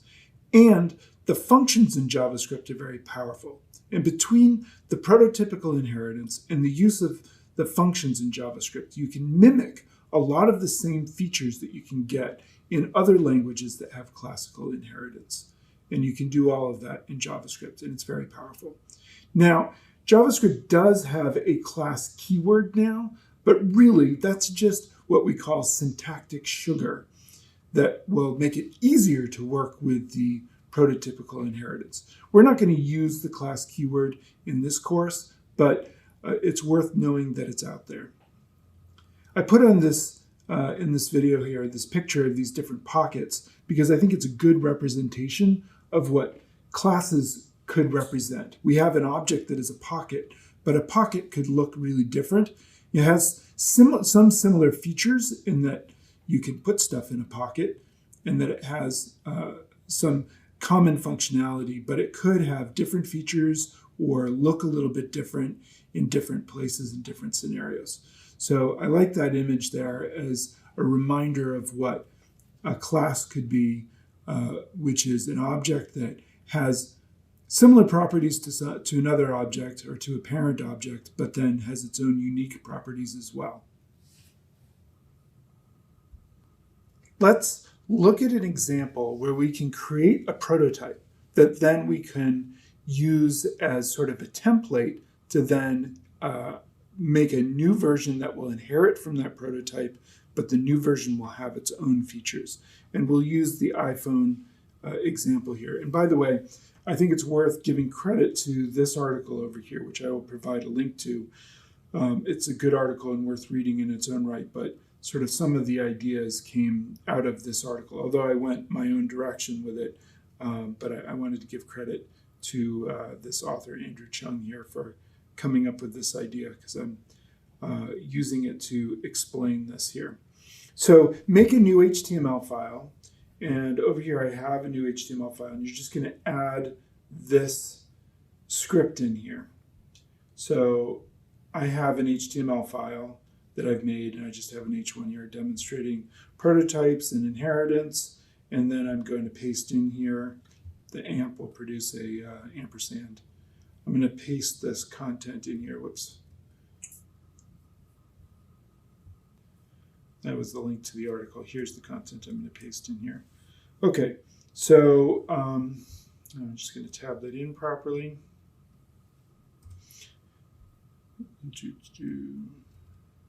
Oops. Folded that up there. Tab that in properly.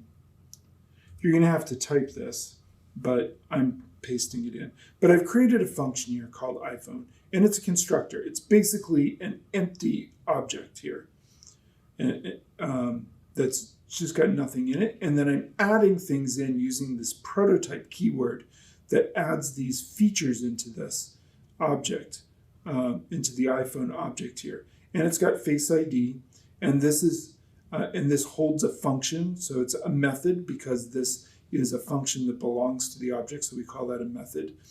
And this method, all it does is console log out, unlock my phone with my face. So that's a feature that belongs to all iPhones. It also has a feature called video, which allows me to take 4K video with my phone. That's a feature that all iPhones have. And then I have another feature, which is the Stocks app, which is a default app that comes on every iPhone that will allow you to find out what the stock market is doing. And we can continue to add additional features into this prototype that every iPhone might have in it.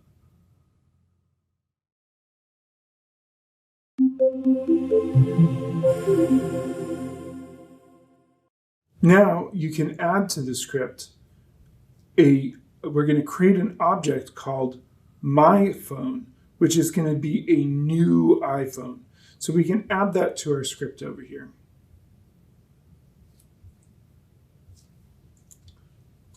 Let my phone, and that's going to be assigned a new iPhone. So now my phone is going to inherit all of the features that iPhone has, that every iPhone has, because my phone comes, it's an iPhone, so it comes with all those features. So I can do things like my phone dot face ID. And you'll see I have this file up and running over here. If I come back and refresh this, I can unlock my phone with my face, because it inherits that feature from the iPhone prototype. And I can do the other features as well. So we come back here and we could add my phone video and my phone stocks app, and you'll see that it actually does those things as well. My phone dot video, spell phone right. My phone dot stocks app. And you'll see if I save that and come back and refresh the page that my phone has those features as well. We can further customize my phone by adding an app. So you can go to the App Store and download an app. Suppose I add Instagram. So let's go ahead and add that. My phone dot app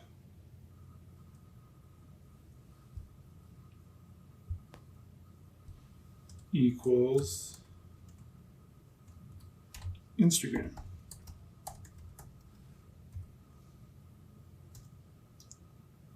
And now if I were to do my phone dot app, well, actually, let's wait on that. Instead, I'm going to do console log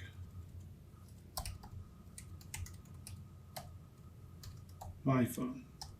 So I didn't make the my phone Instagram app actually do anything. So I'm going to just console log my phone here and see what I get. So if I come back here and refresh this, you can see I can still unlock the phone with my face. I can take 4K video. I can find out about the stock market and how that's doing. But then my phone, it has an app, Instagram. It's showing that this app is on here. Furthermore, if I toggle this little arrow down, you'll see, okay, we've got our Instagram app, and then you see this thing, underscore, underscore, proto, underscore, underscore, object. And that's because this thing is inheriting from an object. And it's got, you can see here the Face ID, the Stocks app, and the video. And then down here, underscore, underscore, proto, underscore, underscore, object again, because in JavaScript, many of the items in JavaScript are ultimately objects that inherit from the object object, essentially, in JavaScript. So we can follow everything back, all the way back to this object thing in JavaScript, because it's an object. You could fold this down to see all the properties that all objects have as in JavaScript. So it's a constructor for an object, it has a property, all this stuff.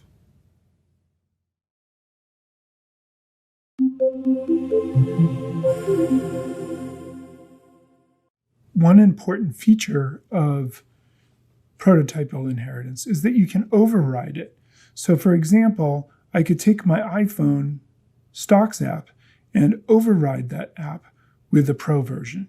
So let's go ahead and do that. If I switch over to my code editor over here, I can come down here and add my phone stocks app, and that's going to be upgrade to the pro version here in the console log. So that's all that's going to show here. But now if I do my phone dot stocks app like so, and then run this over here, you'll see upgrade to the pro version here. But also now if I come in here and type my phone again, you'll see it's got Instagram plus it's got the stocks app here that's been upgraded. That's a function. And if I go down here, but you'll see that it still inherited the stocks app. It's just upgraded it. So it'll use this one, but it still inherits the stocks app from the prototype, which is interesting. Or suppose we don't want the stocks app at all for whatever reason. We decide we want to delete it. We could do my phone stocks app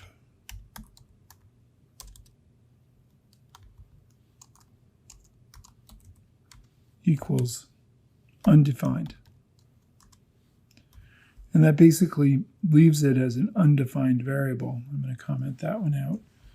And down here, I can just do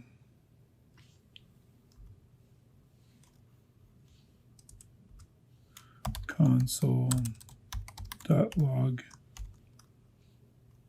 my phone. And we'll see that it's not in there anymore. If we come back and refresh this, so I got my phone and then stocks app undefined. It's no longer a function. Now you could actually delete it with the delete method, but I wanted to show that you can leave it as undefined. But it is still inheriting the stocks app from the proto here. Here it is there. It's inheriting that function. We've just sort of undefined it and left it so that you can't use it anymore.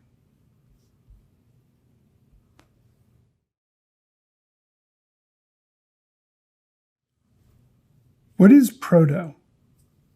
Proto is essentially the instance's pointer to the object it inherited from. So as we look in here, we can see under proto, that's the object that it's inheriting from.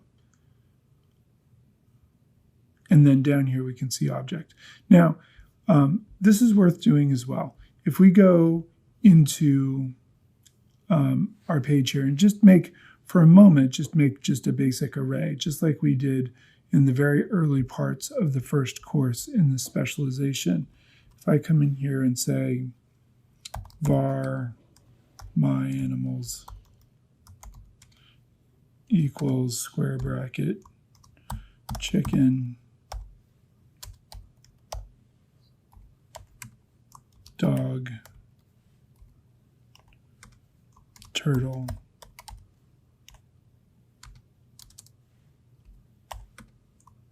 llama, whatever it is there, we can go ahead and add some animals. And then if I do console log animals, no, my animals, there we go. And then come back here and refresh this page. You'll see we get the array, but if I toggle this thing down, there's the elements in the array. It gives me the length property, which is 4. And then it says proto array. So this instance of this array is inheriting from the array object.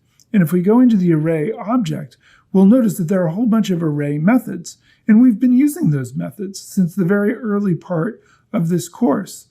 There's all kinds of methods that we can use, like push, for example, to add something to an array, or splice, or index of. There's lots of different methods. And those methods, we call them methods because they belong to the array prototype object. So that anytime you make an array, you're creating an instance of the array object, and you have access to all of the methods in that array object. So we've circled around to the beginning of this course in a way that's really important to understand, because it has everything to do with the way JavaScript works with prototypes and the way in which it's object-oriented. If we dig in further, after the array object, it also inherits from the object, which has its own set of constructors and set of methods and properties. And so every time you're making an array, you're making an instance of the array object, which is really an instance of the object. Hopefully that makes sense.